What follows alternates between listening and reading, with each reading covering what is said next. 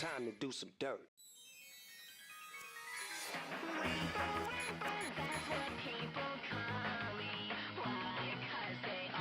Hello, gamers. It is me, your favorite MB, your homie, your host the most, the May and Dizzy extraordinaire known as Danknen. We are going to be getting started with Friday Night Fights in just a little bit.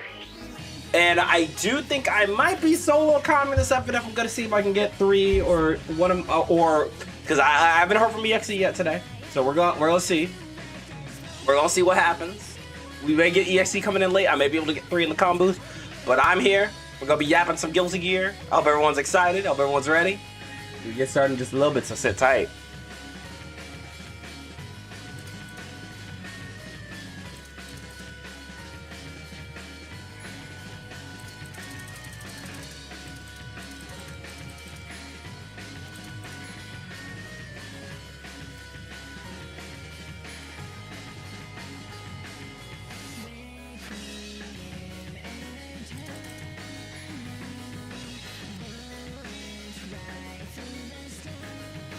Check yourself before you wreck yourself.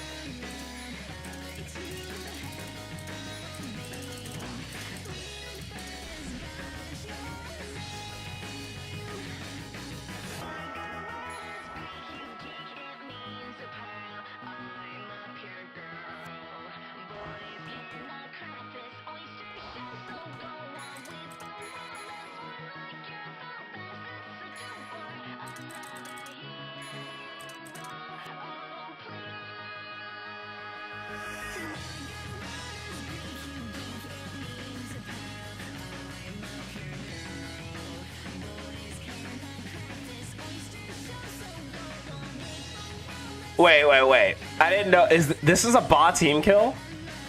Okay, so what's really funny is there are 3 team kills in a row. We have a Ba team kill, a Moth team kill, and then a DXG team kill. You can't write this shit. That's so funny. Oh my god.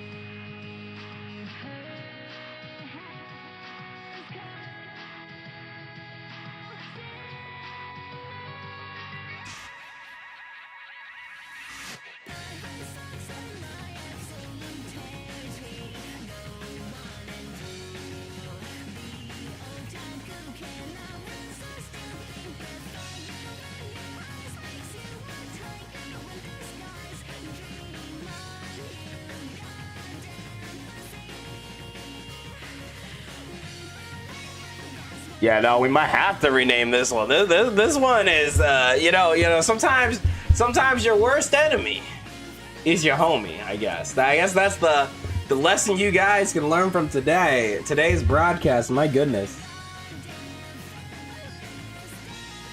I'm gonna go ahead and let our players know room is open for competitors.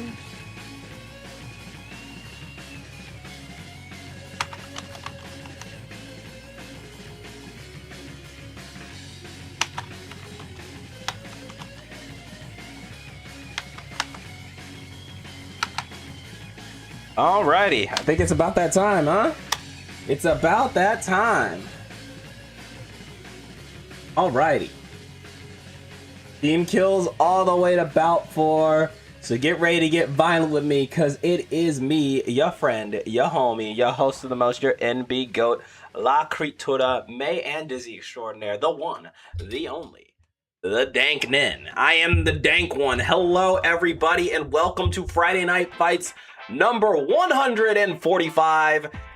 You already know I'm your host. I hope you guys are ready for an exciting slobber knocker filled session of first to 10 sets. We have 5, count them, 5 first to 10s for you guys tonight. Starting it off, we got Ba team kill with Selfie versus NT. We got a Moth team kill with Moon versus Atticus. We have a DXG team kill with Claire and DJ. And then bout 4, we got Moth's Vortex going up against Yokai and Mash's Mookie. And to finish off the night, we have Dragon Monkey pulling up to take on Moth and ANC's Archmage, also known as Rebecca.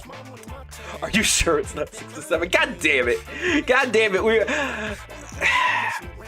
You know what? We hit our quota. We had our 6-7 joke, all right? We had our 6-7 joke. But I hope everyone's feeling good. Happy Friday, all. Are you guys excited? Our players are already in the room, ready and good to go. Man, I appreciate it when y'all are ready and excited. Well, to start it off, we got our first bout being, again, the Ba team kill between Selfie and NT. You guys know the drill. Both players are welcome to one character switch or a minute at a time to collect their thoughts, only available to them on loss. Without wasting any time, let's go ahead and get those bets placed. We got NT. We got Selfie. Bedman Testament. That's a matchup, you know, I don't get the pleasure of yapping about this matchup too much, so I'm looking forward to it. But of course, Zoner on Zoner violence to start off. FNF 145, which, goddamn, 145 of these? Good lord. Good lord. Good lord.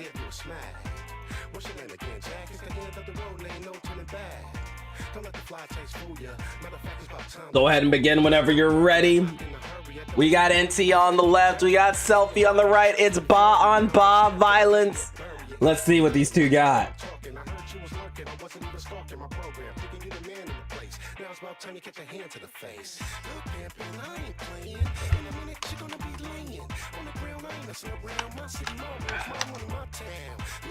Alrighty.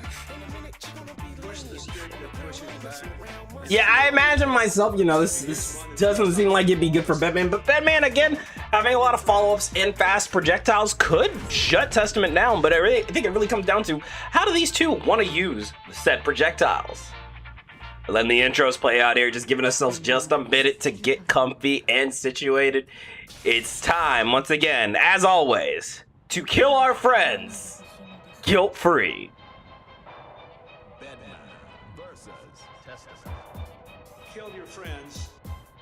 All right, here we go. Getting into it to start it off. A nice pickup here from Selfie into the 6H. Teleporting in, setting up another stain, catching the jump, and there's that 6H. Gonna force the burst quick, fast, and in a hurry here.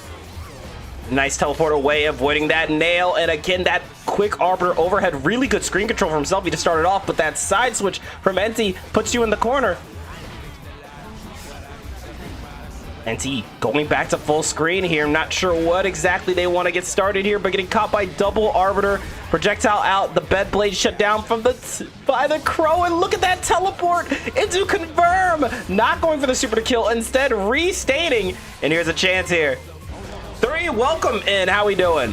Hey, yo, 3. You wanna get in the booth? You wanna get in the booth with me? I haven't heard from EXE today, so I'm solo in it.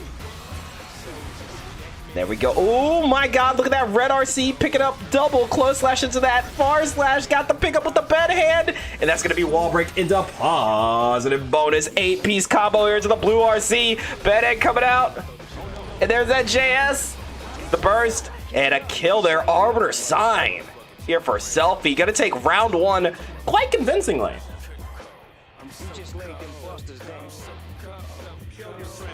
Perfect, perfect. So I do got a co-com tonight. Belief.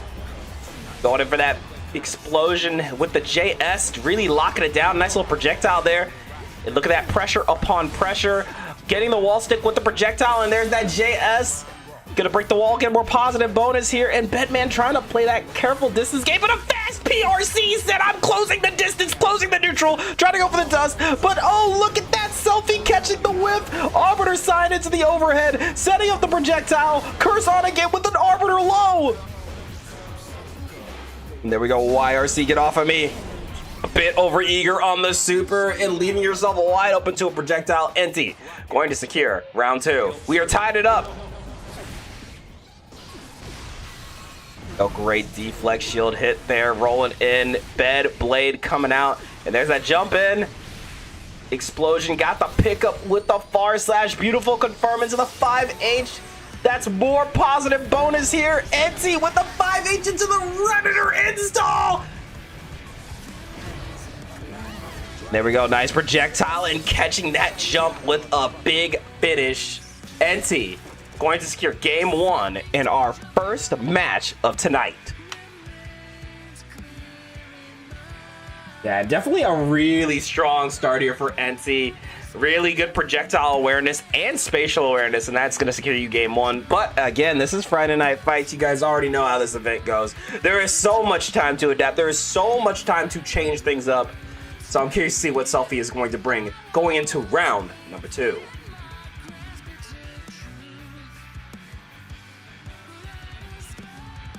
Once again, y'all, there's just a few seconds left to put some tokens in the pool. Place your bets. Place your bets. First bet of the night. There will be 4 more, so sit tight if you're like, I don't know who to vote for. I don't know who to vote for just yet. Don't worry about it. There's still plenty of time.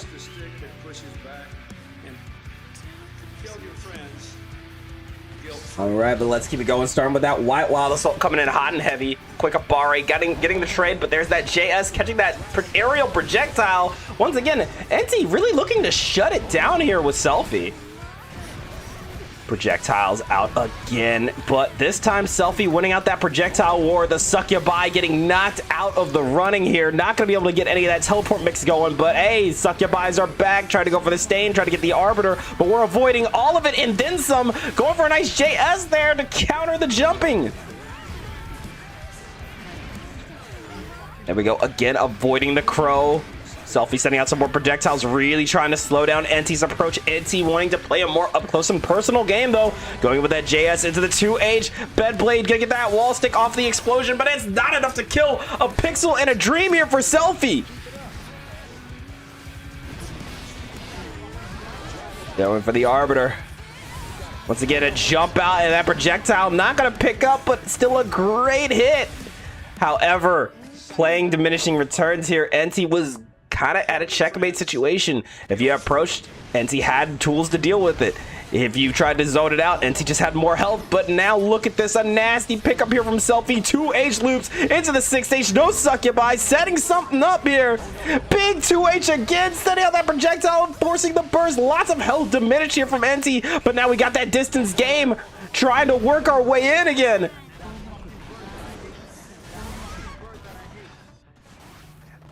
So waiting it out, another projectile, and ooh, I like that PRC. However, not getting the confirm they wanted. Oh, Calamity wanted to the RC to get that giant pickup.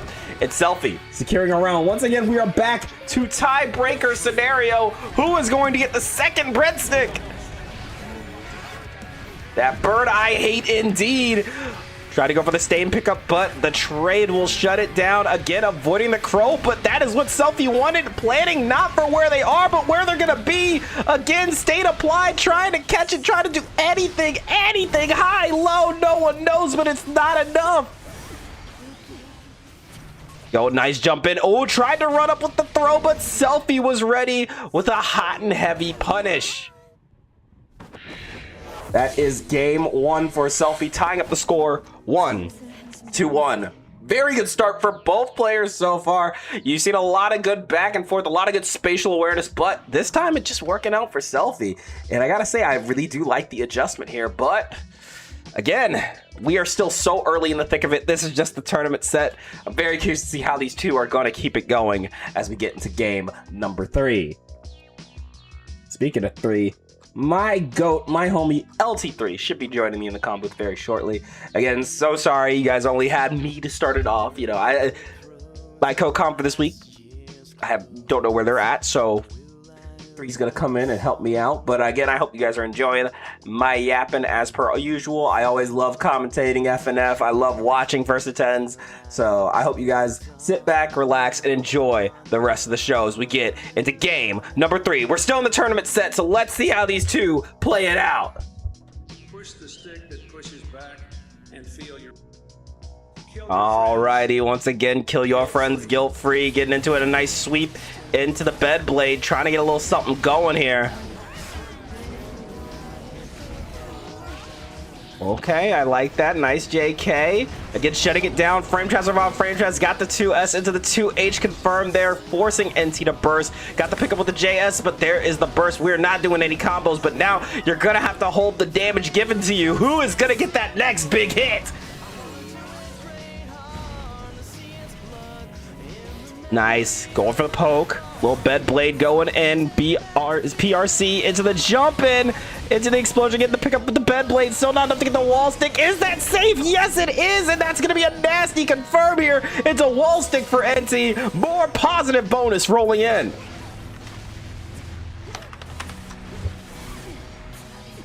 There we go. A nice little red RC. Oh, but the explosion and the 6P combo doing it in for Selfie. NT looking to take the lead 2-1 here.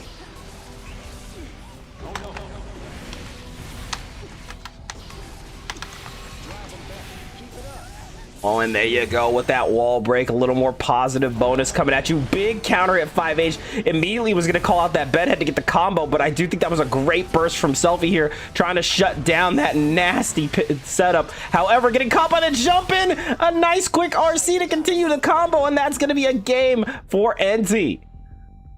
Up 2-1 now. Needs one more game. We'll take the tournament set.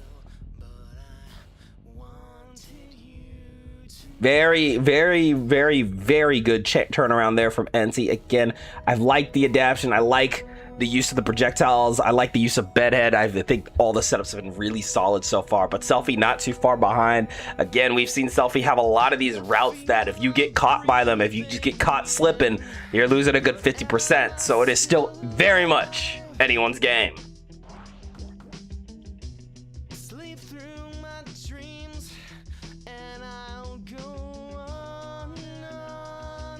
Alrighty, game number 4.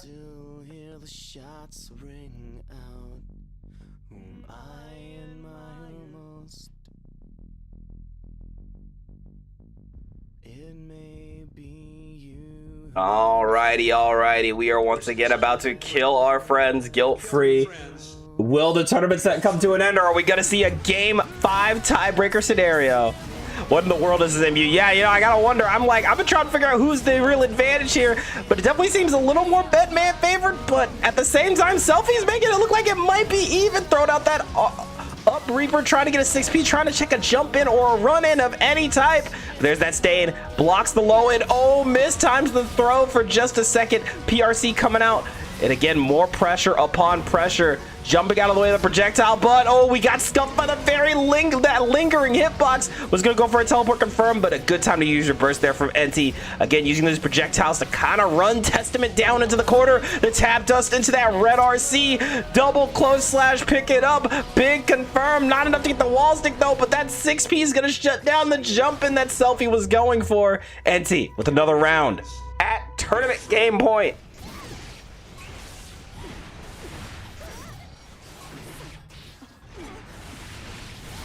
Go a little bed blade action there. Try to go for the jump in. Deflect shield shut down by the multi-hit. Still great pressure as we go back into that Redditor install. Getting the wall break into more positive bonus. Bedhead out, catching the 2K. I win the trades, baby. I win the trades.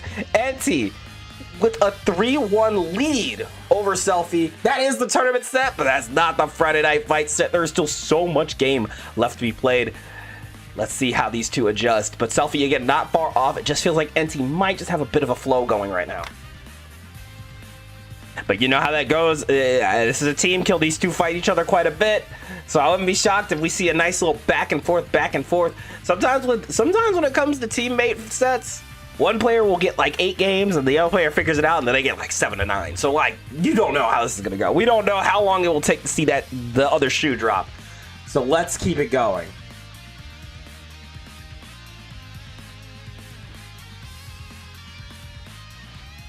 All right, 3 in the building here. We're about to have a voice to bounce off of at last. Look, I love solo calming, but let's be real. You need a calm duo. Let's be real. All right, kill your friends guilt-free. Getting into game number 5 between these two.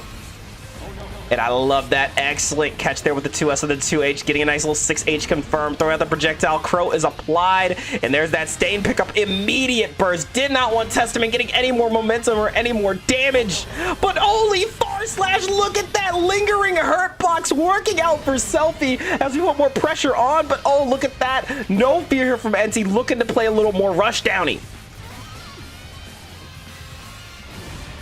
Oh, look at that. Nice pickup into the bed blade. There's that jump in. Nasty hit. And there we go. Another wall break into positive bonus. Tried to catch the teleport, but no luck. Selfie making a quick escape, but no! Dice! Oh my god, the run up close slash. No fear here from Etsy, who's gonna get that full pickup into finish. Kill your friends, guilt-free. Great adjustment here. The spatial awareness from Enti has been so strong. I do like the 2k low profile of projectile, but you're gonna need more than that. Armor sign going in. Try to throw out the projectile. Good teleport, but these air stalls are making it very difficult for Selfie to find her mark, but here we go at long last. Getting something going there. Try to go for that side switch. Pick it up with that 2H into the 6H. Nice play here. Again, teleports on teleports. Another big counter hit. And are we going to see the Succubi? No! Hanging onto that meter. And that will be the kill. Reset after reset. Securing Selfie the round. Guilt-free. Ooh, nice Abare out. Going in for the bed blade. One more time. Explosions out. 2K2D. There's that jump around. Trying to play this a little more carefully. Trying to go for that anti-air. But again, that sweep working out here. NT screen control has been so strong. This is looking really difficult here for Selfie. All right, another round has almost come to an end here. But getting that JS, going for that last second burst, but yeah, again, all the meter in the world and all the health in the world. NT going to secure a 4-1 lead over Selfie. And y'all, please do give a warm welcome to my Kokon, my homie, the GOAT, less than 3. How we doing? Dank, we are feeling wonderful. How is it, fam? What's happening, chat? We are here again with some Guilty Gear Strive hype action. You know what Friday Night Fights is all about. Pressing buttons, doing things with your friends, and having a good time. Damn right. It's good to have you in here, 3. Again, thank you so much for coming in on short notice. I know this is supposed to be one of your off weeks, but, you know, things happen sometimes. Hey, you know, that's what we're here. That's what the Dank Gang's all about. We cover for homies whenever we're not showing up. It happens, you know, things let it be known. You will, can you do. But that's okay. That means y'all gotta watch my Final Fantasy runs later tonight. Alrighty, here we go, though. Keeping it going into this Bedman Testament MU. You know, I was saying earlier, like, you don't get to see this a lot, but it really does seem focused on whose projectile game is stronger. And I'm led to believe I think this is a pretty Bedman favorite MU from what I've seen so far. But what are your thoughts on the MU? I actually would tend to agree. I mean, let's be honest, this is just some good neutral. That's all I believe in it. Projectile game, that's honest neutral in a game like Guilty Gear Strive. Absolutely, but as we saw even from that last round, that Selfie's Testament has some really good spatial awareness, and we've seen more of a reset-based game plan from them, and less of a, let me get this setup going into wall break positive bonus. A lot of resets. I mean, honestly, in this matchup, I would imagine staying 3/4 screen and just playing a projectile paper cuts till death gameplay would be almost a peak way to go about it, because you don't have to put yourself in danger. You're both playing the game, and if you get lucky like we just saw there with the bed, you can get into the mix. But with teleports on the screen, doing that can feel a little bit dangerous. But here we go, quick route, Succubi's on the screen, pick up, oh no, we got drops, tap dust into the stick, let's go. Girls coming out there. That's wall break into hard knockdown positive bonus. Got the pickup into the 6th stage, and here we go. Girls. Succubi out again to get the kill. I've seen it once, I've seen it twice. Feels so good. I want to see it again. Pick up into the win there. Ooh. Now, who was that on the screen? I just got in here. Is that bot? Was that NT? That was that Selfie? That was a Selfie? That was a Selfie game. Yeah, that was Selfie. So the score is currently 4-2. Still anyone's game here. Absolutely is. You know, in that 1st to 10 setup, you've got a long way to go until you get knocked all the way down, especially when you're before 5. I mean, those are still the warm-up sets, right? You're still filling each other out because you got so long to play. We are just cracking into the layers of the onion. Absolutely. I think that this is just getting started. I thought that we had a nice solid start here for NT, but you can see Selfie starting to find her flow once again, and that's how it goes sometimes when you're fighting a teammate. Sometimes your teammate already knows your flow, and then you got to figure out all right, I can't play, I can't autopilot. I gotta play a very specific player matchup, and sometimes that takes a while to find that groove. Well, that is also the point of like when you really are in a scrap with one of the homies, like you know each other's punches, you know the throws you want to do, you know how you want to set somebody up. So your awareness of what they can do is already a step or two ahead of the usual suspects. Absolutely, and here we go, projectile war coming out, but holy, a little too close. Big old 6P into that Arbiter sign with the Stain pickup. Gonna give you a little extra airtime, but we're not close enough to confirm anything here. Oh, absolutely not. Pick up off of the projectile. Needles was going to cause a wall break. Did not want to hold that. Selfie smart with the burst. Getting some distance here and then interrupting the approach from NT. Oh, and here we go. Try to go for the jump in, but oh, that teleport said, hey, where you looking? The girls, back at it again. Succubi on your screen, and that's going to be another round for Selfie, who seems to have found their flow. Look, I'm just saying, girls, I do adore. I love to see it. I love to see it. The Alrighty. punish, the escape from the wall, and I'll say that's one of Testament's, in my opinion, best tools, the teleport and the ability to get off of the wall pressure, which is a staple of Guilty Gear Strive. But that double-edged sword can also put you in the wall, and you see the consequences of going to your toolkit one too many times in the wrong place. Absolutely, you have to make sure you vary it up, because once your opponent gets wise to it, you might just be setting them up for a nice good counter. Nice jump away there, able to block the Stain, but gonna go for that burst. I could tell NT wanted that space. Did PRC teleport to the other side? Well, we're looking at some setups now. You know, I love to see it. Testament, do it again. Go close. Stains applied. Pickup. Gonna go for a reset. Smart stuff. Other side. YRC, get off me tech. Pushing Selfie into the wall, but smartly getting a touch. Full screen. Not enough to kill, but the overhead Arbiter gives them another game. Arbiter on Arbiter on Arbiter here. The score is 4-3. You can see the gap starting to close here. Selfie seems to have found the groove. You know, sometimes you just go into these matchups not fully warmed up, but I think the blood's pumping on both ends here. I can't wait to see this next game. You know, that's what it takes sometimes. You got to make an adjustment and say, like, okay, I can totally just play a projectile game until they think I can't. And now the layers are really setting in. Sometimes some players are better in that first to 3 setup where they're like, I can be scrappy and willy-nilly and get all my tricks out in one batch. And then some players tend to be more guarded, more reserved. And they tend to have that first to 10 longevity where they're like, I've got so many bags in my tricks, I can keep throwing them out all day. Absolutely, and I think that's really important, and I think Friday Night Fights in general is really good at building that stamina and that mental headspace of, I don't need to show all my cards right away. It absolutely is the case, but when you start getting into that first to 10 set, really figuring out if you're on the offensive side or the waiting side of the neutral gameplay kind of goes to show on who opens the first one up and gets this oh so glorious wall side position. Absolutely. Oh, look at that big counter hit. You are gonna want to burst out of that. Crow going out. Still no luck here. We are playing some hot and cold neutral here. Trying to go for the 6P. Crow missing its mark. NT is doing such a good job of working their way in, but Stain is applied. Be careful. Big counter hit here into the bed blade. Look, I'm telling you, I'm going to go buy a Marvel vs. Capcom 2 Storm mod to put over Bedman if I see that going on again. I just saw stall all day, and it was a beautiful thing. Absolutely, you know, maybe he didn't write the book on air stalling, but definitely has a chapter in that book. I don't know. If I see another like double 8-way air dash into JS, I'm gonna start getting the sound effect in the background.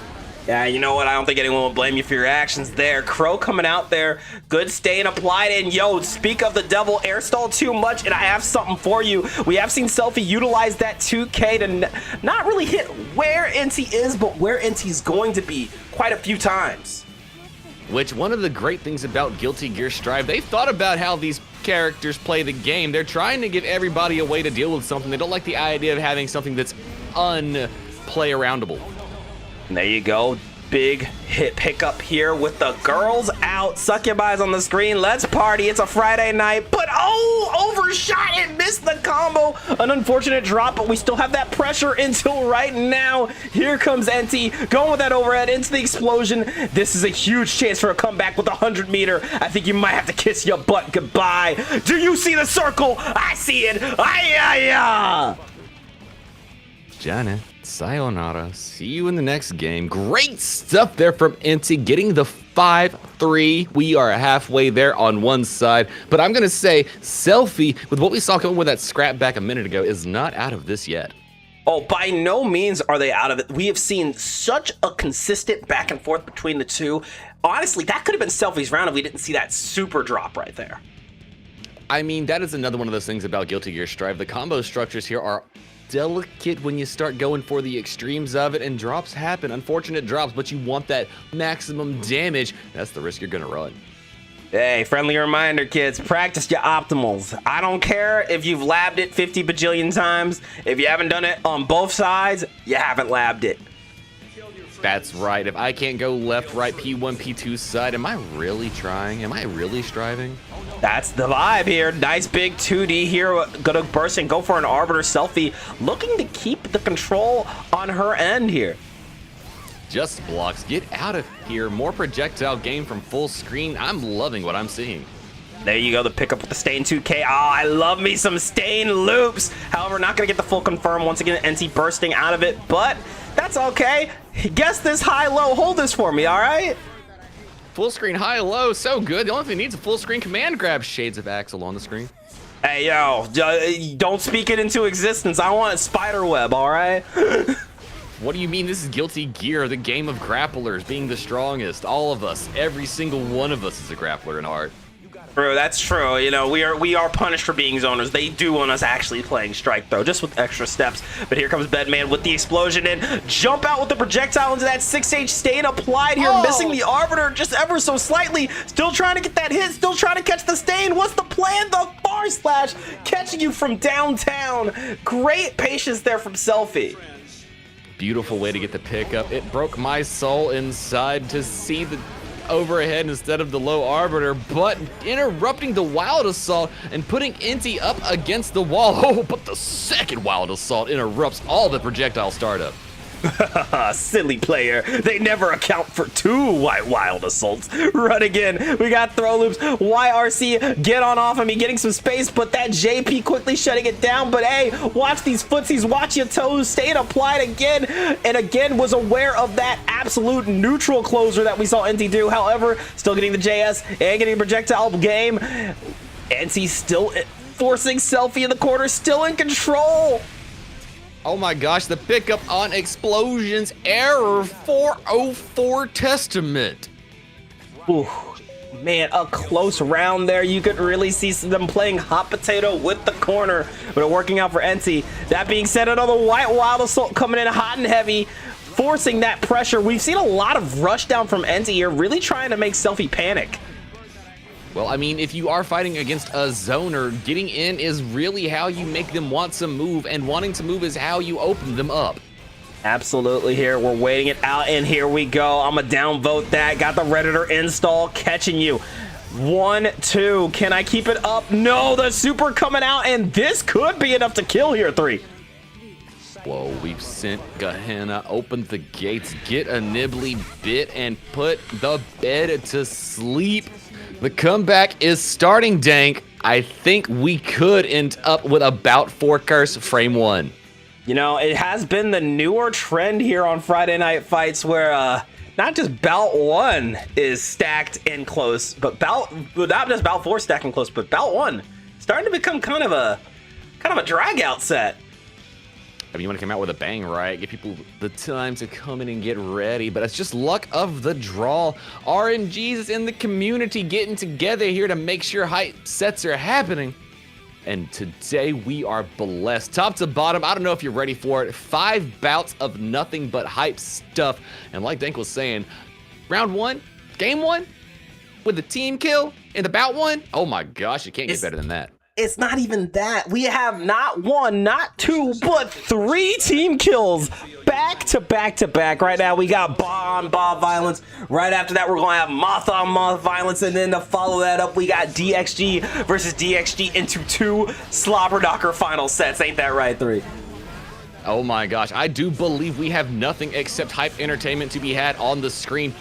First, get off me tech is applied. Stain State pickup Arbiter gets the reset on Grave Reaper.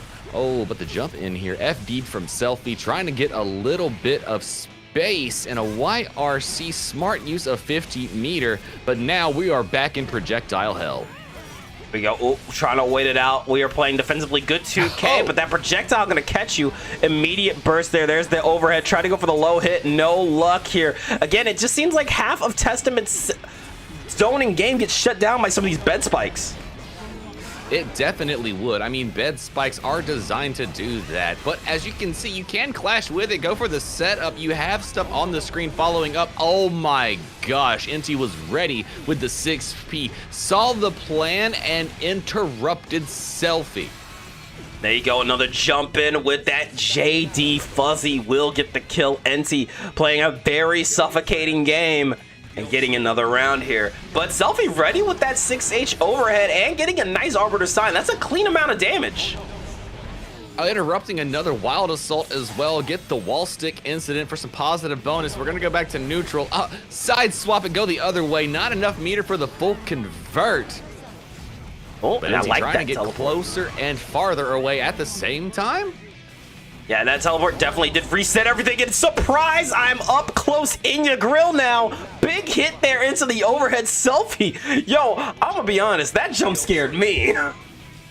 Yeah, I had forgot it was there myself. Now we have the reset up. Teleportation Jutsu hits in just the right space here. And one thing I am seeing in Selfie's gameplay that I am loving is the setup for the teleport and then waiting until the moment when NT goes to press buttons, do things in their direction, and countering perfectly from behind. Absolutely, it's been a really great adjustment there. It really does, sits long enough for you to forget the succubies there. But you know what we didn't forget about? We didn't forget about the raid from Backpack of 28. Welcome in, gamers. Oh, Backpack Brawl was good. Thank you so much for the raid. Oh, Backpack Brawl, homies coming in. Welcome, Raiders. Who won? What was top 8? I need the notes. You gotta give us the the text. deets. Let me know what's going down. Quick shout out there. If you guys don't know who Backpack is, well, I don't know how you don't, but definitely go follow them. I don't know Backpack how Brawl you is don't. awesome. Every Friday, great bracket, really fun to watch. I typically tune in for that top 8 before Friday night fights. Definitely go give it a watch. Absolutely part of that Friday night block of Guilty Gear Strive. You ever want to be watching the hypest stuff, you know where to go get us. And the pickup into wall break for Selfie. Oh, dang. We 5-5 it. We tying. We're scrapping here. Yeah, we got a tie game on our hands. Bout 1. Hey, you know what? Maybe you in the chat are onto something. We might have a new curse. The Bout 1 curse is looking alive and well. It's been like, what, 4 or 5 weeks of tight Bout 1s? I mean, noticing a pattern. I mean, it could be the case. You definitely want to be getting in here early if you got the chance, or at least, put it up on your multi-stream setup. I know how y'all be going out there. Y'all got all the windows up. You can get everything. All of the hype action going around the community on Friday nights. You love to see it. So let's get into another game here. Game 11 between NT and Selfie, 2 of Bob's best. Coming here for the team kill. Oh, dang. This is a good night. This is a good Friday. I can already feel the vibes being immaculate. Let's get it in. Yeah, no, already. Friday Night Fights number 145 off to a very, very explosive start here. We got a star-studded session of 5 first to 10 sets. You're coming in right on the middle of Bout 1, so grab some snacks, grab something to drink, settle in, because we got a long night of action for y'all.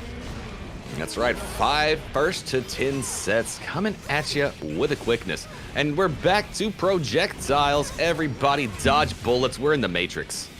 Oh, but look at that. JS said, no, we're unplugging real quick. I want to play that up close and personal. I'm trying to play some strike throw. But Selfie, once again, shutting it down. Rolling in, trying to go for that slightly delayed close / meaty, but no luck here. We're back in the projectile game. Quickly running up, jumping out of the way. It looked like we were about to commit to a jump in JS, but that's the beauty of Bedman. You can just kind of wait for a second. You can decide where you want to go. Air stall feels so good, right? Oh, the Arbiter just a little bit too early to catch the Oki there from NT. Got to wake up safely and get out of danger. And staying out of the way of that teleport / the spatial awareness has been so good, but oh, the IB didn't block low fast enough. The 2S gonna scuff you and get the round for Selfie, but yeah, you can really feel this set tightening up the longer we go on. I mean, we have gotten hype. We are getting close. The pickup, the explosive, the burning testament, and the burb coming in clutch. Oh, but a little back throw incident shutting down all that setup, all that for a drop of blood, trying to pull up with that 2H into the bed blade. One more time, a tap dance with the bed spring into the overhead. Good lord, but no, I didn't get my wall break. Where's my positive? Where's my money? No, it was my positive bonus, and I needed it now, but I'll have to get it next round there. NC getting us into round number 3. And I gotta tell you, yo, resources pretty much the same on both ends. Both players about to get burst back, so it is anyone's game here. Throw out some projectiles. Got the big counter hit and forces the burst out of Selfie. Oh, amazing just block there on the overhead arbiter. Great 6P, but unfortunately the recovery not working out in Selfie's favor. Tried to press buttons in the skies. Error code covers. There's that positive bonus. Yeah, once again, you already know positive bonus going to work out very well. Increased damage and the Redditor install just for good measure since you are not surviving this projectile cheese. Guard crush, don't even know or run up throw. OTG reset explosion chip out for the win. 6-5 and the game goes to NT. And you know, something I noticed there, that was not a chip out. Selfie absolutely tried it, and she earns my respect for this. She tried to 6P that, and I'm like, you know what? You know what? I would too. You got to do something. I ain't hear no I mean, bell. honestly, I feel the vibe. I do. Yeah. Better to go out scrapping than go out blocking, right?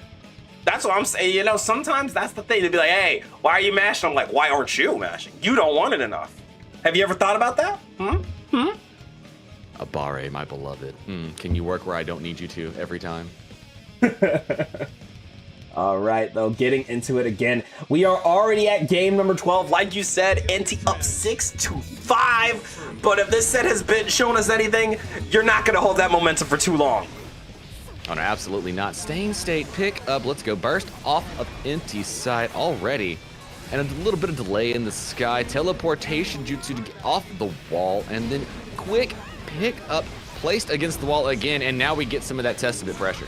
Not afraid to use that up Reaper. Use those plus frames into the girls. The succubi on the screen with a hard knockdown and positive bonus rolling in. Fake out jump with the 2K. Get schmicks once again. Girls. Put them on repeat. Meter is coming. Meter is flowing. We got 50 on the other side, but the overhead's gonna give the perfect to Selfie. And what did I just say here? The momentum never stays in your favor for too long in a set this tight. It absolutely doesn't. Back to projectile warfare.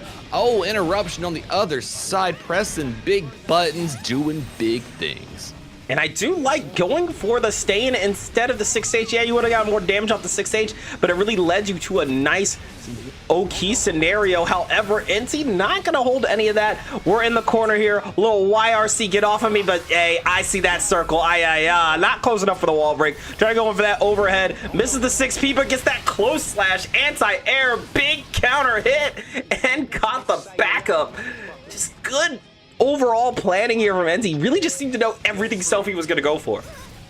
Definitely did. I mean, delaying the JK to catch the backdash was such smart play there. Countering on the screen. We're just going to go for a little trade. Running full force into the bed. Shimmy the first through the second. Bird the third and go for the overhead. It's coming at you from every direction. Absolutely, but there's that burst, really trying to shut down that aggression, but once again, Selfie not afraid to pull up. Misses the wild assault this time, no counter hit, so that means you gave NC a little space, but with this 100 meter, I'm sure Selfie's got something cooking up. She's got a plan, but she needs a chance to use it. Oh, doesn't get hit, but oh my god, YRC, get off of me. Good projectile for the iframes. The 6P to jump through needle, crossed up to the other side. Bed blade hits, deflect shield goes away just a moment too soon. And Selfie trying to find a little bit of space to breathe here. Oh my god, look at that projectile out again. Big 6P, too close. Got the throw, no pickup, no stain applied. Good use of deflect shield. Projectiles are at, this is so close. One hit will do it on either end, but nobody wants to get that last hit. This is the ultimate case of staying in safe places and press buttons. Oh, go point blank and hit him with a close slash low. Nobody expects it at that point. Selfie tying it up yet again. 6-all. I'll tell you right there. Oh, the replay didn't save. Unfortunate. I'll tell you right there, though. You could feel that scramble at the end. I'm sweating. I'm not even playing the game. But we've all had games where you're just like, ooh, any last hit will do it. Let's keep moving out of the way. Whew. Felt like a game Feel of the tag. tension rising the whole time as soon as that life bar started dwindling. People blocking out the small amount left, just dwindling with each block. Oh, so good. Such a scrappy set between these two. We got scrambled eggs for sure as we go into our 6-6 tie. Who is going to take the lead here? Well, the way it's been going, it is up in the air. Any's body's game. Make sure things are working out here in Strive Universe. Pick up 6H round start. Oh, Selfie's done it once or twice already. It's working great for their round start. Absolutely. It's a really good way to shut down any types of jumps and just, you know, get a good chunk of that neutral. But there we go. A nice stain applied. Went for the low. No jumping this time. And you already know what time it is. The succubi are on the screen. Girls, girls, girls. Going for that hard knockdown into positive bonus. FD blocked low, but the overhead working out for Inti. A YRC from Selfie back on the other side of things, using projectiles to try and get in, but that 8-way dash in the air of Bedman's keeping him just out of projectile danger zone. Bursting him into the wall, though. Selfie has got one touch left to take the round, but Inti is going to fill the screen and try and take it back, but a dash up 2K will do the business. I do like the nice little check on the 2K. We have seen that 2K come in clutch quite a few times here from Selfie, but something, you know, I noticed a few times, but not as much as you would think you would notice it. Not going for a lot of low profile on the projectiles here. But speaking of 2K, there it is. Look at that, getting out of the corner. Now it's our turn. Selfie going for that teleport in the grill of Bedman into the 6H, getting a reset. This could be nasty here, but that YRC at the best possible time. You're gonna have to hold a lot of damage here, 3. Oh no, we go for resets instead. Put him on the wall. Now we put him through the wall. Here's that positive bonus. Oh, but here we go. Succubi on the screen, trying to get a little space, trying to see if we can catch you pressing. The tap does full pickup, but going for the burst here. Enti said, you know what? How about you have a little bit of my cinematic super?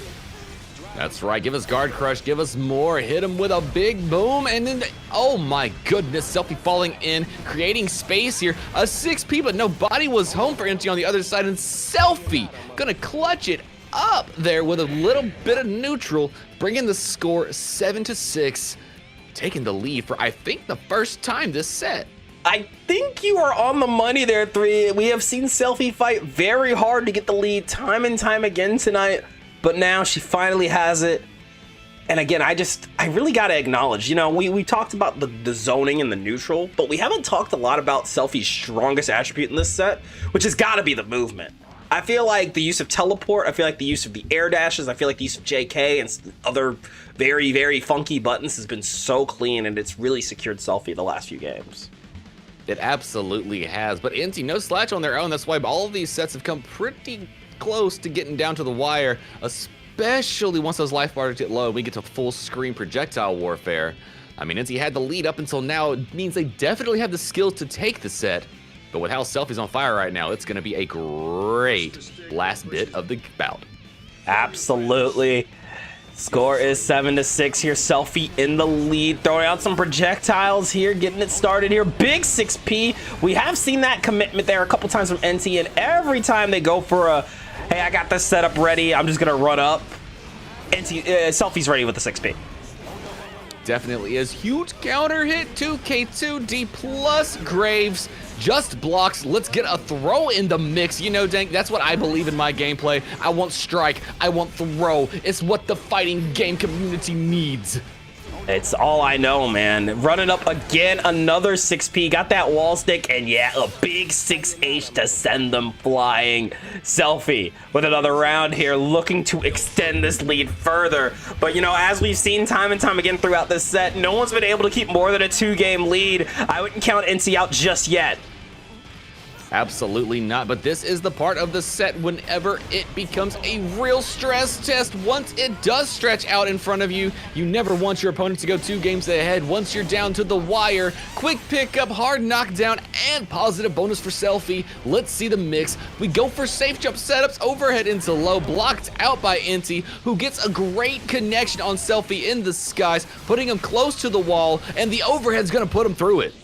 And that's a lot of damage and some positive bonus as well here for NT. Going for that BRC, caught the 5P, the preemptive poke, not gonna work out. Full pickup, but not enough for wall stick. Bedhead out, are we gonna be able to block? Yes, we are. We blocked the Calamity one. We got the deflect shield. We got the projectile. We got that full kill out of the pickup. What a game there from NT. Had to clutch it up last second. Wild Assault at the round start. Say it with your bed frame. Absolutely. This song request going out to Goose, by the way.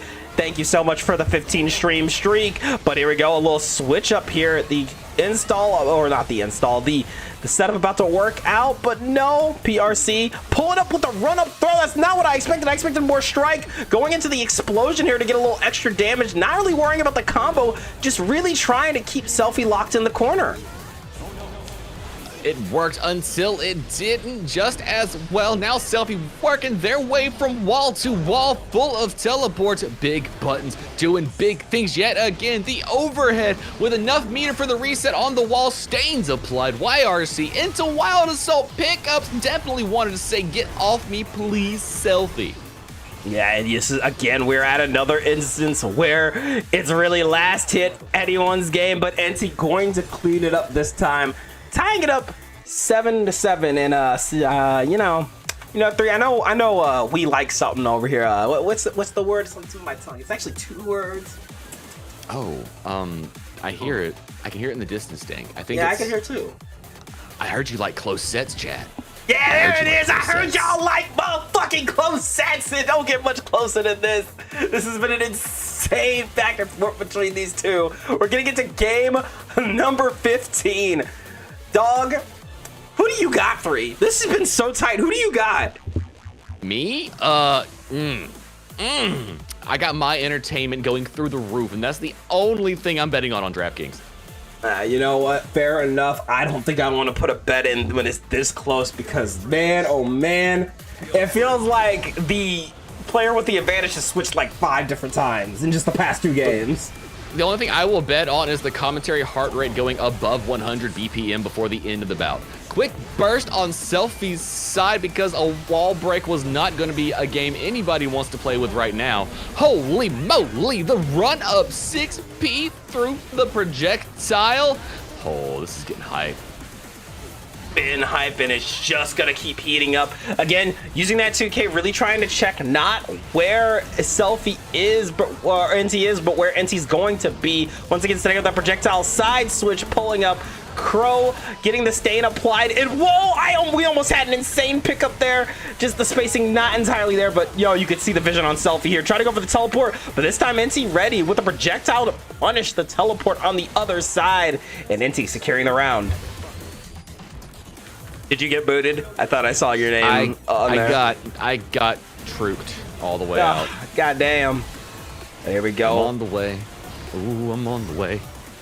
Projectile. Nice 6P though. Try to go for the Arbiter sign. A nice block here from Selfie. Big close slash, however, dropping the confirm, but it's all good. Right back at it again, teleporting right in the grill of Bedman. Oh, but Wild Assault coming out hot and heavy once again, getting that jump around. Oh my gosh, I might be a little bit behind, but I am seeing beautiful stuff here. Set us back to, side swap it going in. Combo route, let's go. Yeah, you already know the Succubi are out here to party. Got the pickup one more time, said I'm not done yet. However, that combo decay kicking in and getting the drop for Selfie, you hate to see it. Optimals. That's what we have to go practice, study. If you're gonna go get them, make sure you got them right. Something. What was it, that one meme? The combo theory, practice it. You know, hey, it's a meme, but it's important.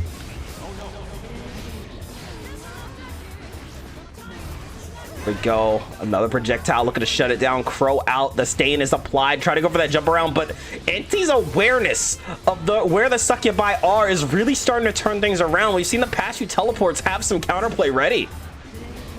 Oh, and if we're gonna go for what the lore wants to say, why wouldn't it go back and forth? Why wouldn't the lead trade sides? Why wouldn't we go 8-8, then 9-8, and then 9-9? Why not? Just as a trade. Why not? Yeah, no. I ain't got nowhere to be. There's no bracket I have to commentate tomorrow. I'm here for a long time and a good time. Getting the pick up there. Black Beat confirm into the reset. Bedhead, all the guard crush. Hold it. But even then, Selfie still staying patient, but getting caught by the Bedhead post teleport. These anti-teleport options have been so disgusting here from Enti, taking the lead once again, 8-7.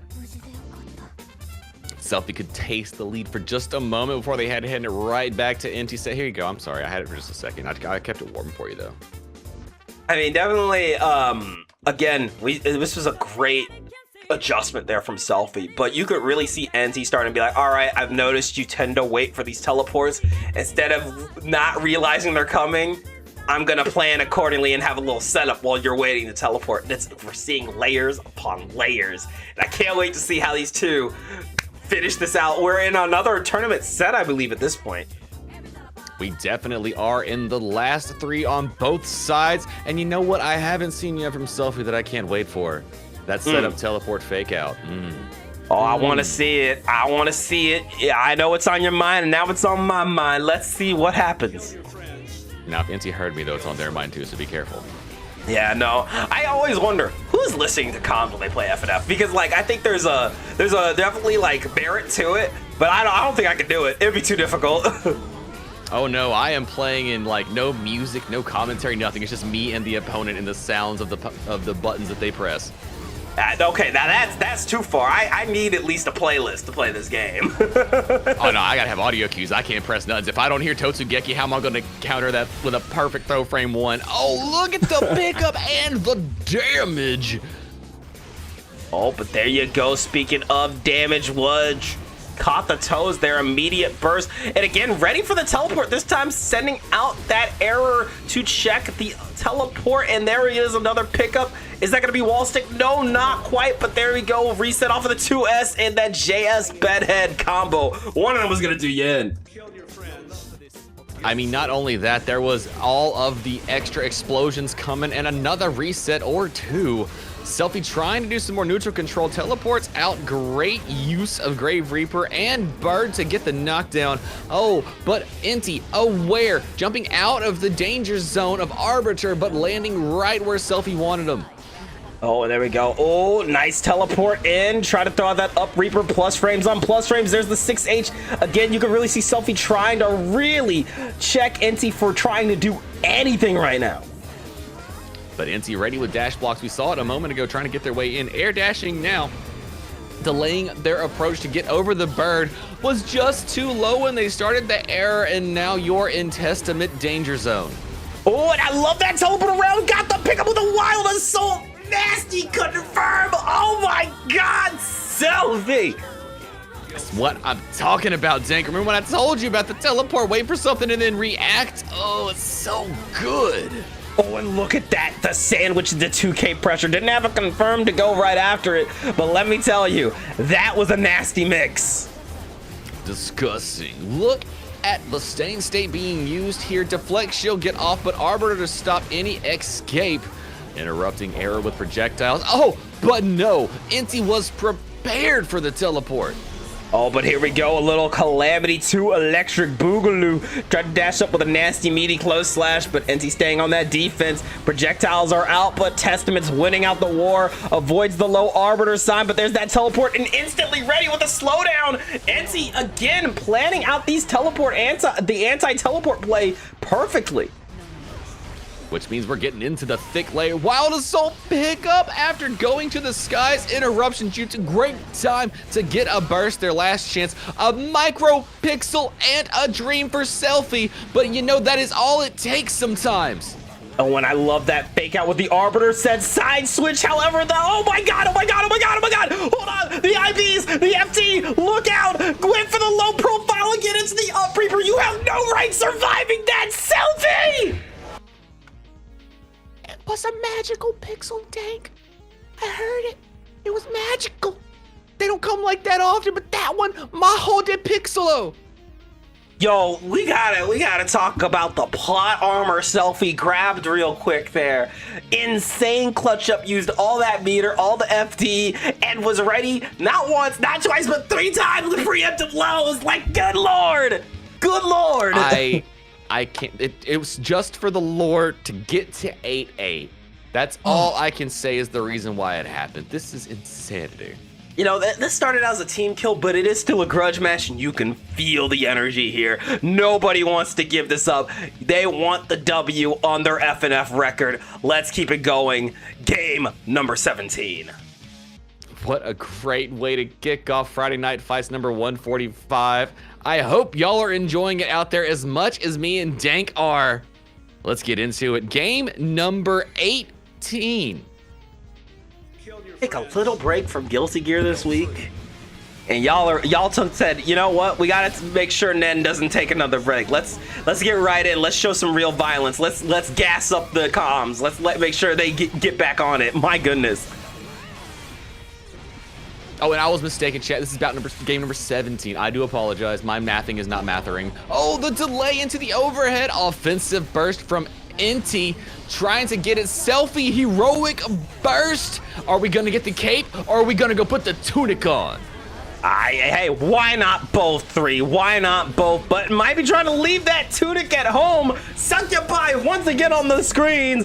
Girls. We got that hard knockdown. We got that positive bonus, but now there is stay in state, so you cannot get hit.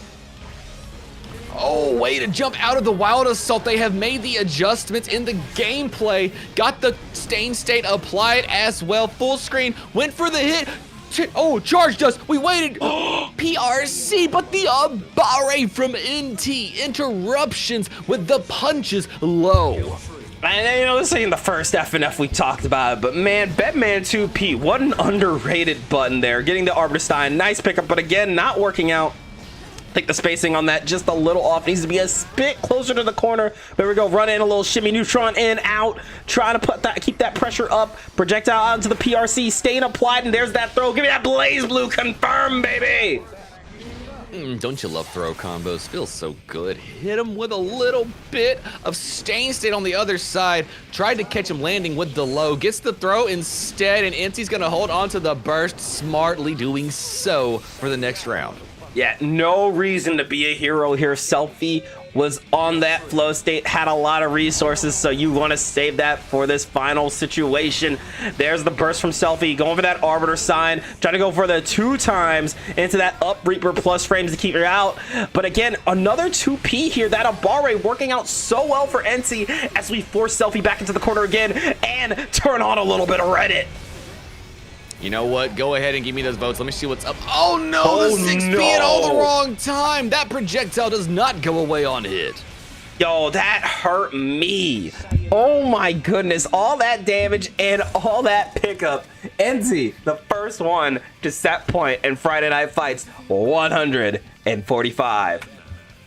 But you see Selfie hot in the rear view mirror, not being left behind. Only 2 games from taking it themselves in bout number 1 of FNF number 145. And Dank, I'm still not putting money down. I mean, if I had to, I would have already, but I am so glad I didn't. You know, normally I'm always jealous, like, oh, I can't bet. Man, I'm the host, so I can't bet. Nah, this is one of those ones where I'm like, thank God I can't bet. I'm too nervous. I would have no fingernails, no fingers. I would have just 2 nubs over here that I have chewed down out of excitement and anxiety waiting on my results because I need them channel points. I want a grudge match. I'm saying, this is too tight. This is too close for comfort. And you know, you start to wonder, do you think the fatigue's got to set in at this point in the set? I don't know. If you got this much adrenaline going from playing the game, I think I'm just getting warmed up. Interruptions going away. Selfie getting clipped until the backdash at a perfect time and took the turn back. Oh, but here we go. Another projectile turning off the stay in state, avoiding the crow this time. And again, I like the air stalls because not only are we staying out of the way, we're making so Selfie can't see what she's doing. It absolutely does change the perspective on the screen and make things a little bit more confusing. Beyblade in, RC neutral skip styly, YRC to make it not really that important. Oh, and an amazing teleport yet again from Selfie. Yeah, no, those teleports happen so clutch here from Selfie, but here we go into the Beyblade, going for that jump in, explosion out, but not hitting its mark, staying back on and get hit with that low, high, low, no one knows. Crow out, got that pickup, and yo, no. Never mind, I'm looking at the wrong meter. I thought we were gonna see some succubi. The lack of meter could cost Selfie the game. Definitely could be the case, but we're still hanging. Oh, wow. The air call out, no body home, but then we land and go immediately into the low buttons. That was some smart stuff there from Selfie. Couldn't have said it better myself there. 3, really, really smart adjustment being made there. But here we go, another one. Teleport, not, oh, good block. I'm still reeling from the safe jump into the wild assault block how Selfie got away with right there. That was some special kind of gameplay stuff. Yeah, I couldn't agree more on that one. We've seen some, oh, nice hit. And here we go. And that's Pick it knowing up. the layers of the matchup right there, knowing the run in 6P that's set up. Beautiful stuff there from Selfie. Tried to clip on the opposite side, but now the bed is free from the wall pressure. Well, for now at least. Go, oh, YRC, get on off of me. Teleport to the other side. Nice trade, but this time the 2H gonna win out. We got 100 meters, so what we cooking up 3. Oh, I see a Redditor install, upgrade the bed frame, explosive stuff on the screen, but at least Selfie, oh no, that's a knockdown. We get hard knockdowns after this. And, oh, big explosion with the bed head here.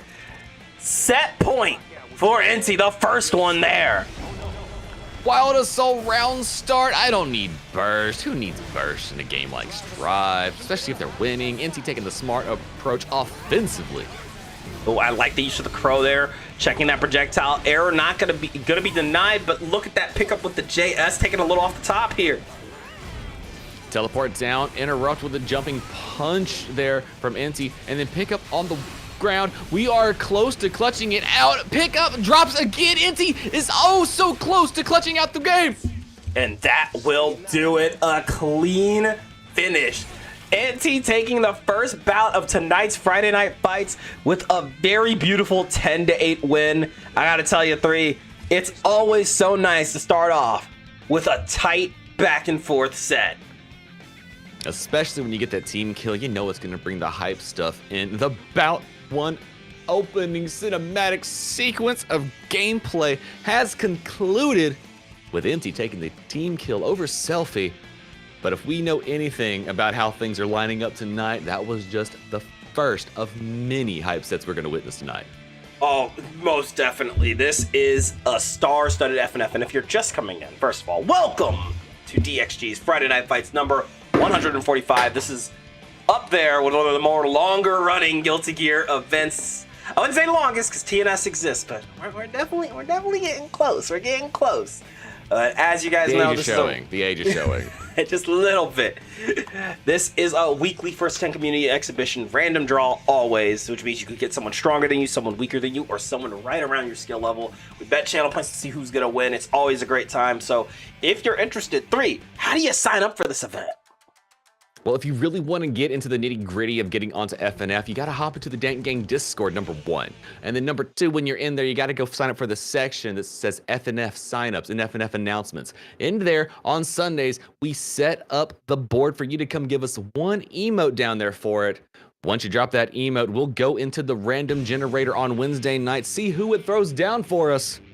And that's who you'll get to pick on Friday nights. But if you want to bypass it, if you want to get some more odds to it, we got options for you. You can go ahead and sign up as an alternative in case something goes wrong with one of our competitors. That'll give you double the chances at getting pulled on Wednesday. Or if you want to bypass it altogether, hang out in the Dank Court. Hang out here on Dank Stream, and you can earn channel points. 10,000 of them will get you a grudge match between you and one of your friends. And when you both put your emotes down there, you are guaranteed a slot on that event if it is not the team event we have going down. Absolutely. If you don't believe us, that last set was a grudge match, and hell, we got another grudge match coming up in just a little bit for you guys to look forward to. Real quick, I want to give a quick shout out to Oshatone4 and Crib Mode Stowe for following during that set. Thank you so much. I hope you guys have been enjoying the show so far. And of course, if first to 10 weekly exhibitions aren't really your jam, you're like, dang, that's too long. I want to win money. I want to see a tournament. We do also have BXB Bracket. That is DXG's Hunter Hunter theme Guilty Gear Strive monthly open. We did just have our bracket last week, so you should expect the next one in late February, probably the last Saturday of February. So keep an eye open for that. It's always a great time. There's always at least $100 in the prize pool. Definitely is. Hype sets from top to bottoms, and I'm just gonna go ahead and let you in on a little secret. It kind of gets some killers out here. There's some sharks that show up in the pool. So if you really want to feel like you're brushing elbows with some of the greats, it's a wonderful place to do it. It's free to sign up, so you're not going to put anything except your ego on the line, and think about the experience you can pull from a tournament like that. Yeah, so come fight some top players, come hunt for your dream, and fight for a better tomorrow, and get your hunter's license, or maybe pull up to the Battle Olympia. We'd love to see you. But with all that being said, we're going to take a short break. But what do we got coming up after commercials? Oh, we have something even more hype. I mean, I don't know if I can actually say that. Is it legal for me to say that? Because that was so amazing just a second ago. Man. I don't know. I don't really know. This is all I don't really know. hype. And my observation hockey right now is exploding because I don't know which one it is setting me off right now. Like, my spider sense is saying danger, but that's all it's saying. It doesn't tell me from where. So the next thing we have coming at us is none other than Dominating Moon versus Atticus. We have Viking versus Giovanna, and this is going to be some amazing stuff. Yeah, I'm excited to see it. It's another team kill, moth on moth violence, when we return to DXG's Friday Night Fights. I am your friend Danknan. I'm with LT3. We'll guys see you guys in a couple minutes with some more Guilty Gear action after this.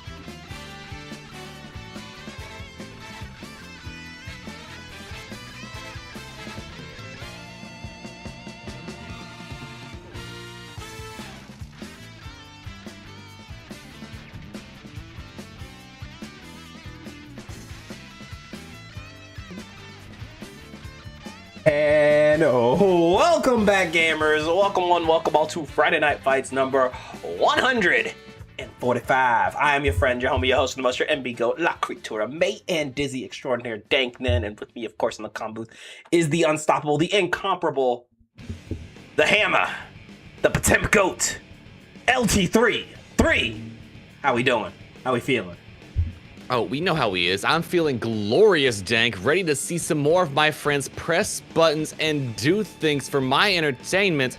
And tonight, I am going to be blessed with two more of my favorite people in Guilty Gear Strive. We've got Dominating Moon repping the Baiken, and we have Atticus repping the Giovanna, both from the Moth Gangi. Yo, keep your good linens and jackets in the closets, because man, oh man, we got a Moth team kill on our hand. It's about to get crazy. Giovanna Baiken is a matchup I have not had the pleasure of seeing at this level in a little bit, so I'm excited to see this. Oh, I'm gonna love what I'm seeing here. I mean, we have Dash Throw the champion versus Parry the Issue Filthy Casual incarnate, so I think we are going to be in for a wonderful time. Dash K into Dash Wait, the gameplay, it's gonna be thick layers, even if it does seem like it might not be the most expressive, mixtulicious stuff you've ever seen. As always, this is a first to 10 set. Both players work on one character switch or a minute of time to collect their thoughts. We got Atticus on the left, we got Moon on the right. It is that time again. Guys, gals, and non-binary pals, place your bets. Put some tokens in the pool. Come on. It's mouth on mouth. That's right. We need to see this. We've got Yozansin, my friend, versus that's not a DP on the screen. Come on, it's not gonna get any hyper. And when you have the lamp here summoning the moths, it's just gonna guarantee you a good time. Hey, all I'm gonna say, 3, is occasionally it works like a DP. So if you believe hard enough, it might be a DP. Is that what happens if we keep saying it's a DP long enough? People will just believe it's a DP. Is that how this works? Yes, that's absolutely how it works. If you don't think it's a DP, you just didn't believe hard enough. If it doesn't anti-air them, you just didn't believe hard enough. That's not that they knew. It's that you didn't believe hard enough. That's your fault. You know, Dank, you say that, but all that does is that teaches me to disrespect DP even more. I think this might be a double-edged training lesson we're giving here. Look, I don't play Geo anymore. I'm not trying to help the Geo players. No, you're secretly trying to buff the Kai player base. I know you. I see your vision. Oh God, maybe I should stop talking. You guys are good to go. I don't know. I'm loving it. I'm loving what I think about it. I mean, let's see what we can do about the Baiken Giovanna matchup. Because like I said, I feel like Parry is going to do a lot for Dominating Moon if they're in pressure, because Giovanna is definitely a strike throw specialist in Guilty Gear Strive. No doubt. Definitely, and that's really what makes this matchup difficult for Giovanna, is that you can't really stagger a character like Baiken. That's not really what it's about.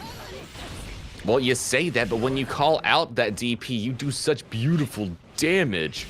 Oh, and look at the Yozansin crossed up. There was the parry. You saw Atticus waiting just long enough for the punish and waiting it out yet again, getting the dust and the immediate punish.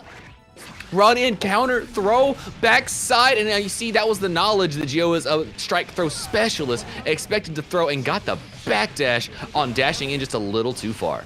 Oh, and I like that shimmy in, shimmy out. Excellent 6-piece set. Get out of the skies, and this is something we've seen Atticus do a lot. Atticus will get comfortable midway through the screen, try to build up some meter, and then at that point, it's guess whether you're getting thrown or not. Spoiler alert, you're going to get thrown. But you're getting thrown.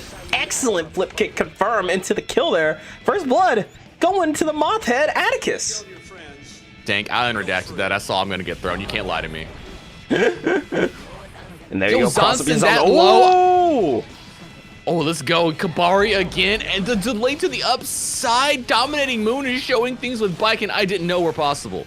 Oh, but there's that Kabari. Good IB there, waiting out that Yozansin. Again, that spacing of the IB working out for Atticus, and I love not committing to the jump in. Got the flip kick, pick it up. We got them hacky sack combos here. Look at this. Shimmy to the break of dawn. Oh yeah, do it again. I want to see it. Oh, PRC, look at let's that, get look at filthy with it. Cancel into super. It's so. Oh whoa, it's not a win. Let's go. That's not enough to kill there, though. Going in for the Travail, very risky play there. You do not want to get parried on Wake Up, but that 6P will shut it down. Great first game here from Atticus, showing us, you know, Giovanna still got it. Still a very strong character. And as always, I feel like Giovanna, you know, just to talk meta for a second, I feel like Giovanna's always on that cusp of being like a top tier, but there's always something. There's always a character that just takes her out of it. Isn't that the story of Guilty Gear Strive, though? I mean, the matchup on matchup means that you really don't get to live at the true pinnacle of the game. There's always somebody that can take you out of the ankles. Absolutely. There's always going to be a bad matchup. That's the way of fighting games. It's the way of Guilty Gear. But here we go, keeping it going. And yeah, dashed a little too close to the sun. I saw that, trying to catch the landing with a close slash, but Moon ready this time. Got the burst offensively, putting Atticus back against the wall. And the pickup. Oh, we side swapped and then went in again. Whoa! Oh, Whoa! what? Whoa. Spinning all that 100-meter here. Fireworks into Back to the Past. Ooh, Jack. Yo, that might be on Twitter later. That clip was insane. It needs to be. If y'all aren't clipping that, what are we really doing as a community? That was beautiful combos. Got him again, putting Atticus in danger zone. Dominating Moon, solid FD, got the throw, went in again. 2K2D on the Geo side, delay the buttons on the overhead. Oh my, we're playing neutral, danger time. Oh, and I like that nice RC slowdown there, using that 4-framer to your advantage. Caught these flinched with the 6H little 2K2D Tatami pickup. Reset again, 2K2D, fake it out one more time, but that 2D of the gods here. Missing the full pickup, but that's okay. We got resets upon resets. Black Beat combos, getting the pickup into the kill. Beyblades, let it rip. Oh, they give you the kill, but they won't give me the kill? Fine, I see how this is, Dank. I see how this is. Hey. Whose channel, who's got the name on the channel? That's all I'm saying. I'm just kidding. You're right. Oh, you're right. What can I say? Oh, we got Kabari deflect shield and nobody was home. Sometimes you spend 50 meter just to go through the wall. It could be worse. You could die. I would take getting put through the wall over death. You ever seen a Kabari, Dank? How about 2 Kabaris? What about 3 Kabaris? I'll do you one better. What if secret 4th Kabari? No, we got air throws. Oh my god. Dominating Moon. Come on. All right, we gotta talk. You feeling yourself? We gotta talk about that run-up gold burst here. You know, I would say there's no player like Dominating Moon, but no, I definitely think, you know, Dominating Moon uses a style that we saw originated from Big Will. We've seen it from Overlord. We've seen it from them. But I'll tell you, Moon does it in a way where I'm like, there's no way, right? There's no way you would go this far. There's no way you would gamble that, and then they still go ahead and gamble that. I mean, at that point in time, you know, Gold Burst has like, what, 0 on whiff or something like that? I don't know. You can max immediately out of it, nothing to worry about. So why worry? And you're not getting 100 meter anyways. I mean, do you remember vanilla 100 meter Gold Burst? Oh, bring it back. Baby, come back. Please bring it back. Eddie, look, I'll tell you what, you can give me meter penalty on command grab PRCs if I can get Gold Burst 100 meter back. Yo, I miss 100 meter gold burst. Y'all don't, like, for those of y'all who were post-season tours, y'all, this game was the Wild West back then. Oh, I miss it. Could you imagine round start, you both Gold Burst and nobody's got burst because you both thought they were going to swing into it and you'd be able to play with 100 meter? That's just insanity. Tap the dust, RC, please put me through the wall with a lot of damage. There you go, wall break, and the positive bonus here for Atticus. The Black Beat combo doing his damage, and yeah, we saw the Atticus Classic there looking to wait and slowly dash in. However, Moon ready once again with a good whiff coming out to just catch Geo in the run-in. Oh, just blocking in the skies. Clip the cross up. That's a good way to take a round. Absolutely. Here we go. Atticus still in the lead here. Flippy kick to start it off now. Okay. I've seen a lot of things. I can't remember the last time. Oh my god, Charge does. Too fast for the human eye. Too fast for the human commentator here. 75% gone. You spent 50 bursts just to get thrown here. Yeah, what a tech. It's a blinking and missing round here, 3. You are not incorrect. Yo, Zonson yet again. Kabari's back. Did it again. Tried to get the gold. Stealing souls. Look at him go. Oh, but look at that. Overshot it. Careful, Icarus. But there it is. The back throw into the kill. It's only game 2. We are just getting started. We have an entire set to get through. Kabari resets. FD, please get off me. Collisions in the sky. Did it again. PRC running for the Yozansen. And another rubber band time. Except this time Atticus chooses to burst instead of holding the mix. And I do like the, oh, never mind. I do like the, instead of going for the 6P on the jump in, going for that 2D. But there you go. Oh, look at that. Moon putting on that pressure, get a little 2K 2D to Tommy, pick up into the 5K. This is the Kabari follow, but these IB's not gonna work out for you. But look at this BRC, try to slow down Nasty Fuzzy. Trying to get a little bit of space here, finding the right spot to dash in here. The falling sword. Now, hit him like Sephiroth. I'm genuinely curious. Would Sweep have taken out that sword, that JH? I don't think it would have. But this is just my brain playing scenarios. I feel like either okay, a flip kick or a 2D would have won that. I think they might have been trying to get the flip kick as the startup and it ran into the hurt box. I believe if they would have like maybe been probably right outside like shimmy range and hit the 2D, it might have connected at just the right spot, but I'm not sure if the disjoints would have just clashed. But, you know, in the heat of the moment like that, even if that you have that knowledge of how to do that, I don't blame Atticus for going for what he went for there. No, absolutely not. Although me personally, when I see Biken coming down with a sword, I try and like walk my way back. I'm like, you'll fall eventually. Or, you know, delay that anti-air as best as you can. But yeah, Biken JH, not a disjoint, but definitely a harder button to punish. It's not a disjoint like Ram isn't, right? Something like that? No, I'd have to look at it again, but I'm pretty sure it's not. Yo, Zonson blocked out from the skies. Kabari coming in. Look at the whiff punish game. Oh my gosh, with foot number 1, but kick 2 and 3 connect for Atticus. And there you are, a nice enhanced Travail there to get that wall break and the positive bonus. Little walk back, but I like the use of 2H into the PRC set because, you know, Atticus definitely likes to, you know, back off, get a little distance on neutral start, and Moon not letting Atticus get that luxury. I see that lesson, man. Sweep anti-airs for Street Fighter. You right. You right. You're so right. You're so right. Give me some handcuffs. Give me some handcuffs. Let's get it. Burst. And again, nobody gonna play the game now. Rubber bands going in. Try to get him up with the low. Interrupting to Tommy Mats with I like it. Spin kicks. Let's go. And there you are. Called out the throw attempt. Got that. Pick it up one more time. 5K into that doggo kick. And one more flip just for good merit. Going for that 2H into the 2S. Really trying to catch Moon slipping here. There's that jump out. Misses its chance though. There's the throw. Hit him again with its spinning bird kick. Oh my goodness, what a play there from Atticus. Hey, is that Lixo? Is that my goat? What's up, Lixo? How we doing? Oh, Lixo, I'm sorry, fam. You got to be careful. We're having hype sets tonight. You're gonna be very bored, very unentertaining. Yeah, you know, we gotta trigger warning out here.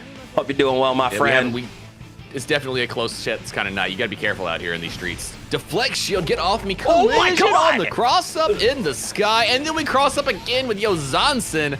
You know what? Let's go in. BRC, no. Interruptions. There it is, that close slash into the wall break, positive bonus.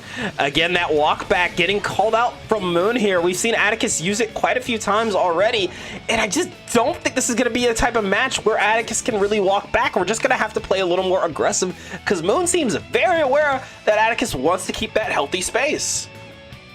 I mean, it is exactly where you want to be as Giovanna, not too close to where your dash overcommits and they can back throw it, but not so far away that you're being clipped by JS approaches from Biken.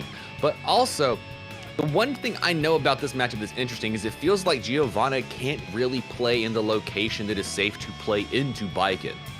Yeah, no, not only can you not really play into that safe place against Biken, you also just can't play the stagger game that we normally see Gio play because the parry is a constant threat. You have to delay the fuck out of your pressure in a matchup like this. It definitely is. And considering how quote-unquote stubby the buttons are, except for 2D of Giovanna, the fact that Baiken has just that little bit extra range makes it a little bit more of a challenge, especially when it's your teammate. Absolutely, but there you go. Good pressure. Nice 2K to call out that 2H. And a great delay burst here from Moon, keeping that momentum on his side. Got the Yozansen pickup, tried to go for that cross up, but this time Atticus was ready. Shout out those 4 framers dashing in with the grab. Super necessary. Gotta have it. If it wasn't for that, there'd be no mix on the screen. Hit him again with the PRC low. And getting the round is Atticus Kasai.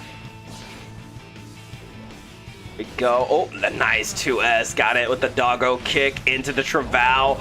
And again, catching that parry. You know, the parry has been an ever-present threat, but I think Moon's only gotten like 1 parry so far. I mean, the threat of parry is almost more important than the parry itself at some points in time, creating the delay in pressure. And honestly, I think it goes more to show what layer of the match our players are already on from the get-go. That you aren't seeing anything worried about the safe sets. You don't have to see them showing anything that's not true. And with that, Atticus ties it up 2-2. We're not even out of the tournament set yet, Dank.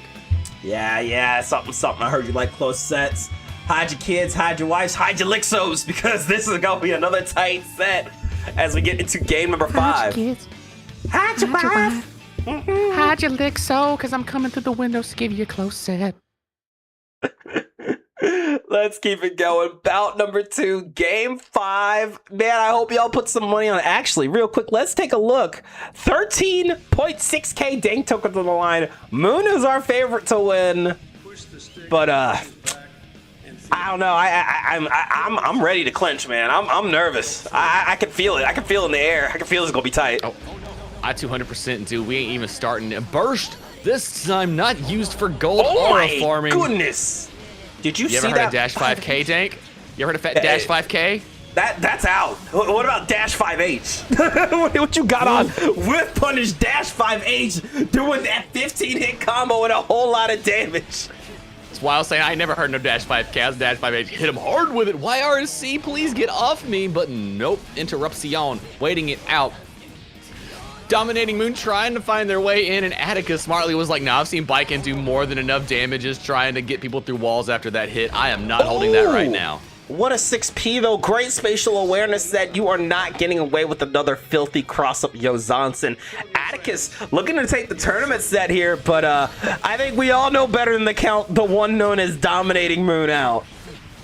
This is absolutely true. Dominating Moon tried to Yozansen again. Atticus with the awareness interrupted with 5B. But we reapply Kabari like Baiken needs. Yozansen blocked out. 5K punish, charged dust, yet nobody was home, and there wasn't enough meter to keep it safe. Oh, but there's that Yozansen into the Wild Assault pickup with the JD gun coming out, and that's he missed space, and yo, we gonna use that visual clutter to get a dive kick on you. Man, mixed by your own mix, that's crazy. Well, if I got meter, you might as well spend it for the next round. It ain't going home with us. We can't bring it there. It's now or never. RC low, let's go. Another round 3.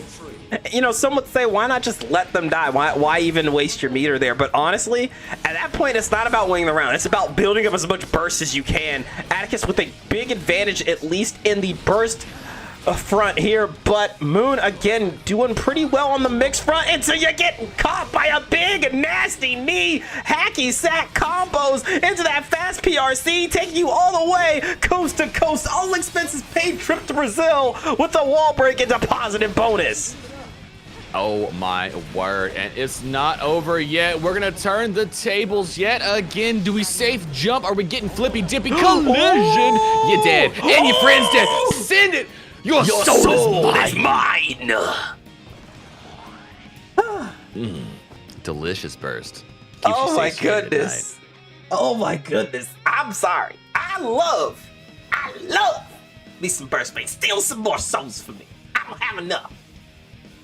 That's what Ray lives off of right there. That little spirit doggo needs the burst to keep him going. That's what makes him green. Oh yeah, and just because that was the tournament set for the one times, her, yeah, I didn't forget. Shout out Giovanna. I'm still a Gio fan. All right. Hey, you never unfan your favorite characters. How could you? That'd be betrayal. They're always my favorite. It's just that somebody else is here now. Exactly. Big shout outs to Atticus for getting that 3-2 set, but Moon was not far off. So let's see what happens when we get into our next game. Holy cat scratch fever here. Are you sure you don't play Ramlethal on the side here, Atticus? You never know. I mean, I wouldn't doubt it. If I squint deep enough, oh my gosh, parry it yet again. Kabari dominating Moon, not wanting the lead to get anywhere out. One game is one too many in their opinion. Quick collision, BRC get back. FD from Atticus to try and create just a little bit of space. But dominating Moon smartly, crossing up yet again with the Yozansen. And enough for the round.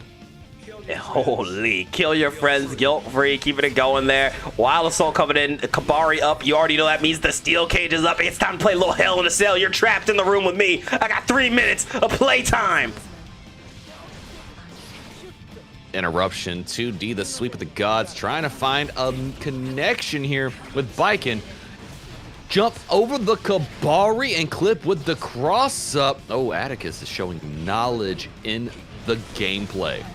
And I really like that Atticus is really willing to check to see if Moon's gonna backdash constantly. It's such a good play. A little surprised we didn't go for the super there, but you got 100 meter, which means it is the world is your oyster. Calling out that jump in and said, I got a nice good knee ready for you. Beautiful round. And intelligence, using the BRC for time slowdown, waited to see if Dominating Moon made a reaction or not, saw a move, dashed to the other side, and got the close slash because the BRC did not allow recovery enough for Dominating Moon. Genius stuff. Absolutely, and there's that Tatami out, got the knockdown, trying to go for the Kabari, a little PRC here. Oh, but look at that! Shout out my 4-framers, if no one's got me, I know 5P's got me! Dominating Moon waiting it out full screen, not really worried about showing too much, being prepared for it. Oh my. Yo, Shang Tsung! Shang Tsung! I thought we were playing Guilty Gear!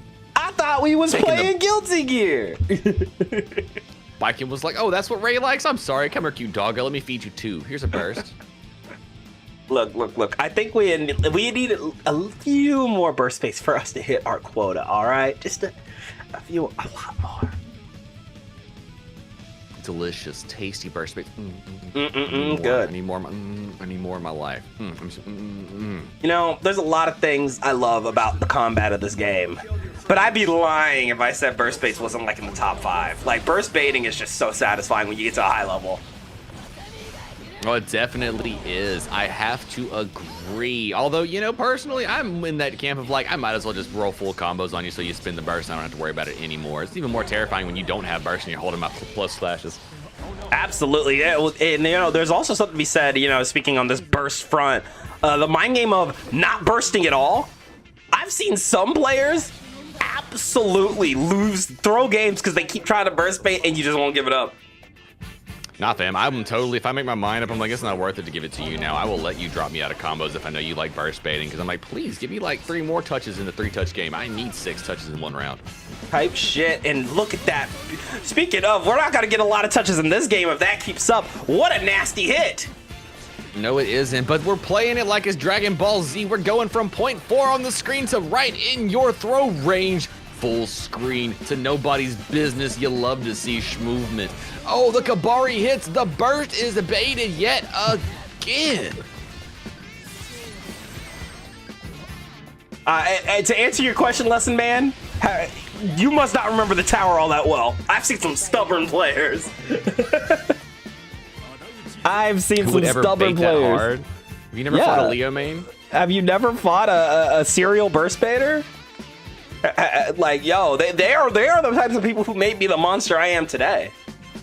Listen, man, no, you tell me this. How many people have you hit with counter hit, close slash, and just blocked for the win?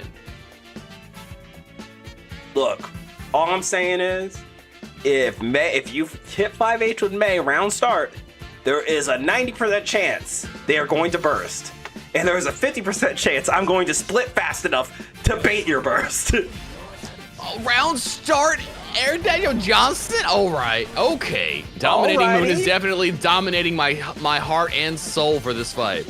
Oh, and I love that, catching that 2H with a little 5H. Hey, yo, no fear. The dash running with the far slash. Got that wall stick and a nice Kara Beyblade. Let it rip kick. Hard knockdown into positive bonus here for Atticus. Udon, Danny doesn't count. Danny is not a correct answer. That was not the multiple choice selection. All right, Udon. I'm just saying.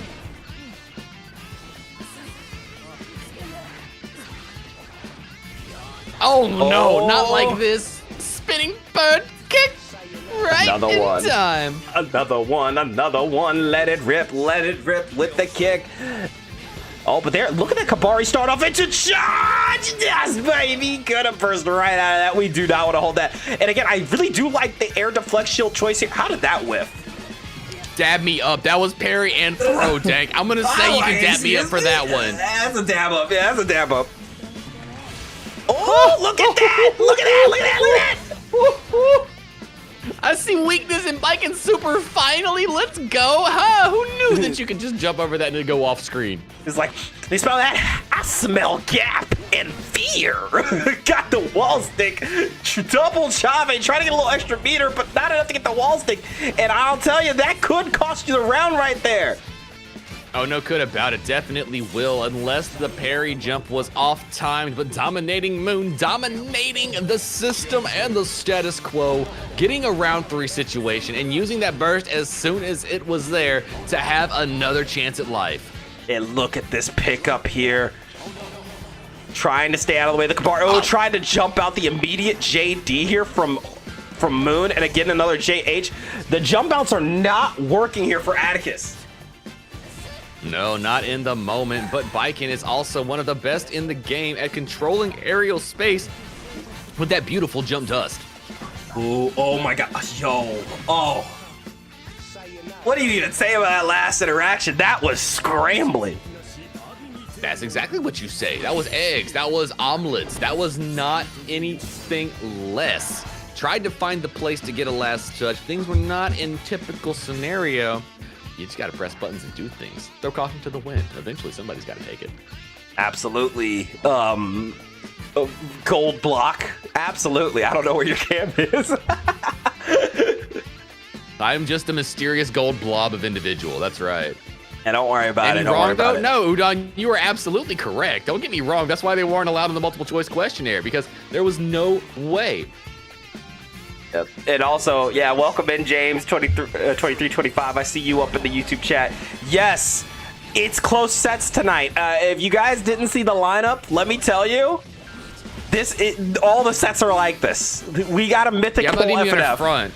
Like, if you are into Guilty Gear Strive, you can go tell some folks to come check out these sets that we have tonight. This stuff is hyped from top to bottom. You will learn something, you will see things, and your mind will be expanded. And I guarantee you, you'll have a great time. I've said it time and time again about Friday night fights, but like, you know, if you really want to show somebody, like, you know, people are like, I don't like tournaments.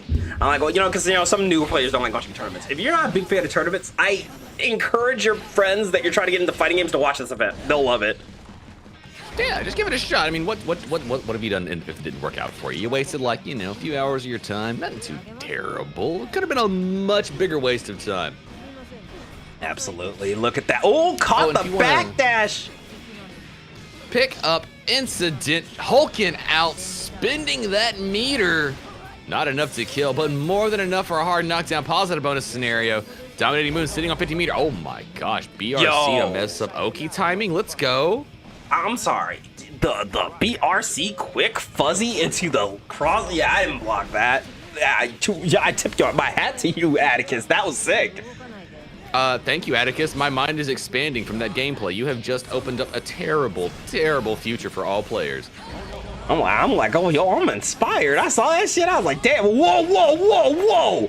JK shutting down the Yozans and that. Just give him the point. Just give him the point. I'm just giving him the point, all right? He earned that one. Yeah, I don't know what else to say. Yeah. Golf clap. That's all I got. Golf clap. Solid gameplay. Very good. Very good. Jolly good, Atticus. Jolly good. That was clean. That was fucking clean. Jolly good. Very good. Very nice. Oh my goodness. Very nice indeed. Very nice indeed. Yeah, I must say, Atticus. Nice. I do like the change up there from Atticus. You know, again, We've seen it from both of these players, the soul reads. These are the types of reads you only see on people who play each other a lot. This is what team kills look like. This is Yusuke versus Kuwabara, like literally in front of our eyes, Dank. Absolutely. Wait, no, but that's us. What do you mean? That what do you is us, mean? you're right. I mean, shades are the same, right? I mean, yeah, basically. Shades of it, yeah, not gonna lie. Go over that far slash, running it with a close slash, and there it is. Oh, wait. Good trade here. Oh, trying to press buttons and do things. 6P, but the delayed out Yo Johnson wins again. Tried to hit the... my brain just melted. The Wild Soul confirming into the burst immediately. This is spectacular stuff. Kabari into Tommy, though. Gapped out Atticus. Falls a victim to things Vikings do great. Sorry, I'm still stuck on the JK to catch the Yozansen. I ain't never seen that. Never. Not a day in my life. But you know... Oh, my God. There was a 6P of the gods. Let's hit him with a close slash. One more time. Strike, throw the best. Parry gets thrown off time, but that time was not delayed. Marked out for Dominating Moon. Nice 6P though. Will far slash out. Trying to go for the throw, and the second one will hit the mark. Are we gonna burst? Yes, we are. Put the cape on. Put the tunic on. Charge! Mother frickin' dust! Oh my goodness. Only went for the 5-piece. What were we waiting on?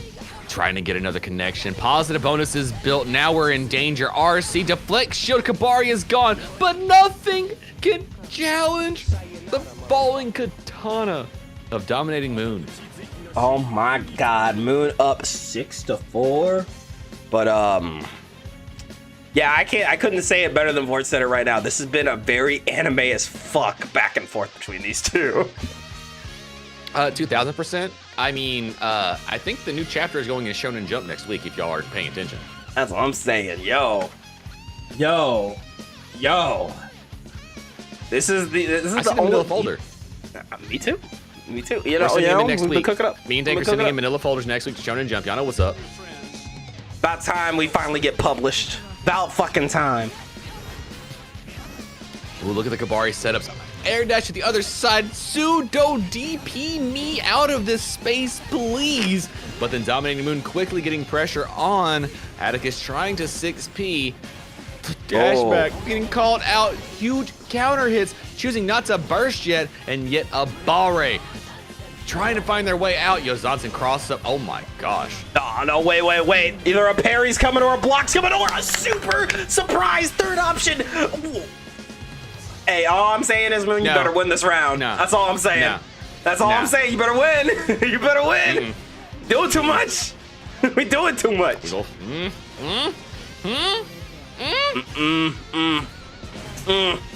It's close. Top Moon. Icarus. Careful, Icarus. Careful, Icarus. The purse. Oh, is it full frame? Are we going all the way? Okay. I'm about to say, yo, I almost saw the most karmic retribution right there, but Moon able to clutch that up. That's the only way. We just proved karma isn't real. That's all, Dank. Look, I'm sorry. Like, typically I don't get in that mode, but you see something that's crazy that you're like, all right, you better win, dog. You better win. That's right. Look, if you did that and you lose now, come on. Like, ain't nobody letting you live that down. Ooh. It's not quite as bad as going 13-0 in a first and 10, but it's close. It's close. It definitely would have lost some points with the judges there, but look at that. Atticus with a nice clean up into the kill, bringing us to another round 3 here.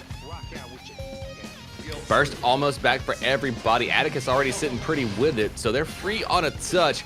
Able to put Dominating Moon down a little bit further in the life deficit. Not able to get the wall break. Offensive burst puts Atticus on the wall, and now we're back to neutral with no burst. No surprise on the burst there from Atticus. You definitely do not want to have to hold a big counter hit 6H here from Biken, but oh, I love the use of that enhanced flip kick to keep that momentum on your end, forcing Moon into the corner. Did you duck Yozansen? That was a right guess. That's what that was. Holy shit. I mean, I would say yes, but that said punish. So I think Yozansen recovery was just ahead of the recovery from the 2K. But no, it was worth it. Atticus. I look. You saw what I saw, right? Hey, you can't say karma's not real anymore. I might have been mistaken. A little karma right there. Yeah, look. I felt that karma. Our instant replay is broken, so we cannot put you back there. But I'll tell you, that was something I really wanted to see on instant replay. The low profile of the Yozansen into the teabag kill. I didn't know Atticus was like that. All I'm saying. Look, it's fair once you get the disrespect. Well, you got to bring it back. You got to show I up. get it. No, I get it. You can't not. I'm not hating. If anything, I'm respected. Atticus is like, you let me live. You deserve this. You earned it. Fair and Atticus square. really said, hey, look, you won the round, but you That's didn't what win the you game. get. That teabag was That's earned. what you get. That's what you Teabag was get. earned. Look, know The the huge rules. counter hit. While Oh my God. pressure, trying to get in again. Oh my gosh, Giovanna, I'll see you tomorrow. Dude, I'm sorry. Did anyone get the license plate of whatever just hit Giovanna right there? My goodness. Now we're gonna see Giovanna in a whole nother world. Nino Cooney, the doggo styley. Gonna look at isekai the her far slash just like spin. that. Not Got quite. the throw. Literally. Hold on. Another throw right back. We playing that strike throw. Oh, good catch on the backdash, and that's gonna be another round for Atticus Kaisa. Beautiful stuff, calling it out with a quickness here. Jump to the other side, 2K2D dust reset. Low slash connects. Oh my gosh, Dominating Moon's gonna be hurting. And it's gonna be positive bonus here for Atticus with a hard knockdown right on time. And yeah, you are gonna be feeling that hard knockdown and positive bonus off the 15 piece. Going for that 2D. Said, I got a low hit myself with that 2H. Again, the spacing here. I'm gonna see a burst. I smell it coming. There it is. Waited for the right spot when you had to hit exact buttons to make the combo work. A backdash, no. Called out, great stuff here. Kabari brought in for another throw reset on Kabari. Oh, back throw incident here for Atticus, securing another point on the board and tying it up 6-6. Now, Dang, do you love think it. the Dominating Moon lit a fire inside of Atticus's heart? Yeah, I'm sorry. If Atticus, of all people, goes for a route and teabags you, I think you should be afraid. Because I've never seen Atticus teabag anybody. The flow state is real right now. That's all I'm saying. I mean, let's be look. real. It was justified. It was justified. I can't Oh, even it was front. absolutely my gosh. justified. Like, if I did that to you, Deck, you would have to teabag me. I would not. I Oh, would not settle for no. anything less. I'd be like, no, you have to. I'm like, you have to. You have to. If you don't, they're like, it's going on Twitter. Oh, the pickup, the burst. We're going in yet again. Double the Yozansen, triple the fun. Kabari into throw to reset. Rubber band time. A win for parry though for the reset. Quick back throw on the setup because Atticus knew the overhead, the low, the delay. Oh my word though. Dominating Moon getting out of the wall just in time. Oh, but look at that. No fear winning for that far slash. A lot of players would just get caught there, but not Atticus. Just weighing it out. A good four-framer. Waited out for just a second, and that is going to be the wall break into kill. Beautiful stuff. They didn't want to go for the jump cancel routes in the case that it might drop because of the funkiness. Beautiful stuff there from Atticus to delay it out and wait for the easy confirms into the kill. Yeah, and good awareness of the fact of, hey, I don't need to go for anything too fancy. Let me just tighten my strings a little bit and get the kill. And sometimes that's more important than saucing when a round is that close. Holy bait! Atticus! Your soul is mine! Look at this! Atticus Kaisa on a hot streak to end all hot streaks. Wall breaking the positive bonus again. I can't even front or lie. Atticus is definitely beginning to cook. Went for the reset, got the throw on the punish. Waiting it out. There's the 6P right on time. Went for the dust for the extra damage. Hits the 6P on Yo Johnson right on time. Atticus taking that lead for the first time this set. Atticus said, this is a no-fly zone. Get your ass down. I got 6 Ps. I got 2 Hs. I got the answers. I got them right here. Giovanna was like, yo, John, son, sit that down. What are you talking about? It just dawned on me. I forgot about some song requests, so I'm going to go ahead and cue those up while we're waiting. But 3, what do you think we need to see from Moon? What do you think we need to see? What do I need to see from Moon? I mean, maybe like full confirm out of the super instead of PRCing out of it to light Atticus on fire so that it becomes like a smoke shoe. probably doing the cross-up Yozans and PRC setups were doing really great. I mean, everything was working fine. It's just every once in a while, Atticus is now delaying it out and getting the call out on the ways that Dominating Moon wants to get out of situations. Absolutely, and that has really been Atticus's biggest strength in this whole set, has been the patience. We've seen it time and time again, just really waiting out a lot of Moon's decisions and then just going in for a nice good punish. Oh, hit the cross-up Yozansen really well, and then Atticus with an offensive burst here. Kabari back in, throw yet again, 2K, pick up. We're crossing up. Tekken throws, though. Oh, and Atticus is gonna probably go down the round unless a drop happens. A happy little drop. Situational. I'm not gonna say it was made in the skies as destiny, but if a coincidence is gonna occur right before your eyes, you might as well capitalize on it. Damn right. There we go. Wall break and the positive bonus. Try to go for that overhead. Kabari is out, but that backdash is going to get punished here. You are tethered to the woman. It's not going to work out. And the taunt bear from Dominating Moon. We getting disrespectful tonight. I don't even have that programmed on my buttons. Amazing stuff there. Good to see. Parried, walk back, waiting it out. Huge dash K, neutral, like it is meant to be played. Oh, yeah, I like it. I like it. I like it here. More and more and more pressure going in for that Yozansen. Big counter hit. Burst is almost back. But, oh, that JD is looking mighty burstable. Atticus working their way out and trying to get that open up. Held the plus frames off with the charge with a doggo kick. Went for the 6K, but did not get it all the way. Jumping out. Ooh. Great awareness on how to deal with Tatami straight in to the dog kick Sopa. Not enough to kill, but enough for hard knockdown, positive bonus. Safe jump setup, went for the throw, and there you go. Oh, Expedition 5D taking off for another another search, getting that kill and tying up the score once again, 7-7. Dog, what if we got Oops All Bout 4s? What if? I mean, this is the night of Oops All Bout 4s. I would not be surprised. Chat, I heard y'all like close sets. I mean, I know I like close sets. I know you like close sets. But chat, is our logic correct? Do y'all like close sets? Don't even answer. I already know. We had to shut the poll down because it broke Twitch last time we put it up there for us. Do you like close sets? Everybody started piling in to say yes. Here we go. Another one here. Back in the tournament setting standpoint, who is going to claim the W in this Moth team kill? We're getting close to it. 6P Kabari catching the backdash from Atticus. But Atticus smartly waiting it out. 6P Dominating Moon. And then a run up throw, strike and throw. You know that's what I'm about, Zank. Absolutely. Look at that. Oh, the Tommy going out with a low 2K2D. PRC cancel it out. Cat Scratch Fever coming out into there's the jump and keep that parry at home. Again, Atticus has made sure that... Oh, never mind. I was about to say something about not getting hit by parry, but now I can't say anything. That's why you got to double up on your options. They never think you're going to do it again. They think you're going to mix it up. It's like, no. If I fell for the parry, well...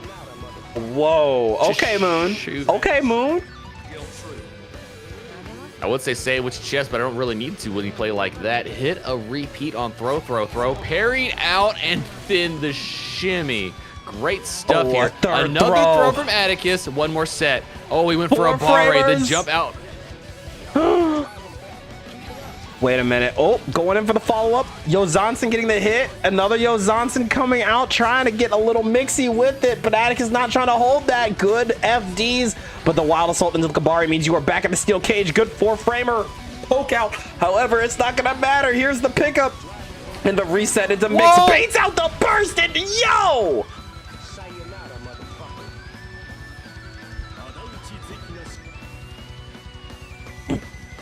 What? 3. What was that? You can't make me. I won't. You won't. That was too much is what that was, dang. That was too much. Amazing stuff there. Yeah, you saw it. That's look, another soul for the collection. That's all I gotta say. Shang Tsung out here. Happy as a motherfucker. Happy as a camper as we get into our next game here. Score is 8-7. Moon's still in the lead, but Atticus still alive and kicking. Let's keep it going. Forcing Atticus into the corner. Burst is on the table, and we are going to go ahead and let that shit rip. Look at the spacing here from Atticus, not wanting to go down without the scrap. The slow walk up close slash, amazing stuff. Wall stick incident, straight into hard knockdown and positive bonus. Hey, there's something about a slow walk up that makes you want to press buttons so bad, and that is absolutely what Atticus was going for. Getting a massive grip of damage, however, getting caught by the Kabari. Good block on the overhead, but you know, eventually you're gonna get caught by a Yo Johnson. Wild Assault missing its mark. This could be huge for Atticus. Yo Johnson used like a DP. Let's see what happens here. Atticus trying to get a place, but the S after Kabari comes through for dominating Moon. And you can really see Moon starting to find that pocket again, but as soon as I say that, getting a little too comfortable throwing out these parries, and Atticus gonna get some decent damage, try to go in for the throw, but a great IB there from Moon. A Wild Assault coming in, guard crush into the tether being up. We are in the Steel Cage 3. Collision in the sky, the low opens up, didn't check the toes, blocking for burst, waiting it out yet again, and Dank, we're back at it. Remember when we were talking just a few moments ago about the crutch that baiting burst can be? Absolutely. Remembered, y'all, sometimes you just need to kill them. Going for that fuzzy, into the dog, you're dead. Let that be a lesson to y'all. Just kill them. Send it to a final round. I mean, if they would have burst the first time, they wouldn't have had to worry about the setup that let it drop the second. What an amazing dash in by Atticus. Knew, could sense Dominating Moon wanting to press a button. Yeah, you know, and that's really one of Atticus' strengths. Not afraid to really make their opponent want to swing. Burst is used. All touches are going to apply. We're going through the wall with, resets. Oh my gosh. No, you didn't. Oh man, that throw was ballsy as all get out, but it working out for Atticus. However, the 2S gonna be cut. We're going back to that pass. Kurosawa flick out into a 6H off of the red RC to get the kill. Moon needing one more game to secure the bag. Ended the end of the set as close as it could be. Atticus's back is now against the wall. But if we know anything about Atticus, that's just the start. Now it is time to clutch up and show what you got. Leave it all on the tables. The Dominating Moon has almost wrapped it up. Lock it in, lock it in, lock it in. It's time. It's time. Taking a second here, and you know, again, it's not just a character switch you can get. You could also get a minute of time to collect your thoughts. And honestly, I think this is like a great time to go ahead and use that minute, you know, try to kill some momentum, anything. That's right. They say icing the opponent can be very useful once they get on fire. Why not take the chance? I mean, it's right at the end of it. You got 1 minute. Let them get out of the mix. Go pull up dust. Look for luck. Oh, my bad. That's enough for me to get my gap. You never know. My bad. I'm sorry. That was set. That was set. Oh. I missed a count. We are mistaken. We were behind on the scorecard. We apologize. Oops. Well, that's set then. Well, great stuff to Dominating Moon. A close set then. A very, very close set. Let me double check that. I do believe it could be right. Yeah, Did I you just check double checked it. Yeah. Well, great stuff from Dominating Moon. I apologize. I thought we were there for it, but we were one behind because it was that hype. We got lost in the sauce. You definitely did get lost in the sauce. This was a really fun set to give the play-by-play of. And I gotta say, you know, always good stuff from Moon. Moon always such a monster and really, really hard to predict. But Atticus, you know, it's been a while since we saw Atticus in Friday Night Fights. I know I fought Atticus, I want to say like maybe a week and a half ago.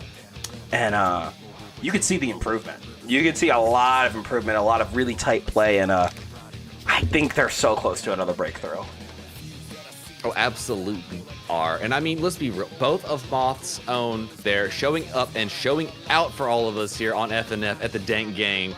That's all we ever ask for. Just show up and press buttons and do things. And those two right there put on a hell of a show. I hope everybody out there enjoyed it as much as we did. Yeah, that was a lot of fun to watch, a lot of fun to yap about. And make sure you go follow Atticus. I don't think they're streaming a ton at the moment, but they all, you know, if you like Mothpit, if you like Moth FGC, he's the head, so go give him some love. And go give our homies from Moth some love while you're at it. That's right, that is true. But if you are also wanting to know something else, that's not the last of Moth you're going to see tonight. We got another bit of Moth showing up later. But before we get to that, I think we got another team kill coming up, don't we, Dank? Yeah, and this team kill is a home team kill. We got DXG on DXG between the returning Claire from HR going up against DXG's Zato Sabubu, DJ the Yandere, or as he's most commonly known, Mini Gobo. Gobo. Yeah. And That's gonna be a and if fun you think it's gonna be wonderful stuff. And if you think you would like to hop in to the Dank Gang Discord, maybe sign up for yourself some Friday Night Fights, get into the slot. It's all randomly selected. You never know if it's gonna be you or not, but you gotta get in there. You gotta get to the section on the announcements, and you gotta put one emote down there. That way we know we can put you into the drawing for FNF if you wanna get in here and press buttons and do things with one of our other lovely members of our community that wants to play Guilty Gear Strive with you. That was, this event is always so much fun to host. It's always so much fun to watch. We love seeing new faces, and if you're looking to get better at this game and you're like, I don't want to get into the tournament scene yet, then this is a great place to start.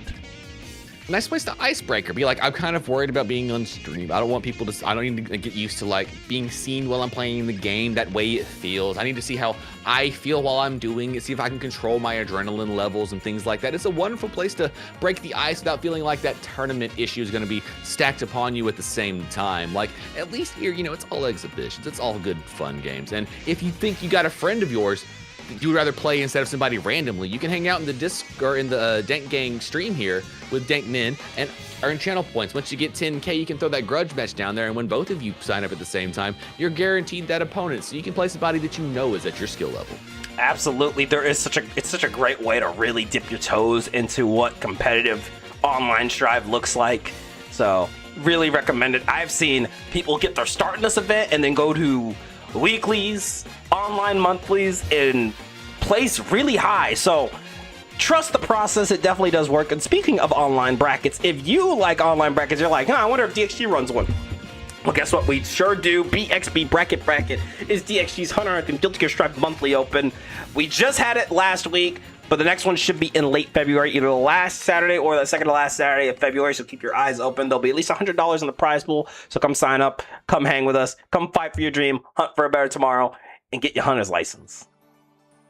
Absolutely. And Dank, we haven't seen Claire from HR in a hot second. Are they repping the ABBA or the Testament? Do we know? If I was a betting MB, I'd say we're going to see some Testament tonight. The real question on my mind is, who is Mini Gobo going to be running tonight? Because they are they are an NB of many, many different players, of different characters. So we could see Johnny, we could see Zato, we could see Anji.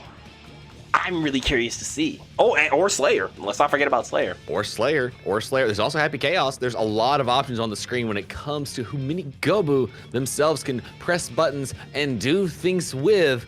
But I think we're going to take a small little break. Give you all a second to go rehydrate, go grab some more popcorn, stretch your legs, get your eyeballs reset and ready for bout number 3 of Friday Night Fights number 145. Don't go anywhere. We got one more team kill for you guys right after these messages.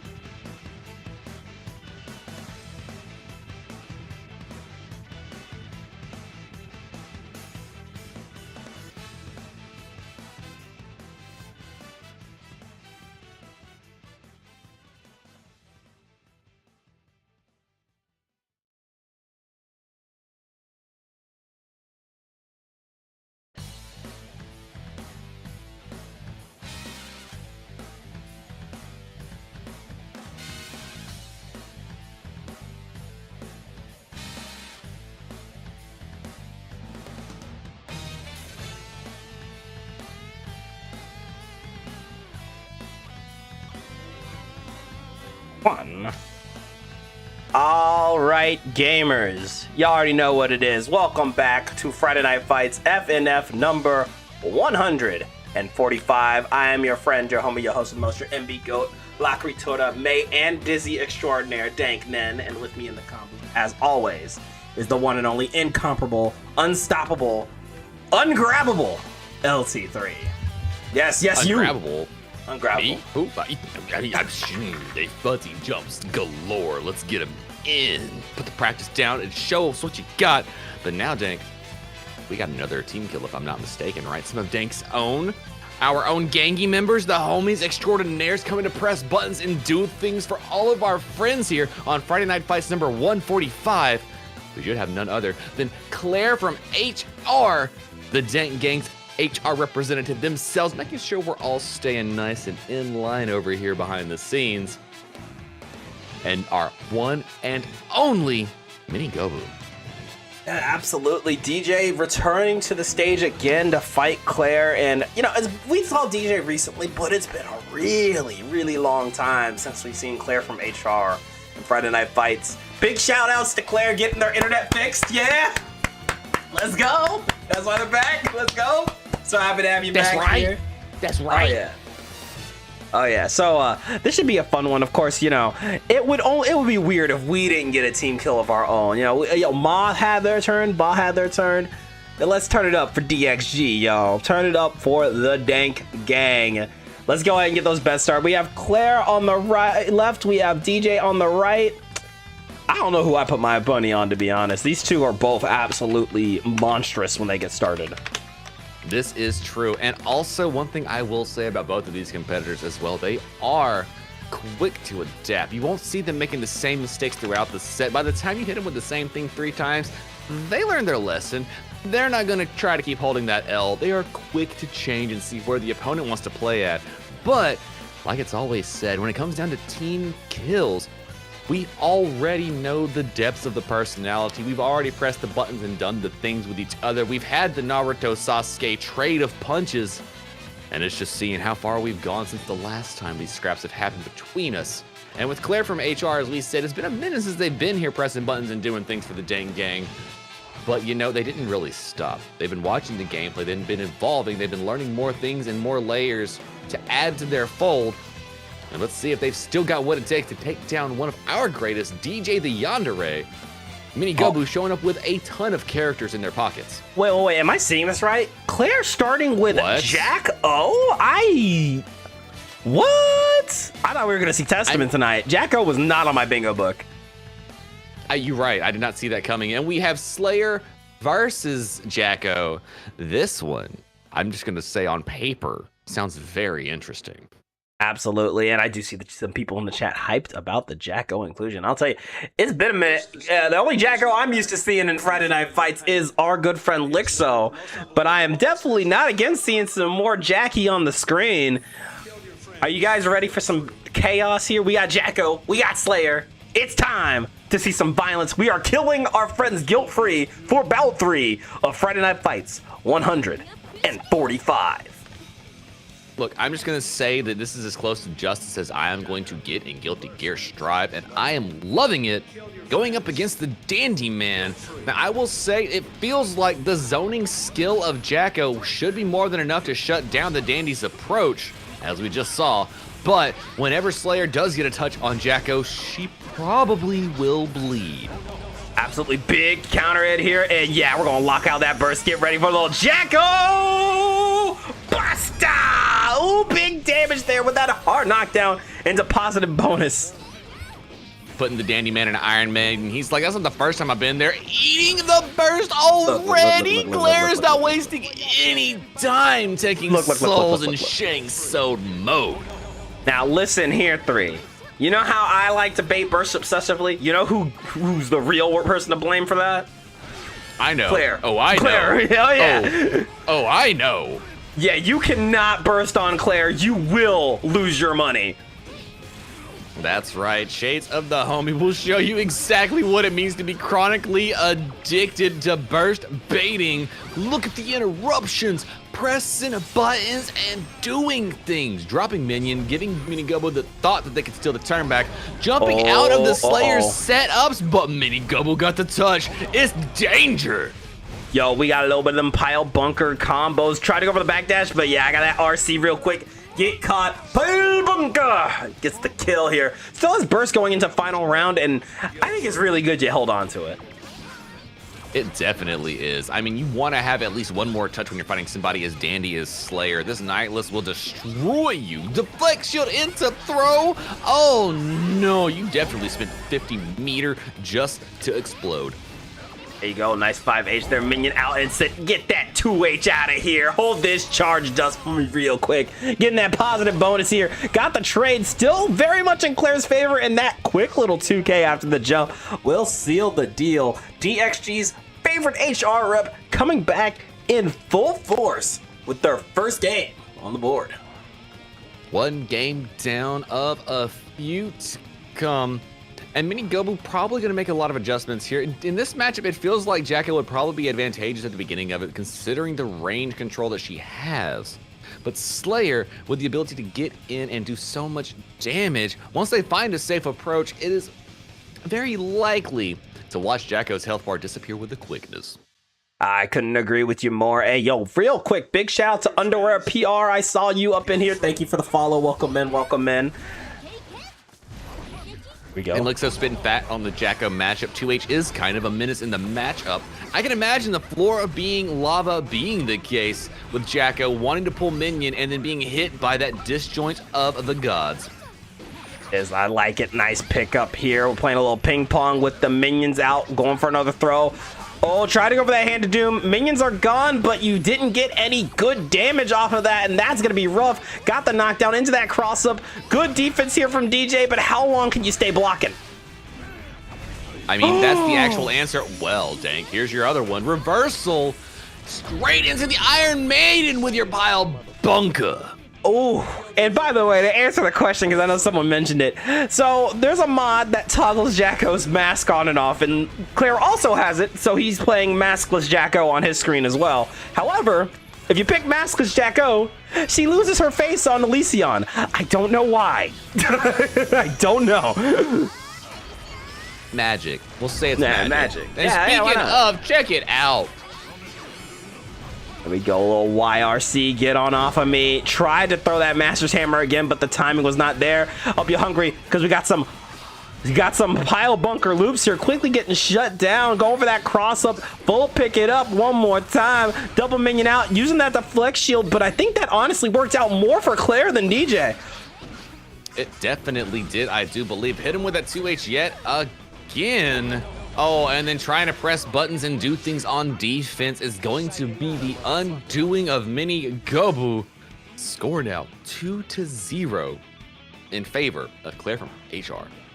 Absolutely. You said it's because of the hair mod? No, because you can untoggle you can have the mask not toggled off with this ponytail, and it will still you'll still see her face. It's purely the mask toggle. Trust me. They're saving animations. Trust. Saving animations. That's how you get those 3 extra frames you need. Look, Jacko. Look, I love Jacko mods, but I wish that it didn't take off her face like that. Oh my gosh, Mappa Hunch, you gonna do the business. Point blank, quick punish, tried to get the burst, but you know what? Claire gave it to DJ instead. Oh, and there you go. Nice. Going in for the Mappa Hunch. Little left, right on the Ignite on that Master's Hammer. 2H coming in, but I like that poke. Checking the It's Lay. Oh, what a call out. Said, get your 2K out of here. Don't you try to poke out of that. You're going to hold this Super Mappa Hunch. I can't believe Slayer punched her right there. Good lord. Yeah, that was crazy. Oh, look at that. We got a little charge dust pickup into the bunker, taking you to the corner. And 2H into It's Late. Big boy damage here for DXG's own Mini Gobo. One more touch might be enough to do it without the burst, but as spoken, it comes to fruition. The burst is used to give Judy Garland one more touch. but not quite enough. Hit the reset yet again. Did not want to go through the wall. Interrupting with the low 2P. Burst on the other side. Perfect No, you're placement. bursting. You're bursting. Okay, really good stuff there. And it's late. Said, hey, you know, even if you block it, the chip out will eventually do it. DXG's own Mini Gobo with the kill there. Scores 2-1. Put the brooms away. It's not gonna be a sweep tonight. The Dank Gang is gonna show you a continuation of the bout for Oops All Day Curse. No, it's definitely shaping up to be a bout for curse all around type of night. But the way everyone's playing, let's keep it going though. Can we get another 2-2 tie? Are we going to tournament set game 5? Who's to say? But it's time to kill your friends guilt free here. Starting out with that JD to check whatever DJ was going to start with. Minion out, and yeah, you're pushed on the corner here. This is a rough situation to be in.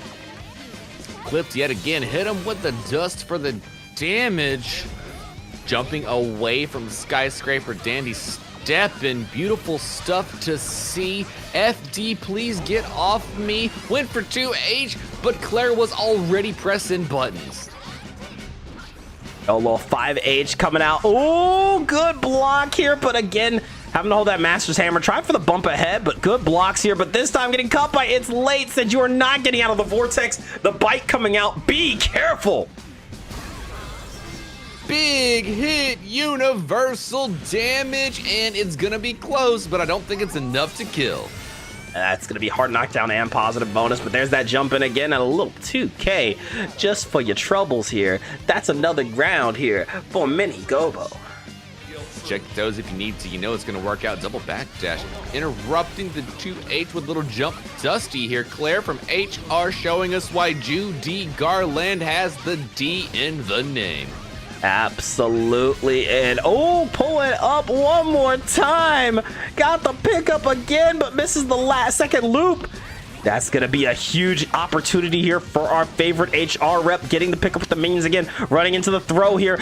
All 3 minions on the field. A surprise tap dust into wall stick to get the kill. No Elysion needed. All the damage.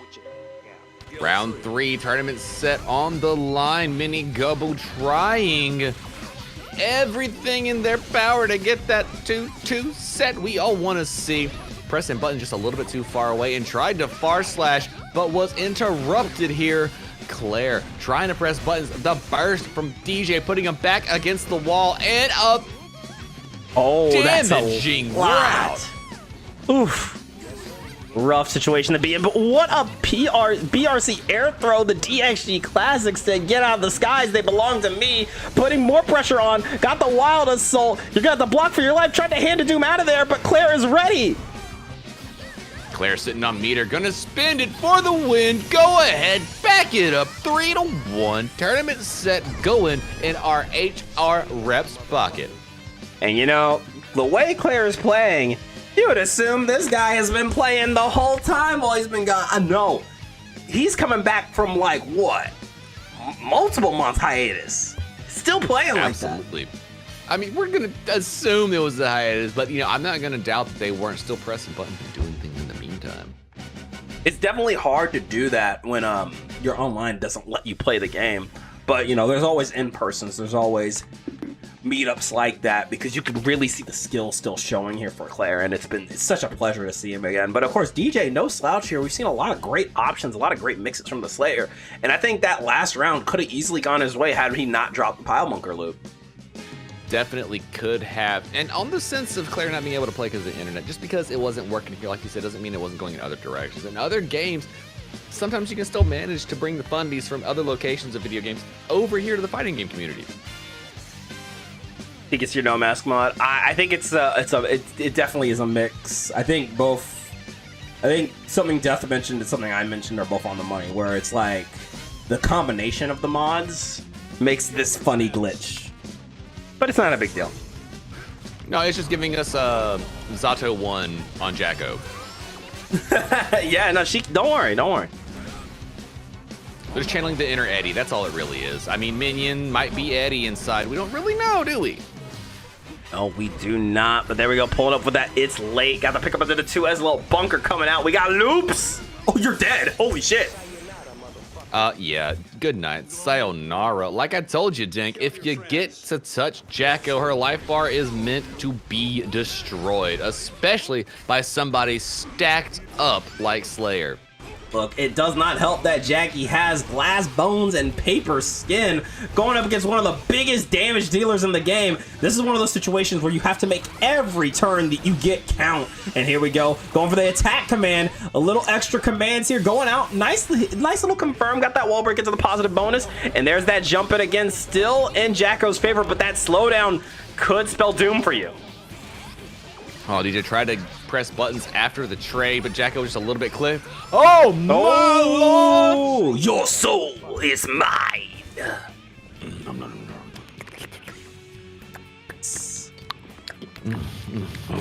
Delicious. Need more burst. Yes. So good. Delicious. Look, you're not playing Guilty Gear until you've taken someone's soul, all right? That's how you get your stripes. I'm just saying, they wouldn't have it as an actual record in our code if it wasn't.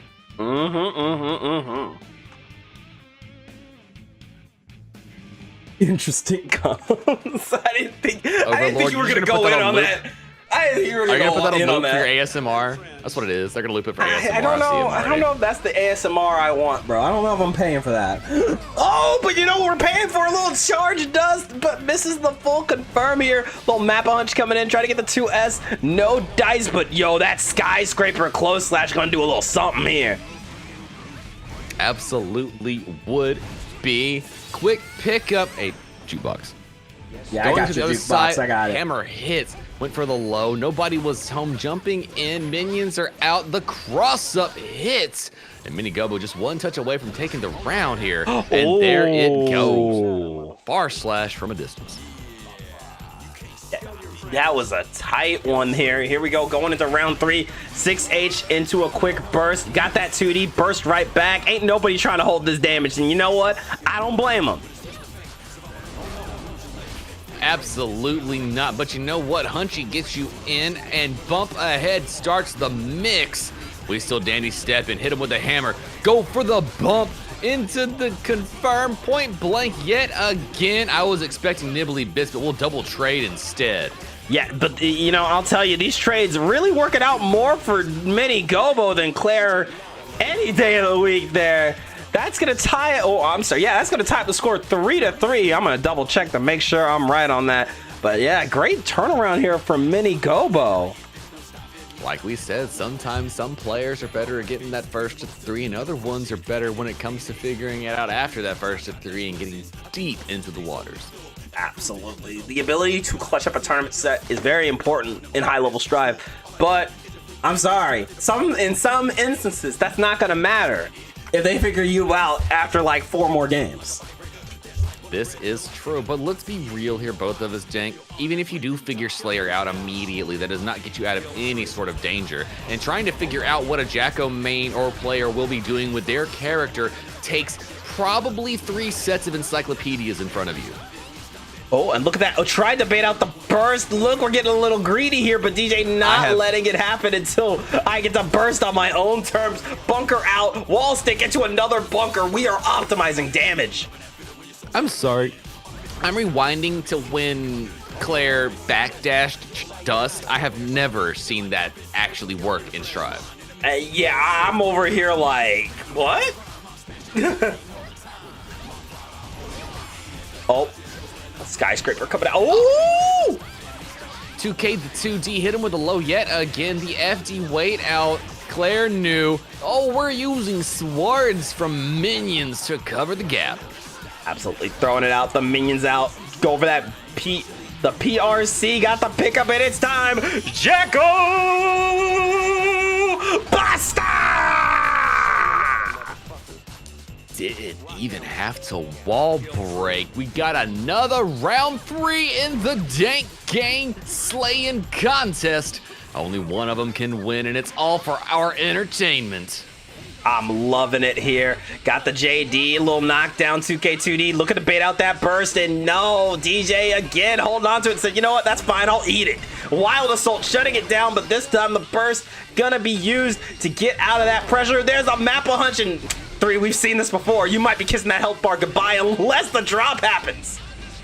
Unfortunate drops in just the right locations. I don't know, but I feel like this might be more than enough. Goodbye, good night, Liz. You've had a fun journey, but we'll have to see you next game.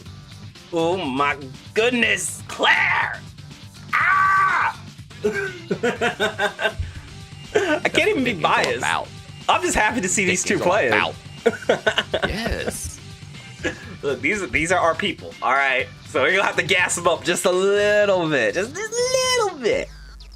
I don't know if you know who me and Dink are. That's what we're about here. You join our friend group. We are gassing you up all the day long, and it's not our fault if you believe us. Look, if you got the DXG on your tag, best believe I am popping off if you do something sick.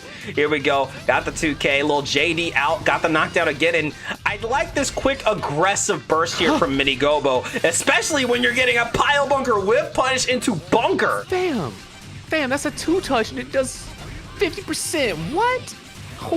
I know.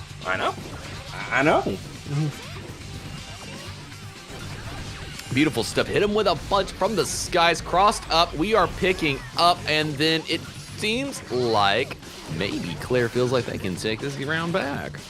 There we go. Minion out. Got the throw on it. Oh, and you know, again, that deflect shield looking like it helped out Claire more than DJ. Getting the space back is not the benefit you think it is against someone like Jack O. That's right, Claire. I got your tunic ready. You use the burst smartly. Beautiful things here. Get the cross up yet again. FD from DJ trying to create just a little bit of space, but instead gets kneed in the chest. There it is. Oh, good block on the pile bunker, and you got no meter, which means it's my turn, baby. Try to go for the jump in. Nice JK, stanky leg. DJ looking to take it back, trying to catch Claire flinching. Nibbly bits, as you like to say, but we're getting shut down by that Jacko. Basta! Not quite enough to kill, but more than enough to get the minions on the screen. Me and my friends will do what it takes. Claire from HR bringing that score 5-3. The hypeness is coming halfway there, but you've seen DJ pressing them buttons and doing them things. It's just a couple touches until Slayer can make that quick comeback. Damn right. And yeah, I gotta ask, has Claire been watching JJK? Because the art of jumping is kind of going crazy right now. These minions are jumping, DJ. I mean, it does feel like some Jumjutsu Kaisen up in here, if I'm not mistaken. We got shades of Toto and Itadori at the same time coming at you. Oh, please do it. But DJ gets a lot of your life bar with one dangerous touch. Absolutely. Ooh, nice play there into the Wild Assault 2H. Gonna force that burst there, and I do think that was a good burst from Claire. Absolutely was. Tried to get the landing with a 2K, but Claire was spaced out just enough for it not to really matter. Ooh, and I like that. Nice go. Oh my, what? I'm sorry. I have two questions. Yes, and yes, Dang. I do have two questions. You are right. How did the minion not get hit from 2H, and how did that trade occur? Yeah, no, I'm just kind of scratching my head here. I mean, good for Claire. Good for you. Love that for you, but I'm sorry. I thought you had a date with the Mappa Hunch, but the 2H will do it. We got that pickup. Pile bunker into bunker. Oh! Left, right, good night from point blank. Mini Gobu's saying, if I got to be fearless, to be nightless, that is what I will be. Here we go with the JK stanky legs. Said I got that back throw incident coming at you here.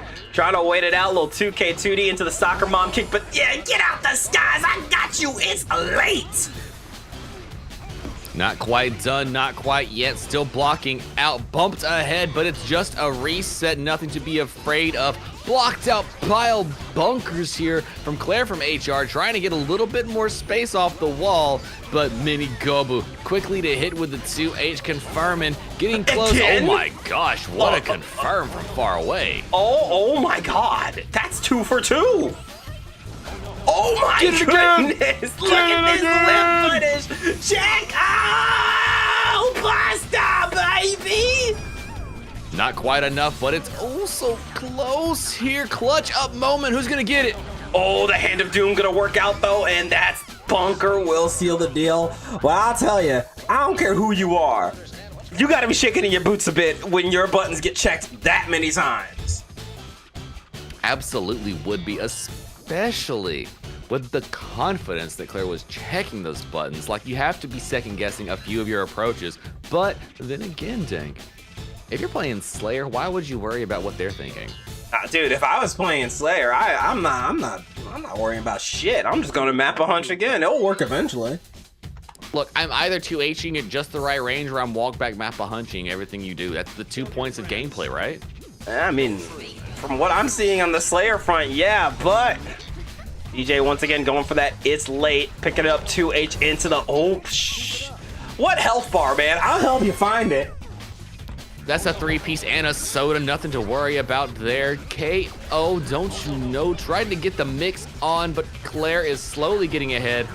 The Hand of Doom does what it does. The burst, pressing buttons, reaction, good night, Claire. You know, there was a small part of me that wondered if you timed that right, could you iframe through that super? I don't think it's worth trying that, to be honest. No, I got it. No, you almost turned me into a full Louisiana fan with my response there from how it was going to feel. Oh, what a burst here. Tried to hit him low. I was literally going to hit you with some like deep nose. Like, nah, baby, that's not how we working down here. Nah, I ain't going to work for you. Nah, it's not what we do. Out. We don't do that here. You just lean back, baby. Why, baby? No, not like that. No. But like this, the Jack-O Buster gonna do it for that hard knockdown and positive bonus. Still has a lot of meter to work with, but Mini Gobo also with a pretty good amount of butter, but not gonna get the chance to cook up with it because I like that nice little jump into throw. Bring us to another round 3. Wanting to do it yet again. Throw a little bit of minion for stream control. Clip it, Slayer in the Achilles. Said, check your toes, fam. You might be nightless. Oh, well, we checked your toes, didn't we? Yeah, no, we checked the toes and then some. Going for that back throw incident. Minion out, trying to see if you're going to press on wake up. YRC, get on off of me. One more time. Oh, I saw the vision there, but so did Mini Gobo. And yeah, still in control here. DJ getting the knockdown. One more time into the 2H overhead.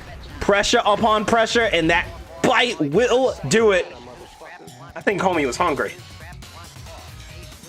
I mean, command grab does commanding things, especially in the mix there. DJ's been sending a full amount of strike towards Claire from HR. It was a wonderful place to sneak in that command grab. Yeah, I couldn't agree more, especially because we haven't seen it be represented a lot here from Mini Gobo. I think that was a great time to do it. And you know, I was about to say it's also a great time for a character switch since we're at that nice dead even area. Testament coming out to play now. Oh, we knew it was only a matter of time before the main came out to play. And I wonder if DJ is going to take that same approach later, or if we're going to be seeing Slayer throughout the evening. Because I feel like the Testament Slayer matchup might be almost the same as the Jacko Slayer matchup, where that health bar being as weak as it is and the Guts modifier not being too very high leads into Slayer getting away with robbery. I couldn't agree more with you on that. I think it's really going to come down to how comfy is Claire in this match. We know Claire obviously a lot more comfortable on Testament, so matchups be damned. What really matters is how comfortable are you in the character. Oh, chat spitting fire saying that we have a bad matchup for Testy. I do believe that could be the case, but Claire from HR is also a very intelligent player, as we see here, not afraid to go from full screen to point blank when they feel like it's the right move. Absolutely. Definitely do not underestimate how good Claire is with movement and defense. This is a very patient player. So yeah, matchup may not be great, but I think the movement has just leveled up, and that's really what Claire values here. Absolutely is. And I'm not going to say one from the camp of Occulted, yeah, but definitely studies the top testaments to know what to do in all the right places. The way that you could see the block coming out immediately. Oh, Joe, oh my God. May, is that you? I'm sorry, I saw a 5H counter hit round stop like May. Hey, it's a solid option. I mean, if you saw the spreadsheet for Slayer's best choices at round start, it could be the case. Oh, and there's that bunker to check the 5K. Nibbly Bits coming in, trying to go for that little cheeky overhead, but no. Oh my God. I mean, you saw Grave Reaper to the skies. Of course, Slayer would put a pile bunker right in Testament's face. And if it worked once, why not do it again? Round start, pile bunker, get the Vic. Let's go. Why not? Oh no. 2K2D off a hand of Doom, and then Claire from HR with the reset point blank. Now Stains apply. Slayer's been sent to the opposite wall here, and they're gonna go through it. Succubi on the screen. Are we gonna double up, hold on to it for the mix afterwards? Wait, could you do double Succubi in a combo? Now I'm curious. Oh no, I meant for like the actual the other super. The Oh, my bad, my bad. Oh, Get hit it from beneath. Look at that bait. Classic vintage Claire from HR with a nasty burst bait, taking the lead 6-5. And to answer your question in the chat, this is not a CC mod, this is a Hazama mod, but I am a CC enjoyer. So, don't worry, I know ball. You know ball. I feel ball. I think from what we saw there, Claire also knows ball. That was some hype weight in the set. That was a classic Claire moment there where you're like, there's no way they're gonna burst there. There's gotta be too panic. Nah, he's got that. All right, he got that. Like if you didn't know and you didn't believe, it might be. And finally, both our mains are out. We've got Zabubu Zato 1 back. Eddie, please show me the way through the darkness. Alrighty, here we go. No more character switch. We gotta stick with these characters for the rest of the set. No minute breaks, no more switches. It all comes down to this. Opposes out. We try to press here, and my goodness, where did your health go? Right into Eddie's pocket. But if we know anything about both these characters, this could go right the same direction on the other side. Oh my word. There you go. Nice to. Oh my God. Ready? And then some for that teleport. Insane play from Mini Gobo. That was clean. And realistically, when it comes to the switch up here, going from Slayer to Zato is a rather extreme shift in the way you have to approach these two characters. Definitely. I think two add-ons, I think it's going to take at least a game or two to really adjust into this other matchup, because this is, again, a stark contrast. Yeah, you don't have to worry as much about getting exploded by every little touch, but the mix has just become way more potent. It definitely does, and both of these characters not exactly known for their defensive options. Obviously, Testament does have the 50-meter reversal super, putting them in one class ahead of Zato. Oh, that's dirty! Did you see that fake out high-low? Yes. Oh, yes, and that's what it's about. Show them Arbit, give them Tur. That haha fake, psych, you thought, haha! You know, how about I make you fuzzy block and then exploit you for it? Happy Chaos taught me this trick back in season 1.5. Oh, burst on the table and spin perfectly. Does Amorphous hit in time? No, it does not, but you cannot see. Throwing out those plus frames, got the trade, jump around, 2K2D, projectile out, give me my space. Got that wall stick, got that positive bonus, baby. What's the plan? What's the plan? Low Arbiter, high Arbiter, high Arbiter. High, low, high, low, high, low. Arbiter Seine. Arbiter Seine. Hey. Great stuff there from Claire from HR, bringing that score 7-5, getting closer to the tournament set side of things here. But Mini Gobo just hopping onto the Zato, maybe has to warm up the fingers a little bit, get set up, get ready to get that Eddie sandwich on. I'll tell you, like, again, like, you know, we were talking about, like, adjusting to the matchup, right? On Claire's end. But can we also talk about the fact that going from playing Slayer to playing Zato has got to be an insane contrast for your hands? It has to be. I can only imagine what the feeling of having to go from Slayer, Dandy Step, Kara's into negative edge routes can do to the brain. But you know what? DJ the Yandere, Mini Gobu themselves, has been a Zato player since day one. So I don't feel like it would take them very long to get settled back into how Zato does things. True that. That is the beauty of playing a character for years upon years. It's like riding a bike. You don't really lose it that quickly. But you know what we are losing pretty quickly? All that health. Huge slash, got the kicks, trying to get in yet again. Kill your friends guilt-free. Oh, Mini Gobu flying through the skies, landing right in Claire from HR's loving buttons. Close to going to the wall and gets the stain applied. Succubi on the screen. Girls. There's that jumping. Oh, no, wait. Yo, that Arbiter on the IB is evil. Got that / quick red RC. Not going to get the confirm, but, you know, we win out those trades. Show out those plus frames. Show us what we're working with. The score is 8-5. Claire with a nice lead over Mini Gobu. Now, what do you think we need to see change up here for DJ? Because it definitely does feel like Claire has gotten very comfy in that pocket. Well, if I was going to make an approach here, it would be that trying to get set up into Break the Law might be useful for some of the bigger setups that Claire's trying to do, but that'll lead to them teleporting, in which case you're going to have to be finding a way to play into it. When they're going to the air and stalling was great, but their option to overstall in the air was leading to 6B counterplay here, so it's a really delicate game of how low and how much space you want to give somebody to play against you when you take the right options. Oh, okay, Claire. I see you. I agree with what you said. Definitely do need to see some different approaches neutral-wise, but at the rate Claire is playing, you may not get a chance to really reacclimate yourself. You might just have to shake this off. That is the case, and unfortunately, chat, they can't go back to character select pick again. They already picked the one time for the one time. They gotta hold this now till the end of the set. You got to stick with the character switch. Sometimes the character switch can be really helpful. Other times it can absolutely seal your fate, but it isn't over yet.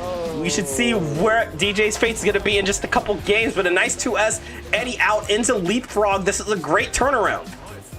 Can I ask you a real question, Dank? How much guard crush does Eddie have? You know, I don't know the frames off memory. I can't help but feel it's not as much as we would think, but still not enough to be really potent. I don't know. I'm just saying, like, if we really want to make the Zato mains feel better about themselves, that might be a way to approach. I would just like brainstorming for a quick second. Oh my gosh, wall stick incident straight into Burb, and now Claire from HR sitting on all the meter necessary to slide on into them DMs for the back throw. I have fought Claire enough times to know the second that wall break happened, I was like, they're gonna BRC, and if you're moving forward, you're gonna get thrown. I saw the future. I saw the future, dog. I knew. That was exactly correct. I mean, you're sitting on a 100 meter. The opponent has every what are you gonna option do? under the sun. Yeah, why not? I mean, the only thing I would do is jump away and pray, because it's not Potemkin. He can't heavenly me. That's it. That's the only option I would have. Personally, I'm gonna Orca if your ass is coming over here like that. I'm gonna be like, hold this iframes then. Are you gonna explain to Amorphous is not Orca, fam? We can't even act like it. I know it ain't. It took 80 years to get full screen, fam. You literally just saw it. Hey, I'm not saying that would work for him. I'm saying it will work for me. I'm not trying to help. No, you're right. But fam, I'm just saying, like, if you could like hit Arbiter low and it hits before Amorphous hits you on the other side of the screen, come on. True that. But yeah, again, Claire not giving up that burst. You know, sometimes it's better to just let your opponent get around. There's nothing wrong with keeping the burst into the next round when the health deficit is this big. Definitely not. And that's right, Gimmu. We got Testament on the screen. Beautiful stuff. Top hat included. Testament, the bestament. Let's keep it going there. Good burst. Try to go for that 6H, but that up reaper will work out into the 5K. 6H. Projectile setup. Got the stain into wall stick. And no, not going for the wall break. Wants to keep Zato locked in the corner, and I like that play. Absolutely is. And clipped Eddie with Grave Reaper. Oh my goodness. Now DD is definitely going to be on the back foot. Eddie finally back. Did it again with the dirty stuff. Fake Yeah, out high into real low. dirty. Oh no. I would have done learned to backdash by now. No, that's something you have to be ready to do. Oh, tried to go for break the law into throw. I respect it, but Claire is ready. That is set point for DXG's own. Look, I'm sorry. I just need to know. How did Claire know? How did they know? Claire's got spider sense, all right? Like, sometimes I'll see that, I'm like, how in good faith did you know? And it's really like that. It's the sixth sense you gain when you play this game for years. There's no other way to explain that. It's got to be that. Oh my gosh. We're one touch wait, the away. drop? Hit the low, and there Never we mind. go. There it is. 7 golden letters for the returning HR rep, Claire from HR, winning a set for DXG over DXG's own Minigobo. But very proud of both of our players here. Really showed a lot of improvement with both of their play styles. It's great to see these two, and these are two we haven't seen in a while, so I gotta tell you, that was an absolute joy to watch. Absolutely hype stuff. Hype stuff. To my Dank Gang homies, I just want y'all to know, I love it anytime y'all come out here to press buttons and do things. Great stuff from our teammates here at the Dank Gang. And you know what? If y'all out there would like to join the Dank Gang as well, we have applications out there in the open world. You can go hop into the Dank Gang and sign up if you want us to give you an interview to join the Dank Gang yourselves. You know, if you want to expand the community, run around with the tag, do that great dank thing, and if you think you have what it takes to expand the community with the kind of love and hype that we bring to the scene. Absolutely. And if you guys like Friday Night Fights and want to be part of it, sign up for this event. Go live every Sunday around noon to 2 p.m. Pacific. Sign-ups close Wednesday at 9 p.m. Pacific, midnight Eastern time. And the show is every Friday at 6 p.m. Pacific, 9 p.m. Eastern right here on Twitch TV, Dank__Nen, or YouTube, Dank__Nen. So if you're interested, please go sign up. Links will be up again this Sunday, but come join the Dank Court early, ! Discord, or go and click the link in the About section. We'd love to have you here.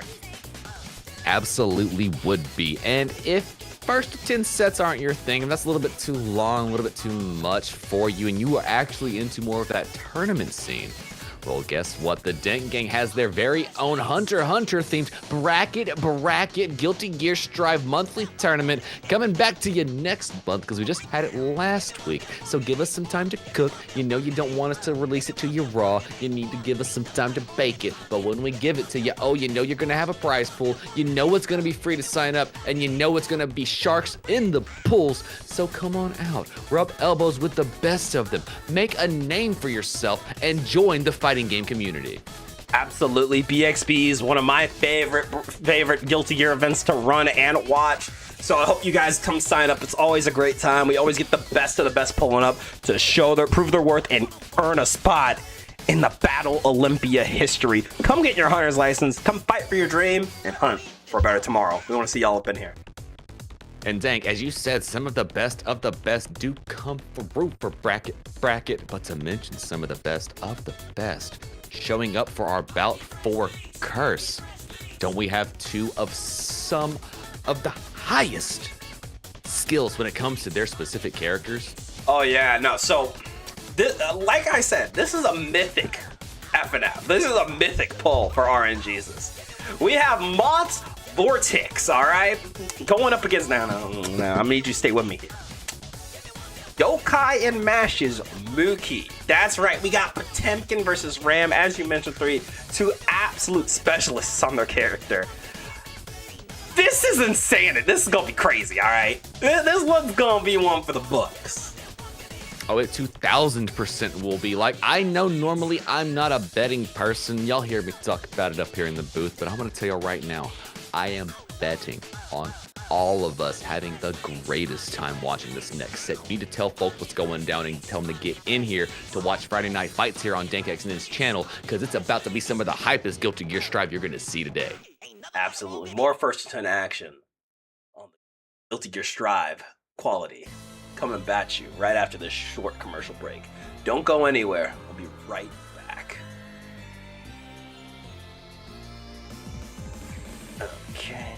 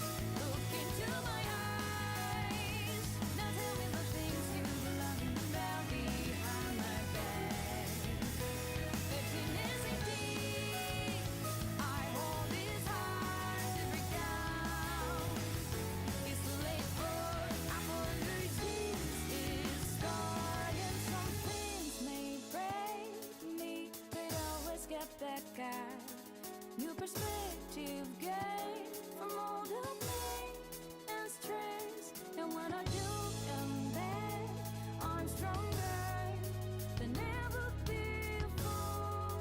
So kneel down, disturbing the peace. Look into my eyes. Now tell me the things you love about behind my back. If you missing me, our heart is hard to break down. It's to let go. I wonder this is going down.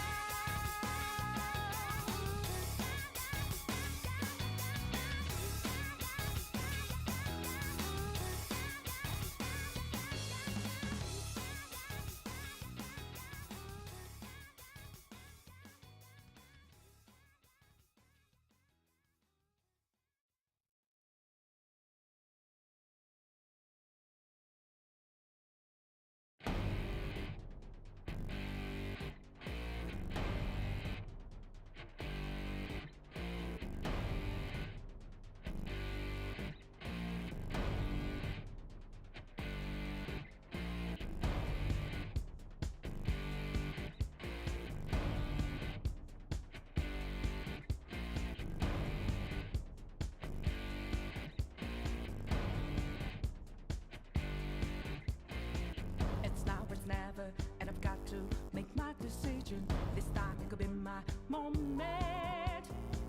If this a mirage or And welcome back, gamers, to Friday Night Fights FNF number 145. I am your friend, your homie, your host of the most, your MB Goat, La Creatura, May and Dizzy Extraordinaire, the one and only Dankman, and with me in the comm booth is the incomparable, the unstoppable, the sometimes grabbable Temp Goat himself, LT3. It's been a great night so far. Are you ready for this bout 4? No. No? No. No. No? Yes. No? Yes. Okay, that's what I thought. I mean, That's what I I thought. say no because my brain is not malleable enough from the other 3 sets we've seen tonight to be able to comprehend what I'm about to witness. But oh, I am so hyped. I'm building it. And the reason I said no, Dank, is because we have to get our chat ready and we have to get that poll up there to see what they believe in the next set, because we have bringing to you some amazing Guilty Gear strife between Moth's own Vortex and Yokai and Mash's own Mookie. I'll tell you, this is a matchup. Like, again, we were talking about the pulls on this FNF. This one in general, I pulled that. I'm like, that's terrifying. Instantly going to bout 4. Instantly Nobody. going to bout 4. Nobody wants to touch that. Not with their bare hands, not with my friends' advices, nothing. I'm like looking at it from a distance going, oh, I see the vision, but the explosions that are going to be on the screen might be too much for history to maintain. That's all I'm saying. Like, yo, we might have overpacked this Friday Night Fights, but I am so here for the action. I'm so hyped to see these two go at it. Without further ado, let's go ahead and place our bets. We have Vortex on left. We have Mookie on right when they enter the room. Place your bets, place your bets, place your bets. I'm going to go ahead and give Mookie a quick ping to get in here. Now, 3, as our resident Potemkin, how do you feel about this matchup in general? Well, to be honest with you, from what I hear, if I'm going to like not be a Potemkin main, if I'm going to be a Guilty Gear Strife player instead, what I hear is Potemkin's like top 1, right? Isn't that what everybody's saying? So realistically, what problem should you have in the matchup? Being a Potemkin main, I feel like this matchup has a lot of nuanced variables that make it really challenging to deal with. That terrible tool known as Flick that everybody's afraid of tends to be able to be called out by Ram with the bar/slash disjoint that is very good if not timed correctly. You can't really charge the Flick to get rid of things, but with Ram's sword, you want to Flick. So the natural play of things there leads to a lot of intelligent choice in RPS scenarios and how they want to play against each other. Yeah, I definitely agree with that. But you saying Ram Pot is asked to play, you can't lie for a pot. See, I can't really speak on that. I don't play either of these characters like that. But if I was a betting NB, I'd say that this is probably going to be somewhat more difficult for Potemkin, especially given the nature of the Ram they are facing. But you could say the same thing for the other end. Vort is a very scary Potemkin who's been on an insane run as of late. You've seen him in BXB, you've seen him in Paragon countless times. This is not a Potemkin to take lightly. But again, I feel like you could, all the things I'm saying for Vort, you could say for Mukia. This is absolutely true. And if I want to be 100% real, the real value of this matchup is how much the Potemkin is good using IBFD to create the space necessary to deal with Ram, because this is one of those matchups where Potemkin is not a grappler. They've got him set up to be a mid-range zoner. You really want to be pushing Ram out of your play zone because none of your tools bring you in to grapple. Everything Potemkin does pushes you out. So you want to keep them out and let them fall into the grappling range. Yeah, no, definitely one of those situations where you really have to play this careful neutral game. And let me tell you, neutral is a pretty scary subject to be approaching when it comes to fighting Ram with ball. It is, and also to be spoken specifically about what I understand of the Potemkin matchup, the added hurtbox on Flick leans into a lot of the wall pressure being a lot more scarier than it should be, and also a few more of the tools like Slidehead losing the armor kind of led into how Ramlethals were dealt with earlier in the life cycle of Guilty Gear Strive. Now, Vortex is one of the most intelligent strivers that I know of personally when it comes to the Potemkin database, so it's not like they won't be able to make the adjustments that were necessary when things were changed, but we have to always check and see how much muscle memory still remains, especially when it comes to reactable points of play, like what distance Ram's wanting to commit to you at. Usually you're naturally just reacting to what options you have available to you, but depending on where they're at on the zone. So if you're falling into old sets of gameplay, sometimes you can get into the mix, especially in a 1st to 10 set, where it might take you longer to let go of some of that pre-built muscle memory. Absolutely, and I think these are all going to be massive factors in the set. But that being said, I hope the set is going to happen because we have not heard from Mookie yet. Hey, but there, as soon as I say something, arrive. Perfection, beautiful, yeah, lovely. thank you, Curse.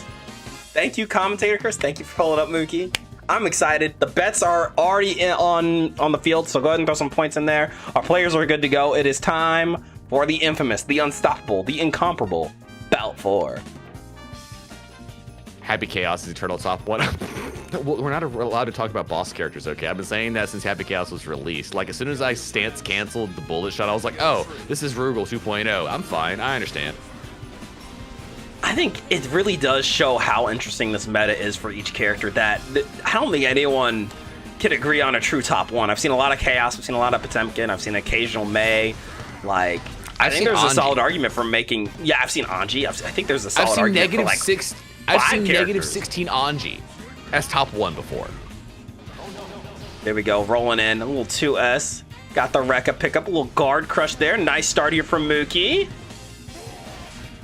Trying to find the space to hit it in there. The FD jump in. You love to see Vort trying the high tech.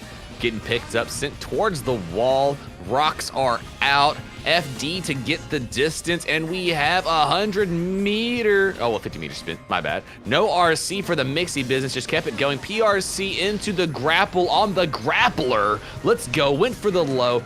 YRC from Vort said, please get off me. Slidehead not working. Tried to jump out of the corner. No more swords, but the Rekka does it in. And I'll tell you, it's something I've seen very unique to Mookie's style of Ramlethal. Going for Final Flash mid block string. I mean, again, hey, you got your plus, so why not? But like, you don't see a lot of Ramlethals going for something like that. You absolutely don't. Beautiful hit there from Vortex. Did not get the confirm because it wasn't a counter hit close slash. It was a regular hit. Oh, but the PRC after funny business leads straight into Mookie getting confirms. Yeah, big damage off there again with the final flash point with the 2H. First sword toss we've seen in a little bit. Wild Assault coming in, gets the hit. Sword toss out again and keeping that pressure up into the tap dust. Are we going to see a burst? No, we're not, but you're still waiting for it. And there you go. Perfect timing on the burst there. Vort pulling up. PRC said, nah, get out of here. Was ready with the throw. Pick it up into the Rekka. 6H into windshield wipers to get the kill. More than enough with the wall damage coming at you. Scaling be damned whenever that hits. Mookie taking game 1. Yeah, I really like that we saw Mookie very ready for a lot of these instances where Vort normally tries to, do something sneaky, go for like a PRC buster, go for a nice big hit that leads to a nasty combo. But it seemed like every step of the way of that first game, Mookie was like, I got a 5K, or I got a sword toss here, or I got a nice little 2S here. The answers, you can see Mookie's very prepped for this. It definitely does seem like that is the case. And I mean, we know Mookie be playing against all the top Potemkins across the board all the time. Being one of Yokai and Mash's own, they have Potemkins in the database at any point in time. But Vortex, one that definitely learns how the opponent wants to play and makes adjustments based on that. And this is just beginning to open up. Absolutely, this is going to be another one of those sets where it's just going to be really, really close. 6P into sword toss. No, wow, we just bulldogged and it worked out. I haven't seen that strat be used against Pot like that in a while. Oh, we didn't get confirms off of it? Staggers not working out. Sometimes Potemkins are thinking one too many layers ahead, but quickly into the tap dust for the win. Yo, running with the Mega Fist, a nice little 5H working out, and there you are, little Potemkin Buster into that Garuda. Give me one more. No, we're bursting out of that. We don't want to hold that, but there's that heat tackle. Ari back in the corner. You're going to have to hold this. Flicky business, hit the JS to put him back on the wall. We went for the JP, back dash in the sword toss. Looking amazing. We're playing Nooch. We'll call it Nooch at least. Guilty Gear Strife styling. Swords out, tried to backdash the other sword. Unfortunate, could have hit the flick, but got the miss. Instead, it's a wall stick incident. Mortabato, hard knockdown, positive bonus. Vortex sitting on 50 meter. Quick backdash, hammerfall, PRC overhead for the win. Bro says, sit down, I'm balling up in here. Tying it up 1-1 to start it off in, I feel like that should have been the trend of FNF 145. The sets are going to be close, and there's no sweeps. The brooms are going away, all right? Every single one of them. And if you thought that this is going to be the end of it, no. The next set might be even hyper than the one you're witnessing right now. Up next, we'll have Gragan versus Rebecca. What? Oh. There's a lot of Moth players in tonight's event. Shout out Moth, by the way. Kill your friend. Absolutely. The sister orgs of the community. All 5 of our friends. You know, we got like a nice little Power Rangers of community gangers out here. You love to see us repping the sets. And the quick pick up. FD tried to go out of it. Look at the double FDs on the way out. Oh, the whiffed throw. Not quite there for the punish. Hit the 2D. Going aerial again. We go Gap City. But big booty drops. Gets collected by a button from Mookie. Still trying to play their way through here. Vortex tried to armor through. Not enough. Windshield Wipers RC incident. Pick up on trying to be defensive. And Mookie getting another round. Yeah, and that was a clean round for Mookie. And, we saw that the sit on Tech tried to work out there, but it really does feel like Mookie has an answer for a lot of these approaches we've seen from Vortex. Vortex, again, has got a lot of really good hits in, got a lot of good licks, but more often than not, it feels like Mookie is meeting them where they are. Definitely does feel like that scenario is the case. While FD tried to stop the Wild Assault, get a little space. Far slash, oh my god! Trades with Sword, but Lord. the win for Ramlethal. Yes, sir. Way to get out. Oh, but a heat tackle. The Patsugeki coming out. Try to go for an air throw, but this time you're not going to be safe to punish the JD. Potemkin! Basta! Oh, yo. You'd have a pixel. Even a crumb. Nothing. Nope. Not like that. Not after a backdash. I'm gonna be real. Backdash, but Potemkin Buster should add a little bit extra damage because I called you out on the backdash. Oh. I had to delay that. We had to wait on it. Spin 50 meter. Either way, look at it. Neutral gameplay here. Tried to walk up slow after counter hit. Got the burst, but was not ready for the punish. But I could sense it in the air tonight. Oh, we got the flick right at the point you need it with Sword Toss. Try to get gap. We're going for space. Rekkas go happening. Vortex gets out. Air throw from Mookie. Calling it out. The backdash gets called out as well. Easy peasy Ramlethal squeezy. You are again a little 2K into that tap. Does got the wall stick, and yeah, we're gonna go ahead and throw those windshield wipers down. That's positive bonus. Mookie with another excellent 6P, trying to go for that chip out here, and there it is. Get you some Glock, get you some queso, whatever you enjoy, because that chip is gonna be working out here for Mookie, who takes the lead 2-1. I mean, let's be real, everybody. We were kind of happy whenever Ramlethal got changed from the Season 1 format to what they are now, but we all knew it wasn't really that different. Look, there's a few things you need to accept that are always going to be real.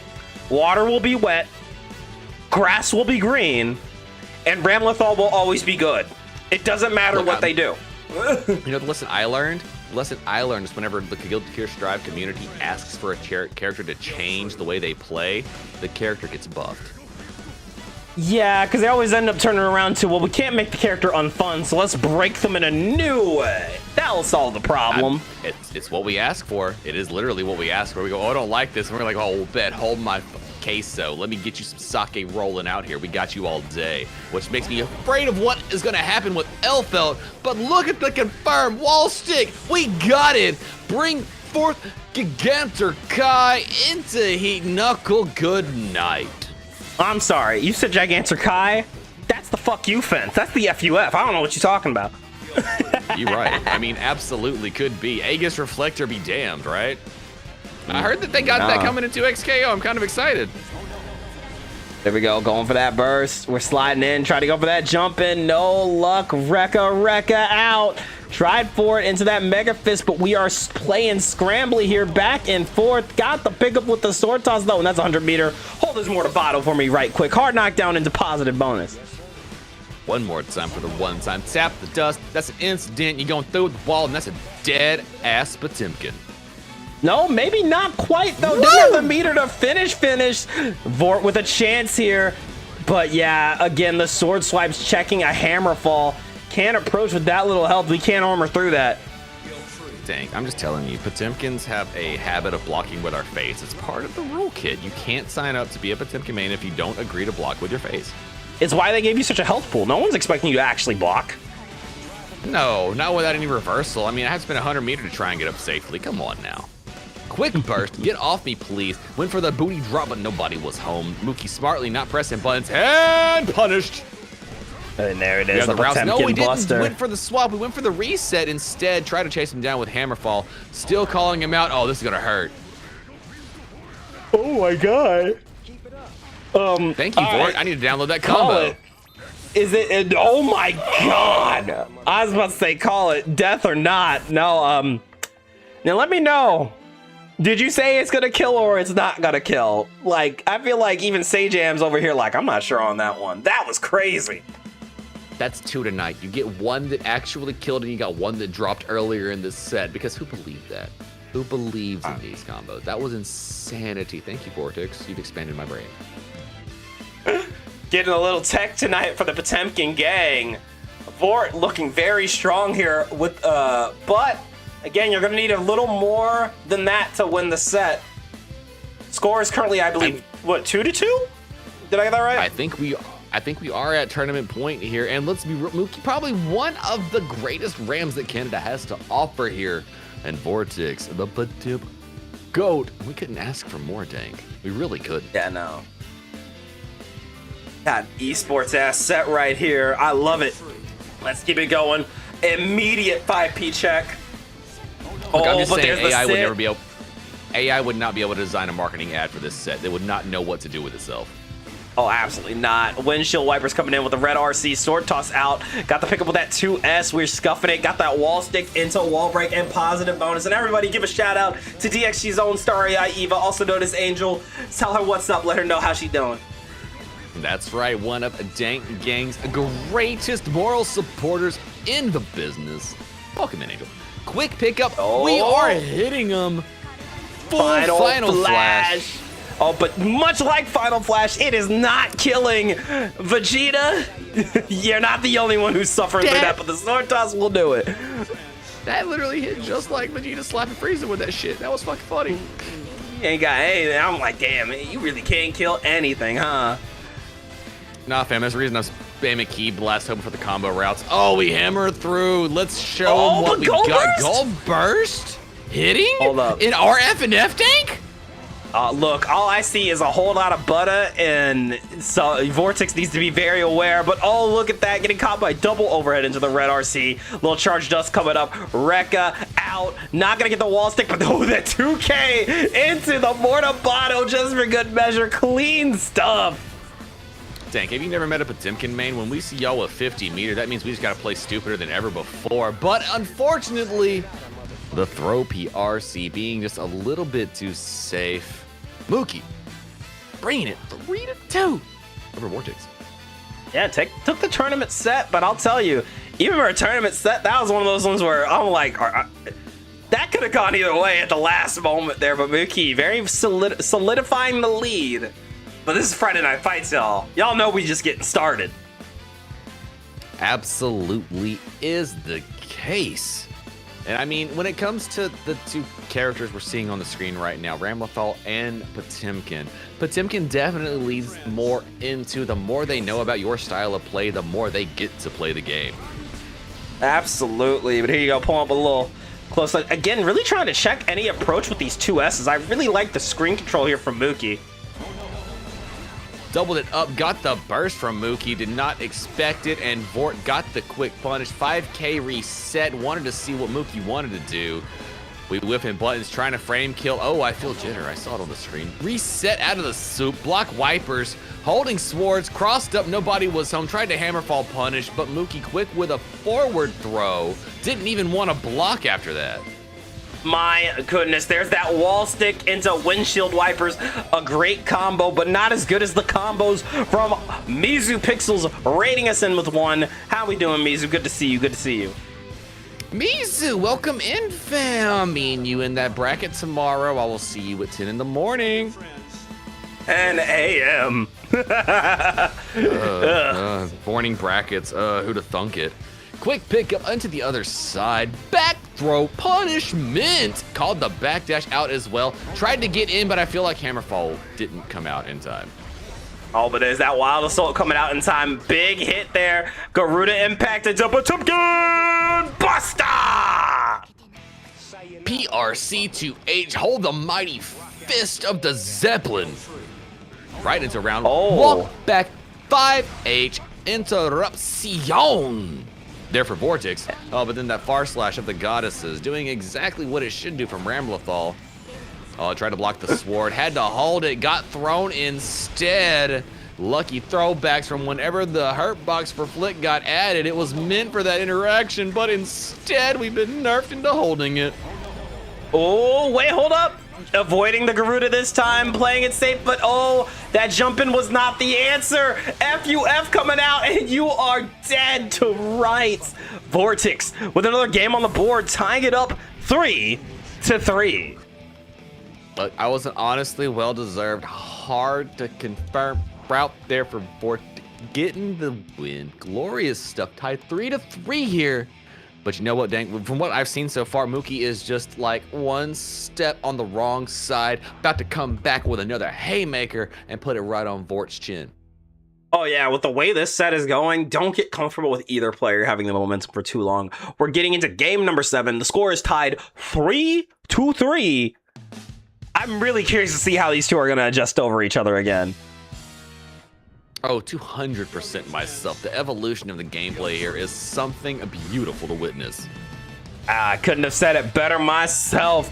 Here we go, 2S coming out with a little 5H, that JS working out, and again, you can really see Mookie utilizing these big-ass normals to keep Potemkin in check.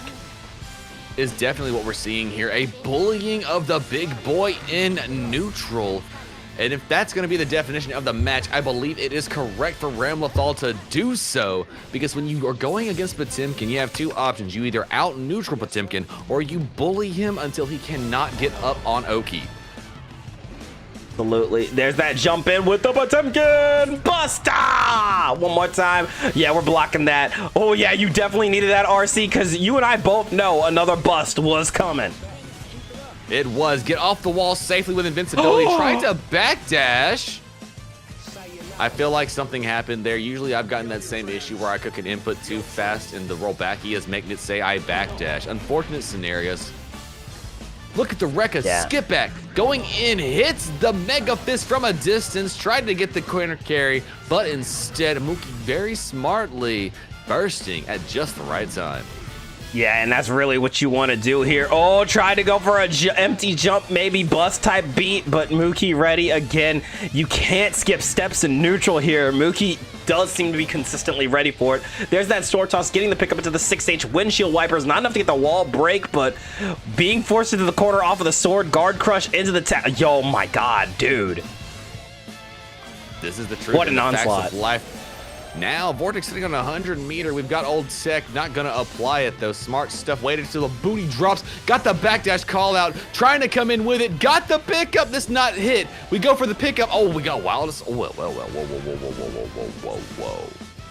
Yo, be careful, but that 6H gonna work out here for Vort. This has been very close. Dank, that last exchange I saw there can only be described as scrap. Very Yeah, scrappy, no. very interesting play. And look at that JK getting the wall stick into Mortabato. That a hard knockdown into positive bonus. Pulling up with that jump in sword toss out. Whip for the low. I wasn't expecting the low either. So, you got hit. Don't feel bad about it. There's that almost got the wall stick. Pick it up again with the burst. And yeah, you said we're not going anywhere. I'll spend all the meter just to get back in there. I mean, perfect call on the landing to hit the dust at just the same time that it lands. And oh my gosh. Calling out heat tackle startup with a far slash. Not having the armor in the proper location to get through with it. And Mookie gonna get another game on the board. Dude, that was a 5H from downtown and it still hit. The spatial awareness. The game plan of Mookie is so solid. It absolutely is. Shutting down everywhere Potemkin wants to be on the screen. And it feels like Vortex is trying to lock in, trying to figure out exactly the way that Mookie wants to get around and escape. And with Potemkin, a lot of the setups are based upon the amount of gap you put between your natural block screens, continuing how much gap you have naturally in it, and hoping that your opponent plays into that problem. Absolutely, and look at that.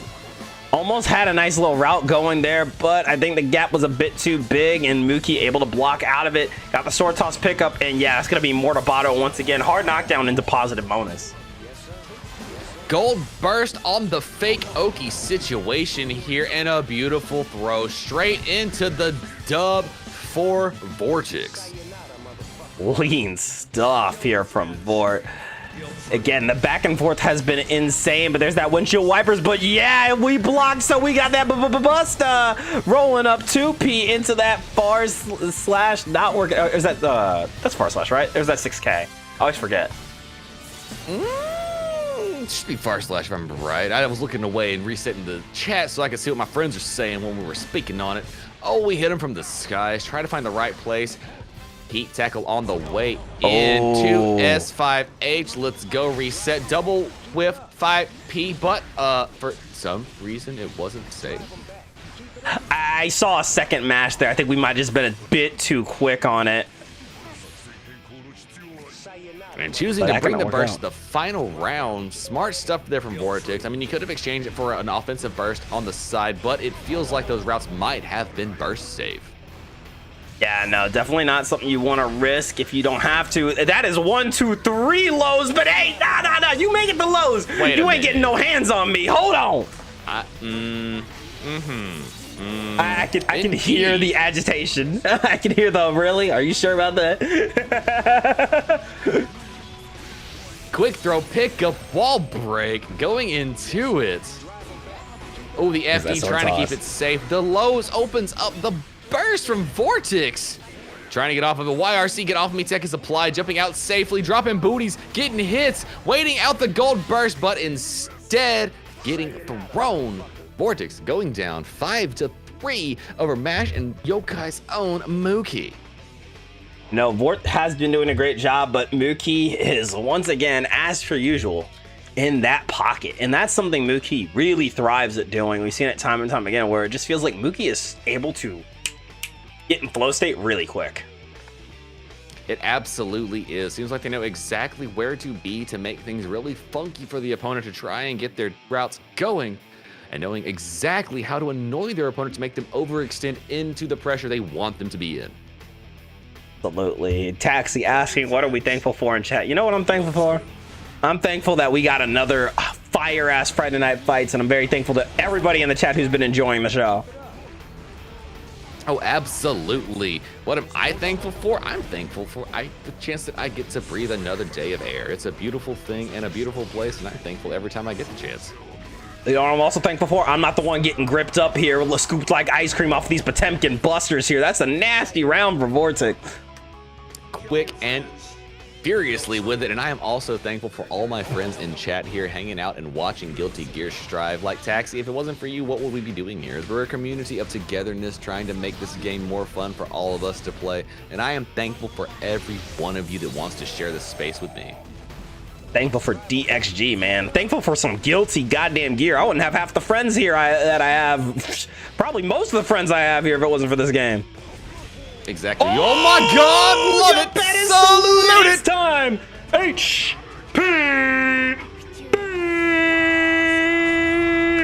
Air horn, air horn, air horn, air horn, air horn. Oh, I was about to say, do we got another empty buster right here? But no. Oh, got caught on the backdash. Sword explosion working out. And yo, Mookie, you better go get that bandit mask because you looking a bit raccoonish right now. That was a robbery. Dank, I'm sorry. You fought me too many times saying was that an empty jump buster? I was about to say, look. I know your You have types, PTSD. Okay? I heard I it. already know. I heard your I PTSD fought kick you in. enough. I fought bored enough. I know y'all want empty buster because y'all are disgusting. What do you mean? That's when we do jump S into not JH buster. What are you talking about? Yeah. Quick pickup, waiting it out. FD, please get off me, jumping, dropping booties. We try to collide with a 2S. All right, Mookie got some high-tech play going on here. One of maximum punishes. Instead, go for the throw. Grapple the grappler.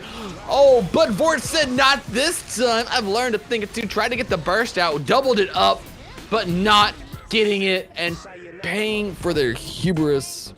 Vortex going down. Mookie up 6-3 over Moth Zone.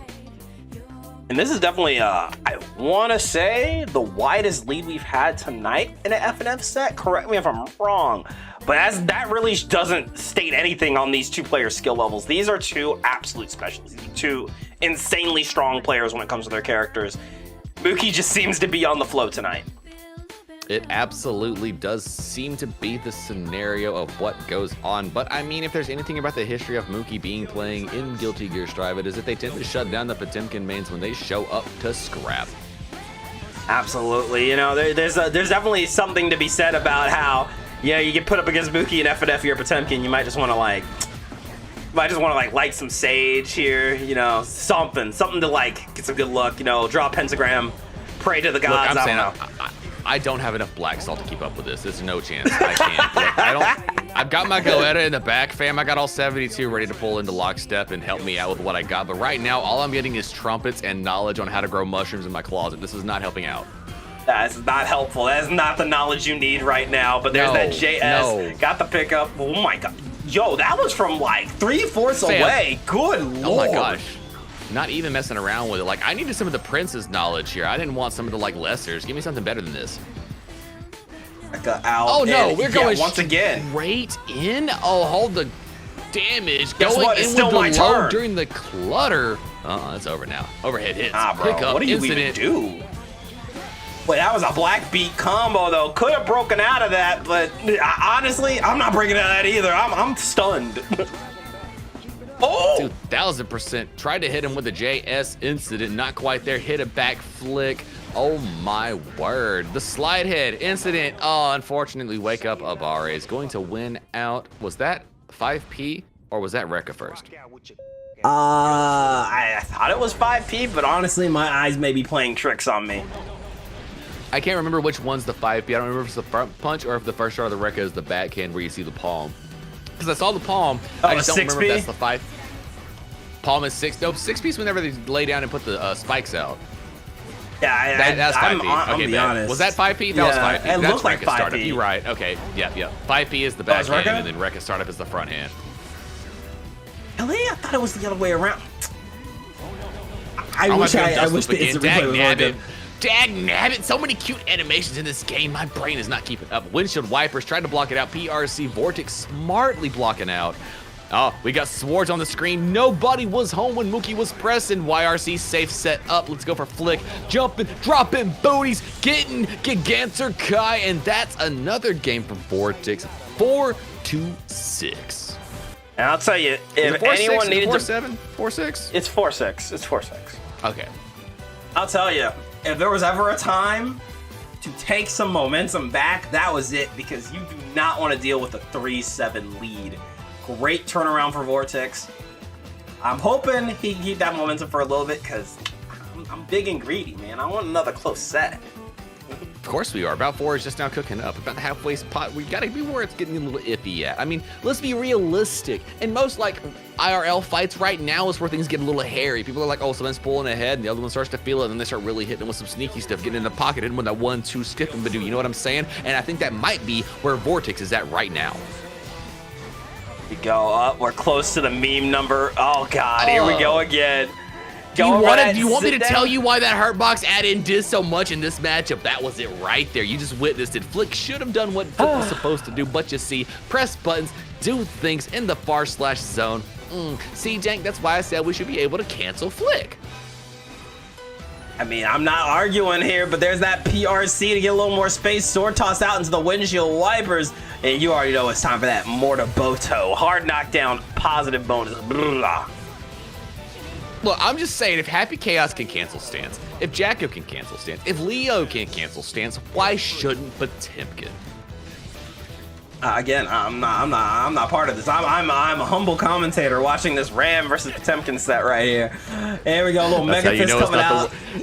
That's how you know it's not the worst idea under the sun. When Dag's like, you know what? Actually, I'm not gonna say anything. Oh, wipers pick up. We're going less than 50 meter to play with now. Vortex trying to find a smart spot, tries to flick, gets punished immediately here we for are. it. Going through the wall. That's a lot of damage. Final flash with that hard knockdown and positive bonus, running up with that 5P into a quick strike throw. We are grabbing the grappler out here with a 7-4 lead. Lixo, just to come to you, unsummon. Wink, wink. I like Lily's. I like Lily's take. Maybe no one should be able to stance cancel. Maybe none of you should have it. We're not playing City of the Wolves. No, we want more fun, not less fun. Come on, we're strivers here. You're If we right, can't you're survive right. in the most insane fighting game that's alive, we're not really trying here. We're supposed to be playing this game to laugh at everybody else playing fighting games, being like, our defense is definitely better than yours. Well, but think of it this way: if no one can stance cancel, then no one's bringing up. Just kidding. I don't know. I'm just fucking around. Anyways, the set going very much still Mookie's way, but a nice frame kill there. Tried to go for an excellent punish. There's the burst, 6H coming out, and yo, okay, we gotta talk about how Mookie is not afraid to just pull up on Potemkin. No, absolutely not. But if you want to deal with Potemkin, that is the mindset you have to have. You have to understand you cannot be afraid of the big burly man. What do you have to be afraid of when you're bullying this grappler? Absolutely not. And, you know, it's something I definitely have wanted to state because, you know, we see a lot of Potemkin sets in Friday Night Fights, especially a lot of Vortex sets. I think this is the least amount of busters we've ever seen. This is absolutely true. This feels like Vortex is trying to struggle bust their way through figuring out how to deal with Ram in this matchup. Absolutely. Has been a tough customer to deal with. The fence is out. Trying to go for the tap, does no luck. I love the walk back and the block. Can't get a buster too far away. And Mookie again shipping out another round. Unfortunately, Flick incident did not occur on Rock, did not get the reflection, which is super necessary to deal with that scenario. Stuck on the wall from round start, and that's going to be quick meter for Ramlethal. It's going to be a struggle to deal with now. Here we go. Oh, I like that again. The JK, the stanky leg coming out. Got the pick up there. And that just goes to show you. Sometimes those normal confirms are really the most goated combos in the game. Because if you can get a nice little normal confirm into wall break, yeah, you're not killing. But you got that positive bonus. And that next combo will kill. Absolutely would be. Gold burst on both sides, but Mookie coming out ahead. Wall stick, not enough for the super. Vortex on 100-meter, but not able to use many of the tools in Potemkin's kit. Oh, wow. That was an insanely smart use of the sword there. Gigantor Kai, get it out of here. I've seen plenty of things punish that, okay? I didn't expect that exact punish. That was brutal. I've never seen a strike punish through Gigantor Kai against another character. Axel can't do it. That's some specialty RAM stuff there. You gotta appreciate it when your character is that juiced in the matchup. Sometimes, like we were saying earlier, the matchup is just not gonna be in your favor. Yeah, no, and much like with tournaments, and even more so for Friday Night Fights, this event will really force you to just come to terms with your demons. And sometimes that's not a player. Sometimes that's your own mental, and sometimes it's a bad matchup. This is absolutely true. The 5H incident deflects shield to send things back to full screen. Jumping in and directly over buttons. We hit Mortabato off of the wall bounce and into wall break. There you go. What an air bro. God damn. Called it out, did not even get the safe JS set ups. There was called out with the jump in throw into Mortabato. It's gonna be a hard knockdown and positive bonus on repeat. Sword toss out into another sword toss. Yo, not even a second to breathe here. Mookie looking to secure another game. FD doubled up, tried to go in, hit the reset. We whiffed with the double. Going in for the delay, we got gap pick up yet again. Mookie on the wall. 6H set up, a lot of damage, and 50-meter for Vort to play with. Yeah, that's going to be a heat knuckle into a kill there. Beautiful round here from Vortex. You may be down, but definitely isn't out in a set like this. Let's see what we're getting into next game here. Starting with that JK, and yo, this could be a full confirm right here. Absolutely could. Unfortunately, Mega Fist forward working out. Strange interaction at the start. I feel we might have been cooking a buster, sliding forward, and ended up with Mega Fist instead. Here you go. Oh, Gold Burst baited out. And yeah, give me your soul and give me your health ball when we at it. Potemkin Buster getting the pickup. We got Plink confirms. Let's go, baby. Sticking out 5K stop sign all day long. Lingering the hitbox, loving to see it. Jumping out, FD blocking the burst. Going in with, oh, what? No. What? I'm sorry. Huh? What? Huh? Fence out, man. I don't know. Okay, you literally cracked out both sides of the commentary on that one. Amazing stuff here. Wild what do you Assault say? confirms, heading towards the wall. I think we're gonna go through it. Yeah, that's gonna be Mortabato, hard knockdown, and a positive bonus. Throwing out that sword, 6H coming out, explosion on explosion. Did not block that second overhead. So now that's gonna be another game for Mookie. And you know, I'll be honest. Did you let's be honest. I didn't block that overhead, second overhead. Did you block that? Nope. Nope, sure did not. I tried to hammer fall and got interrupted on startup. I pressed it. That second overhead. Very, very, very, very cheeky. Very good stuff from Mookie, who sits at set point now. Scores 9-4. Will the curse of tonight end at the bout 4? Maybe it's opposite day. I think it is. I think it's, oops, I think it's backwards man day. I needed to put my tie on the other direction. I think that's what's going on here. Tried to FD jump in, trying to space out and play that honest mid-range game that we were talking about Potemkin earlier doing. We go sword toss out, little 2K2D. Into the other sword coming out, explosion. Yeah, you got sandwiched there. Had to block both left and right. That's rough, but the Potemkin Buster makes it all worth the while. Quick RC, and oh my goodness, where'd your health go? Oh my god, no. What happened? That was supposed to be a flick route, and I know it because that was a 2K pickup on the other side. That was not okay. That was weird. Yeah, weird, but you know, it's still working out for Vort. Definitely not intended, but you know, sometimes you just gotta take what you can get. Going for that double Garuda. Excellent backdash. And now we are in that nice spacing that Ramlethal loves to be in. Oh, tried to hit the confirm, but Mookie walked out to the other side. Windshield wipers, wall stick incident. Morto Bato. And 50 meter here on Vortex side. Get the backdash. BRC into JD. Reset on 2D. Got him with the low. Tried to do gap, but got YRC. Calls him out with backdash, getting sword tossed. And a positive bonus for Mookie. And there it is, the windshield wipers again. Oh, but yeah, shut it down. Heat tackle coming out, trying to steal another soul, but this time the soul staying in Mookie's body. One time for the one-time walk it back. PRC incident gets clipped. We go straight to the ground again, waiting it out. 6H hits again to the other side. We crossed up with JS pickups enough to stick and the kill for Vortex. Oh, hold on. We might have spoke too soon. If we see a 6-9 score, the Bout 4 curse is alive and well. Vortex not going down without a fight. I love what we're seeing here. Absolutely. You know, sometimes when it comes to some of the upper talented players of Guilty Gear Strive, when you put their back against the wall, they really do go insane with the gameplay. Absolutely. I've seen so many players have insane breakthroughs when they're just pushed against a whole corner like this, and this could be the moment for Vort. Absolutely. Kubamuki cooking, showing us what they are about. Keeping the setups going, not allowing Potemkin to put the fear into them, and playing in the range designed for Ramlethal, which is exactly where Potemkin hates people being at.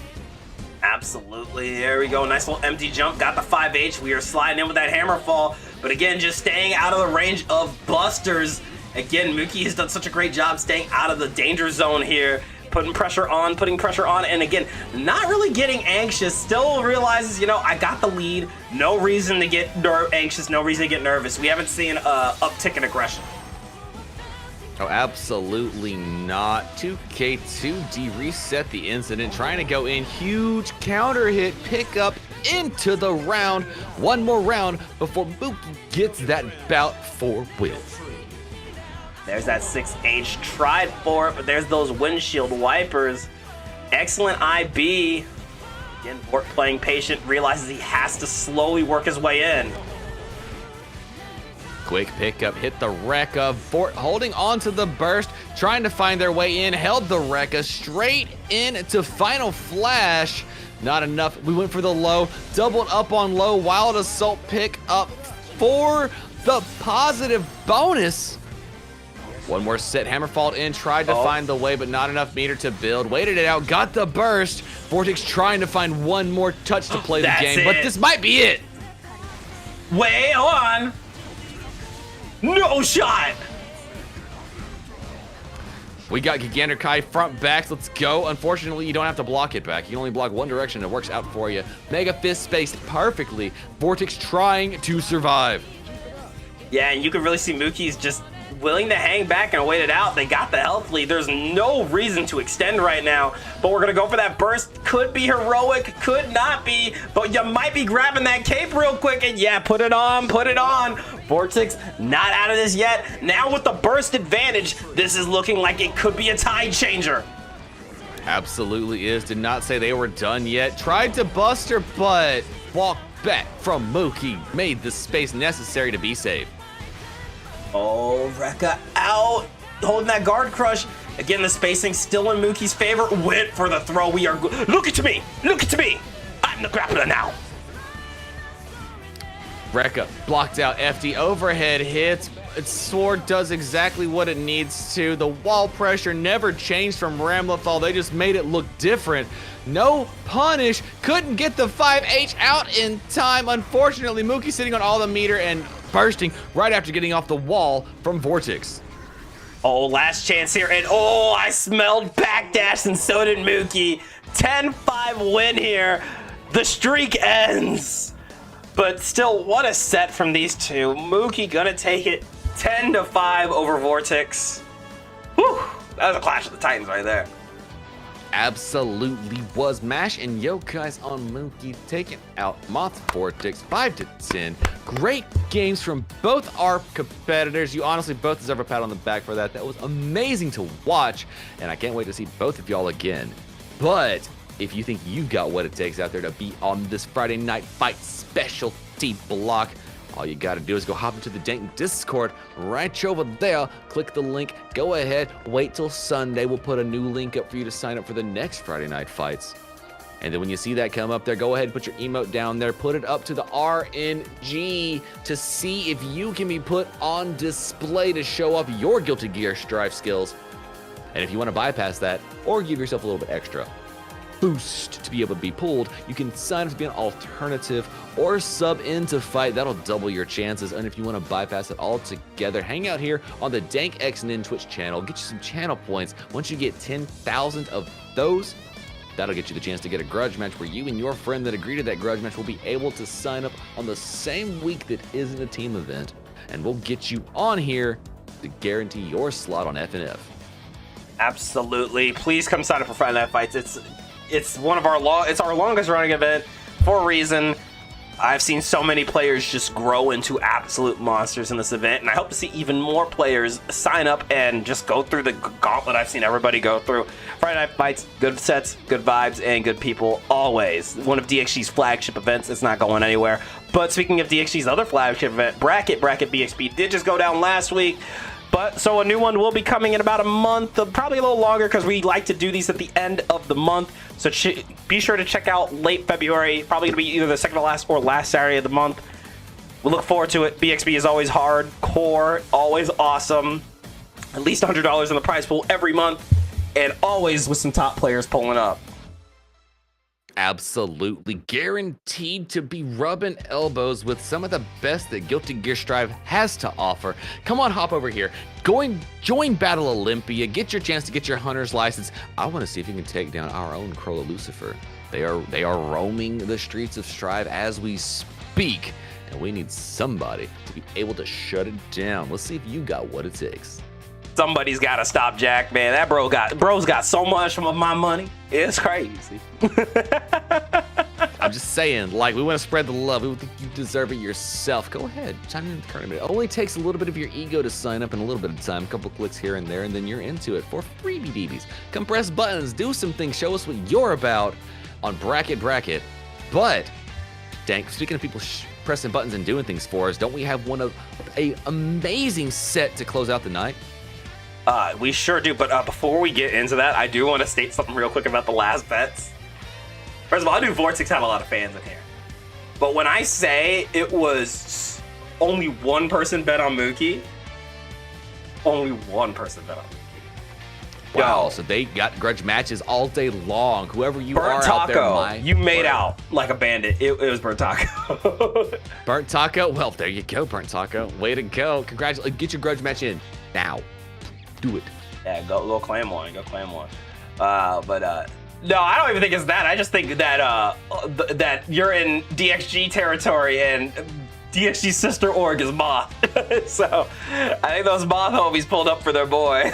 That's but exactly yeah, really, what it's about. really good They've stuff. seen what they could probably do against the Ram and believed in it, and Mookie was just able to clutch it up tonight. 2 fan favorites on the board though, so really hyped to see. But speaking of Moth, we got Moth's own Archmage, like you mentioned, going up against Dragon Monkey. I believe that's going to be Slayer Kai to finish off the night. So doesn't get much more hype than that. This has been an excellent FNF. We normally would have been close to calling it a night here, but we still got one more full set for you guys. So grab a drink, stretch your legs, use the bathroom, and that's what we're gonna be doing. We'll be right back in That's 5 right. with our last set.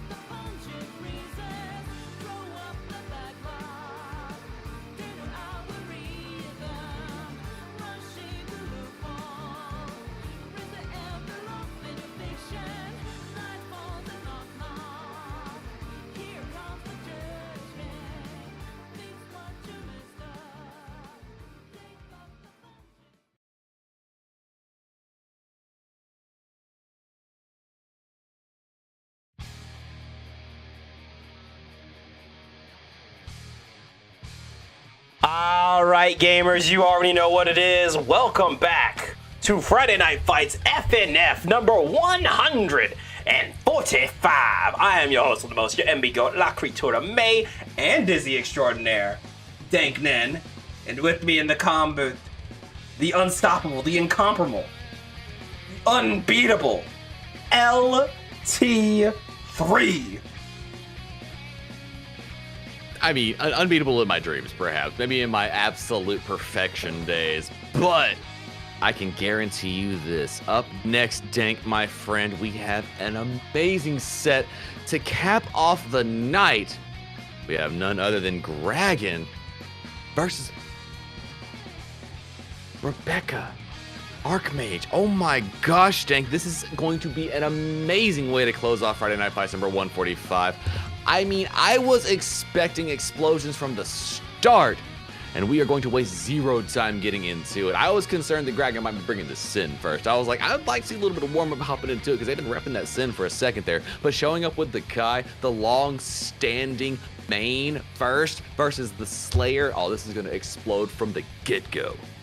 Hey, there are some nights where you absolutely want to come in with the second Gary or the second main, show what you can do, see how far they've come, and there's some nights where you want to just not fuck around, throw out the main, and just go ape shit. And I think tonight is one of those nights. Go ahead and place your bets, y'all. It's the main event time over here at Friday Night Fights 145. Players, you're good to go whenever you're ready. I need Becca on left. I need Gragan on right. Y'all are both welcome to one character switch 1 minute at a time to collect your thoughts, only available to you on Lost. Y'all know how Friday Night Fights goes. Let's finish strong, shall we? Let's see some violence. That's right. I cannot wait to see whose Far Slash will reign supreme in this matchup. And personally, looking at it, I can understand while going to the Kai would probably be a better option than rolling with Sin versus Slayer, at least on paper. Yeah, I definitely could see going for Sin, but I think, you know, when you talk about Gragan, we talk about how good the neutral is, how aggressive his just approach to the game is. But you're also looking at Rebecca, who she's a bit of a Kara demon in the recent months. Absolutely is the case, extending the range for the command grab and the dandy steps with the greatest of ease. And I have to be honest about the way I look at these two players because I love playing both of them all the time. They are wonderful at expanding your ability to understand these characters and how they want to play because they're so unique in the tools they choose to use. Gragan, a master of neutral as far as I know, and Rebecca Archmage, a glorious player that can make your brain fry with the approach that they use with this character. Absolutely trying to go for a bump ahead into its late, but look at that nice check there. Shock state is applied. Tried to run in with the throw and said, I'm not afraid of your dandy step. Go ahead and burst. We moving on to the next round. Yeah, Gragan out here reading souls and stealing them at the same time. Your burst is mine. Gragan saying it with the chest, hit flippy dippy straight into throw. Kai resets. They say it's negative frames. No, Kai says they're grapple frames.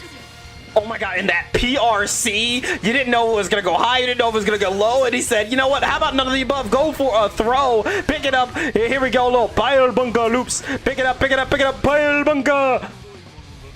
One missed DP, and that's all it takes before Slayer does it. There was your Kara bite, Dank. Little slide in for the nibbly bits, if you will, door dashing that mug. Absolutely door dashing up in here. You know, those delivery prices awfully expensive. So nice of Slayer to say, don't worry about it. You don't got to pay a thing. I'm just going to head on over. But it is not enough to secure game one. Nope, said I'm going to slide down here right on your doorstep, take a little bite out of it for my payment fees and be done with it. But like I was saying earlier, Gragan, that master of neutral gameplay, awareness of how Slayer wants to approach and interrupting the reset. Yeah, no, really nice clutch up there from Gragan, and I feel like that's gonna be a lot of what we see that really saves Gragan in a lot of these games, is his clutch factor. Absolutely could be, but you saw the unfortunate side effect of whiffing one DP in this matchup. Could you imagine what happens if you whiffed two? Yeah, I definitely don't want to get too comfortable with the DP around someone like Archmage. Pulling up with that double close slash, trying to get that open up 2H into the it's late. But I like the jump out. We are not going to go for the burst. Instead, we are going to go for a little bit of that back throw incident. Pile bunker pulling up into that bump ahead side switch. Master's hammer coming out, trying to discombobulate you. Tried to bait out the burst. No luck here, but we still got that reset. Yo, stop baiting. What did we say?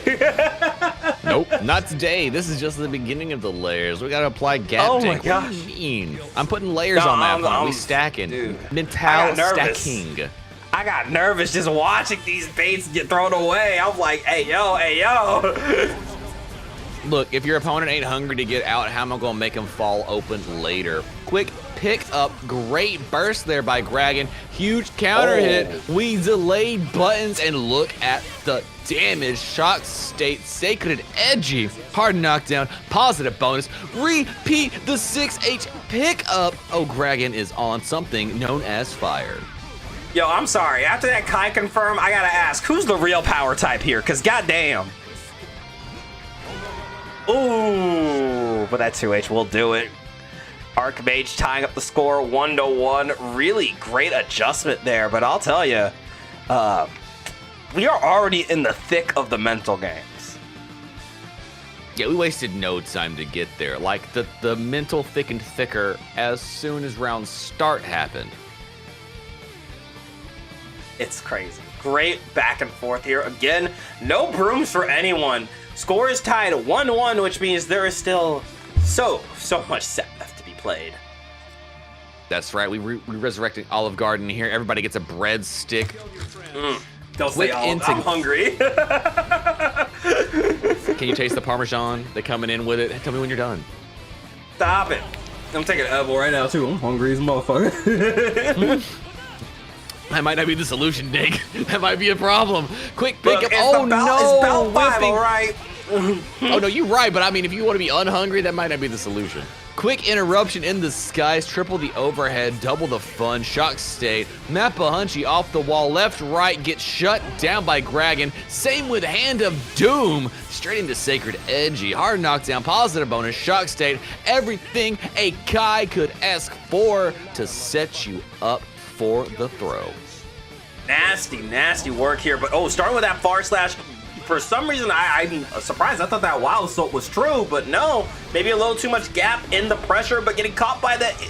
It's late. Big pickup here, and you already know what time it is. Super Mappa Hunchy. Gonna give us that hard knockdown and a little bit of that positive bonus. Going for that jump in. Try to go for that nice quick bite. Said, no, we're not doing anything. Hold this throw for me. Shock state applied it, instantly knocked off with a very aggressive burst. Shock state applied straight into hits. Not quite enough to kill, but it's enough to make it hurt. You go. Oh, 3. We riding that lightning. We riding that lightning.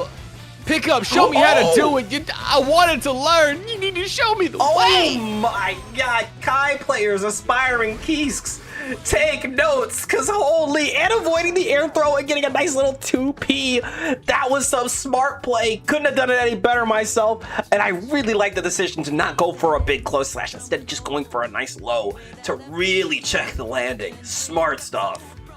Can we get even more nuance on that? Choosing to use HS aerial stun edge instead of S stun edge so that the hurt box didn't extend low enough. I mean, I don't know if it mattered, but that was amazing stuff if it did. This is the type of stuff you only really get to see when you put a lot, and I mean a lot of time into your character. And like, look, I enjoy Gragan Sin. Oh, nice, Kara. I enjoy Gragan Sin, but I'd be lying if I said didn't say that I'm really happy that he picked Kai for the full set. Oh, 2000%. You know me, I am a Kai loyalist until the end of time. Interrupting the for the Hunchies. Oh my gosh, calling out the backdash with a little bit of the arc. Run up throw after a stun or a scum dipper. And we reset into throw, run in 5K. Hey, yo. We go straight into the power of God and anime. We got it all on our side here. You just have to, what a 5P. clutch save there, but you still have one more guess. I saw that 2P attempt. That's not gonna work in when Master's Hammer is on the field like that. The hammer came swinging down, and that's a round for Archmage. Which one of those things about Kai that can be said. Safety is not very common. A great place to interrupt. Rebecca was really reading, making ready sets for it. Shock states applied, tried to check the 2K. Gragan waiting things out, trying to read their opponent and see how they want to play.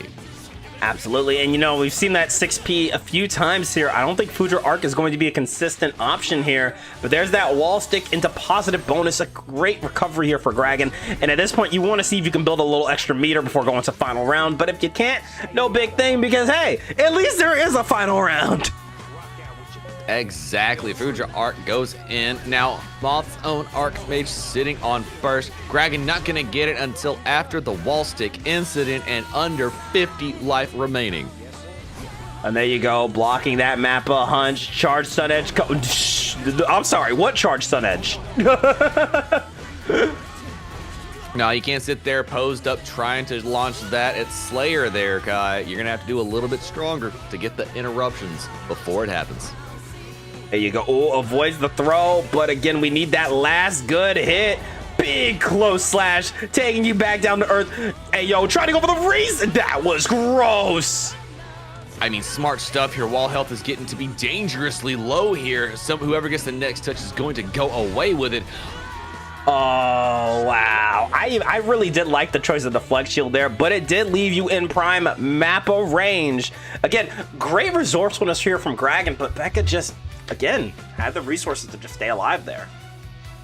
Absolutely did. Smartly awaiting the approach after the deflect shield happens. And dang, I mean, I'm going to get flamed here. What if deflect shield pushed you full screen? I'm not going to flame you. To be honest, I feel like depending on the character, that'd be really good or too much. Like, the zoner in me. The ones that would be too much are characters that, you know, the community are fine with that usually. Yeah, and like, because like the Mei player in me is like, nah. But the Dizzy player in me is like, why not? That sounds great. Well, the Mei in you literally goes, well, if that's the case, I can just like up Dolphin Plink and I'm fine. Yeah, exactly. That's why I'm like, I don't think it's that. Honestly, I'm not gonna hate on that. But you know what? I'm also not gonna hate on an excellent burst bait Shang Tsung out here. Look at that burst bait. Amazing stuff here. YRC got him distanced enough for the left, right. Good night. Gragan putting fireballs on the screen, trying to collide. Oh my. What a great double mash at the close slash. First one was on the wrong side. Archmage, Rebecca themselves thought they had the approach, went for the counterplay, and then got clipped up by Gragan. Oh, but there's that bite 2H into It's Late. Not close enough, though. Oh, but I like the Hand of Doom decision here. Are you ready for some more loops? Feeling hungry for some cereal, some Fruit Loops, if you will? Some dandiest to the fruitiest loops. I love to see it. Oh no, Kara, the nibble bits did not connect. Unfortunately, ended up at the wrong address. Double up the throw. Kai, the best grappler in the game in the moment. Oh my god. Yo, how many throws was that? Oh, and you're going for the DI kill. All right. 10 aura points to Gragan Monkey. I see you. Like, what else do you say about that? That's fucked up. What do you mean? That's peak cinema. That was hilarious. Nah, I love some chain grabs. I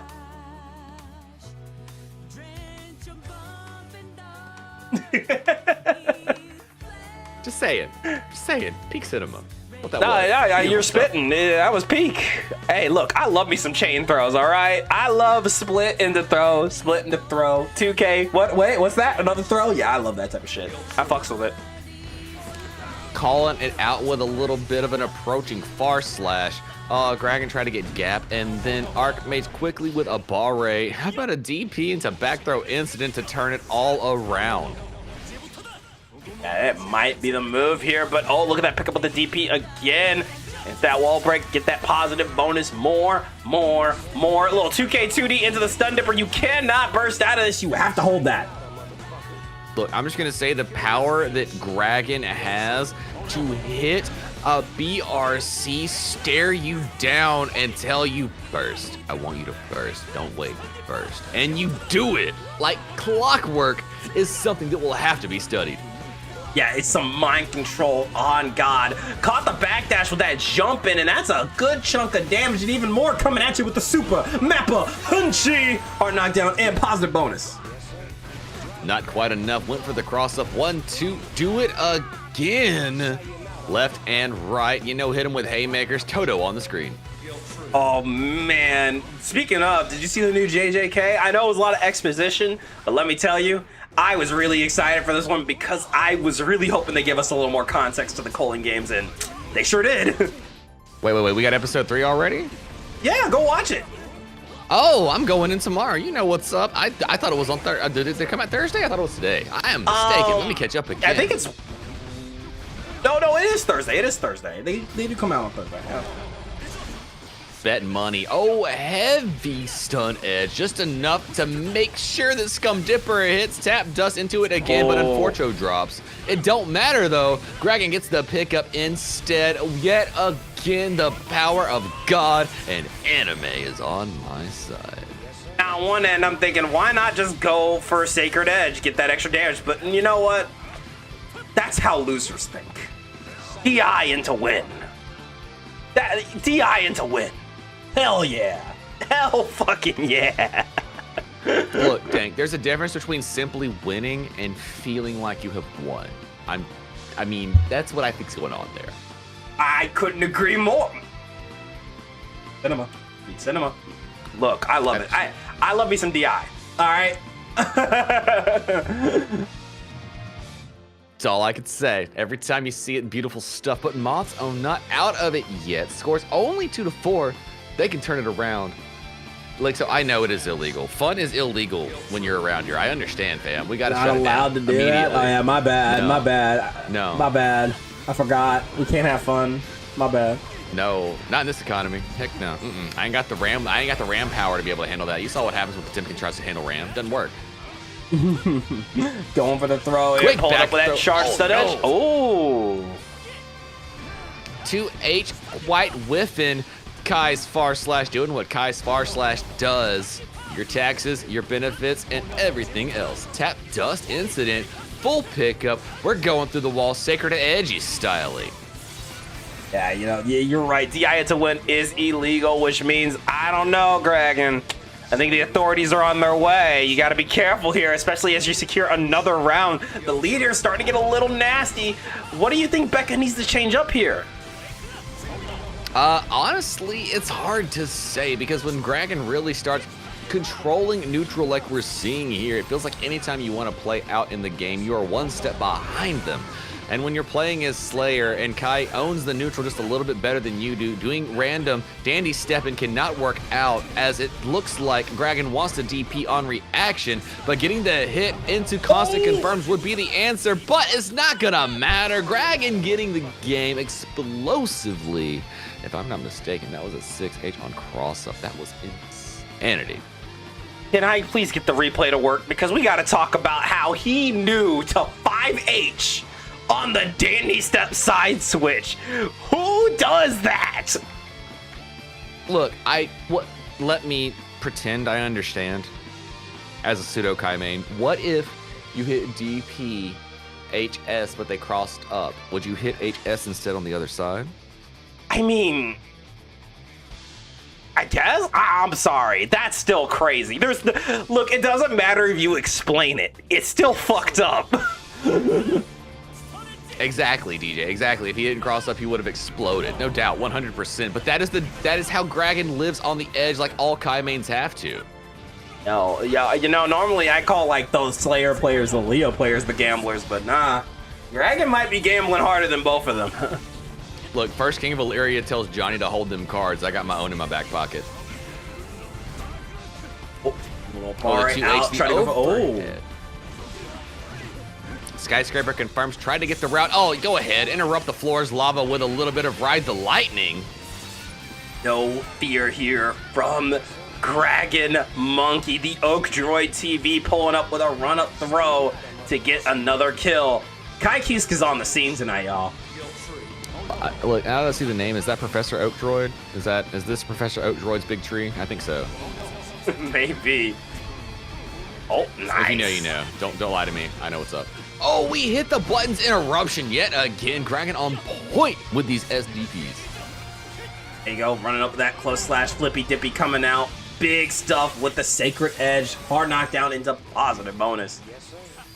You right. Oh, you no. right, Mini Gobu. You are the only gambler here. What was I thinking? YRC from Archmage said, please get off me, Greg. And Greg said, how about I just run up Throa with a Kai command grab? Telling you, even after all this time, I see run up Kai throw, and I'm like, hey, if you didn't react to that, you shouldn't feel bad. That shit's fucked up. This shit is fast.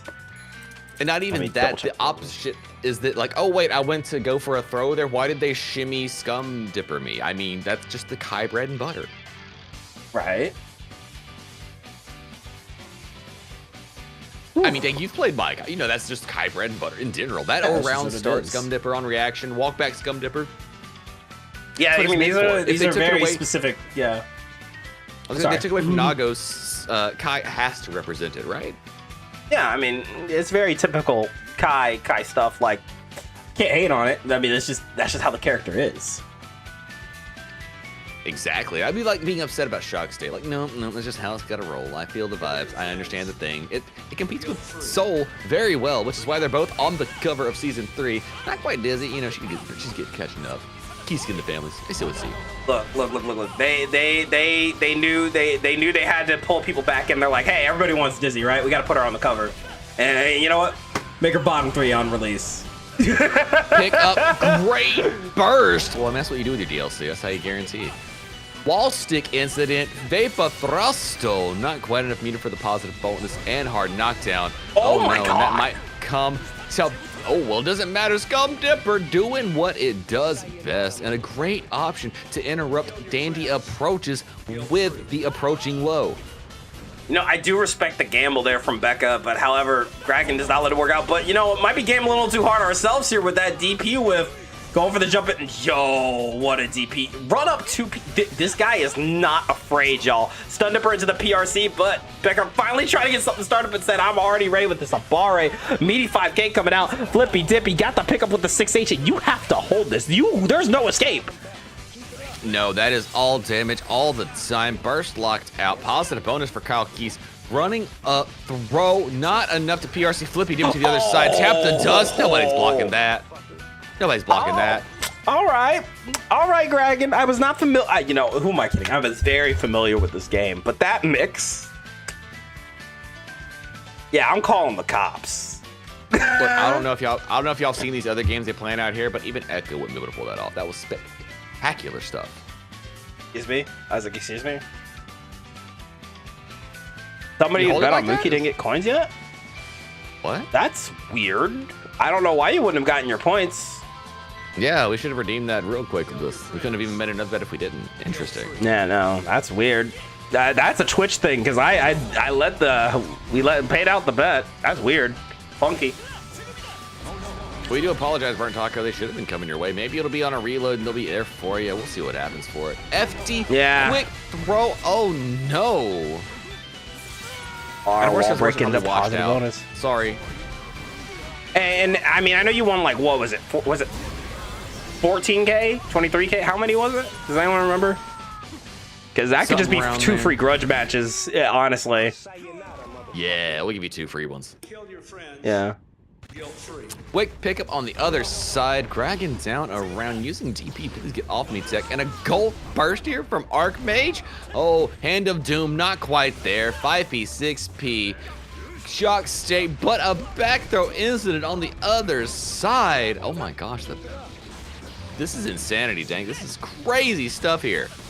Yeah, no, the shutdown on it. No way you blocked that YRC. Nah. Check them, PC. Check them. That was insane. Go over that wall break, get the positive bonus. Flippy dippy into the tap does. And that's one of those games where you just gotta put stuff down, take a sip of water, maybe walk across the block, scream to the void, just reevaluate how you got here. That's when I pet my hamsters, and I'm like, please, just make my router do it again. The Kara bite into the bump ahead routing. Perfect place to burst. Oh, you're dead. Good night. Oh, yeah. Good move. Good move there from Becca. Said, nah, you're not doing that. Super Mappa Hunchy through that wall. Hard knockdown, positive bonus. Going for the safe jump. And yes, felt that DP coming. And just a Kara for good measure. Maybe just a little, maybe had a little bit of enough of that, Okay, you got it now, Star? Great, great. I was about to say, we Yeah, should have done that sometimes- and paid out. Sometimes you do have to reset Twitch. Friendly reminder, everybody. If for some reason you don't get your points, like after a bet, do try to reset Twitch. Twitch is funky sometimes. They will hoe you unless you double check.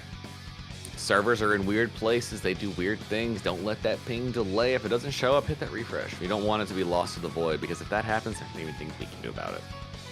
Yeah, no, nothing at all we can do, but speaking of things we can do something about, are you ready for some more action? Kill Your Freds, guilt-free. Start with a run-up 2K into run-up 2P. Yeah, you can really see Gragan really taking advantage of the fact that, you know, probably Becca's a little on the back foot now, being a little more assertive.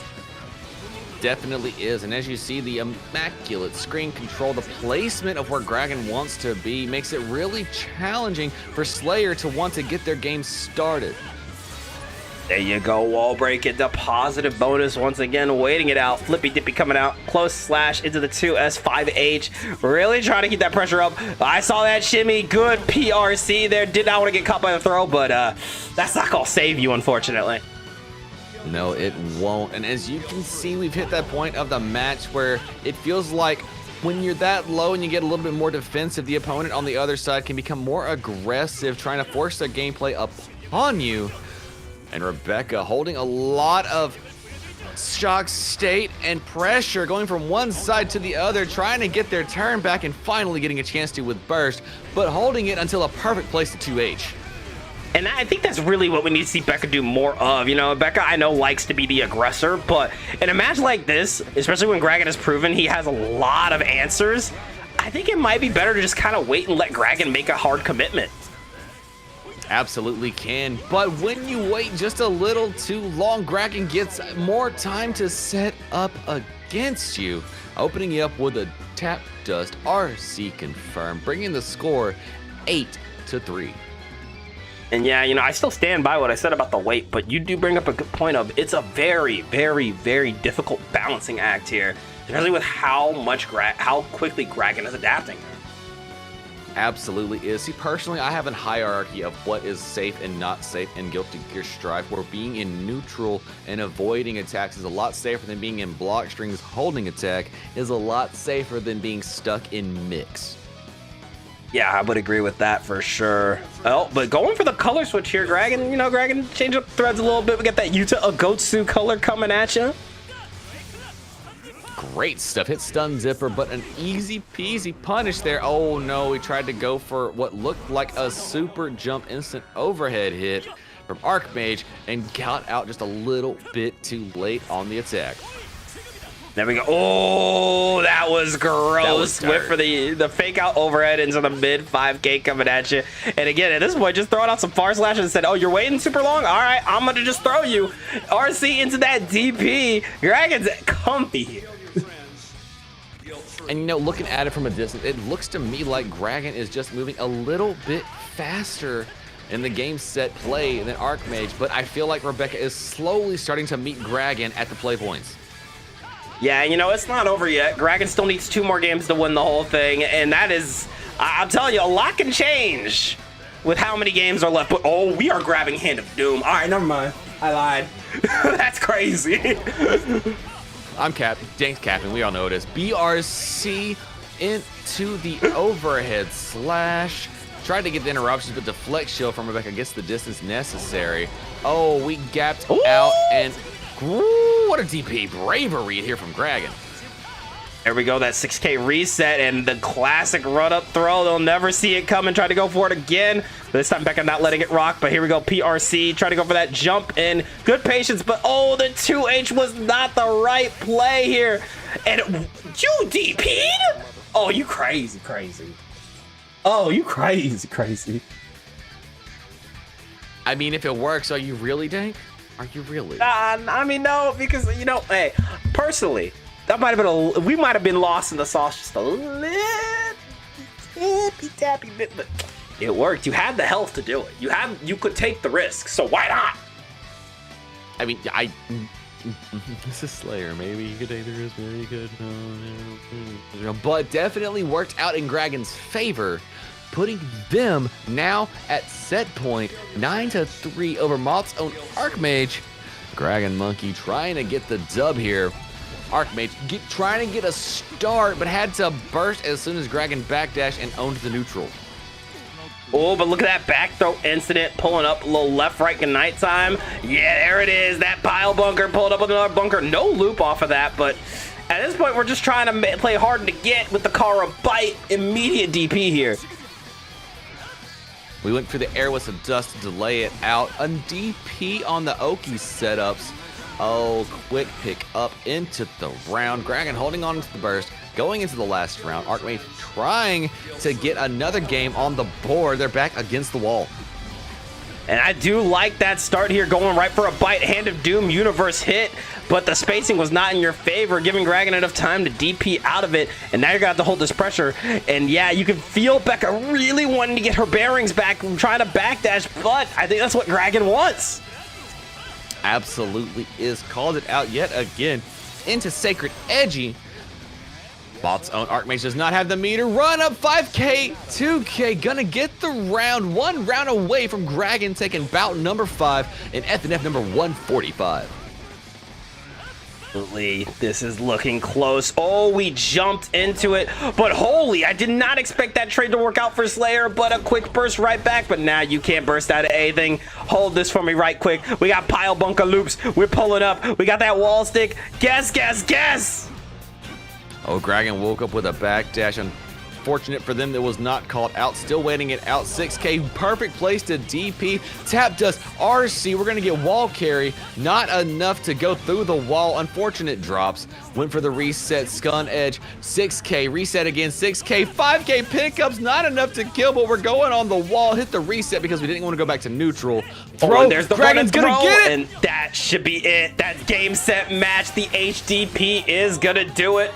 Gragan with a clean set, 10-3.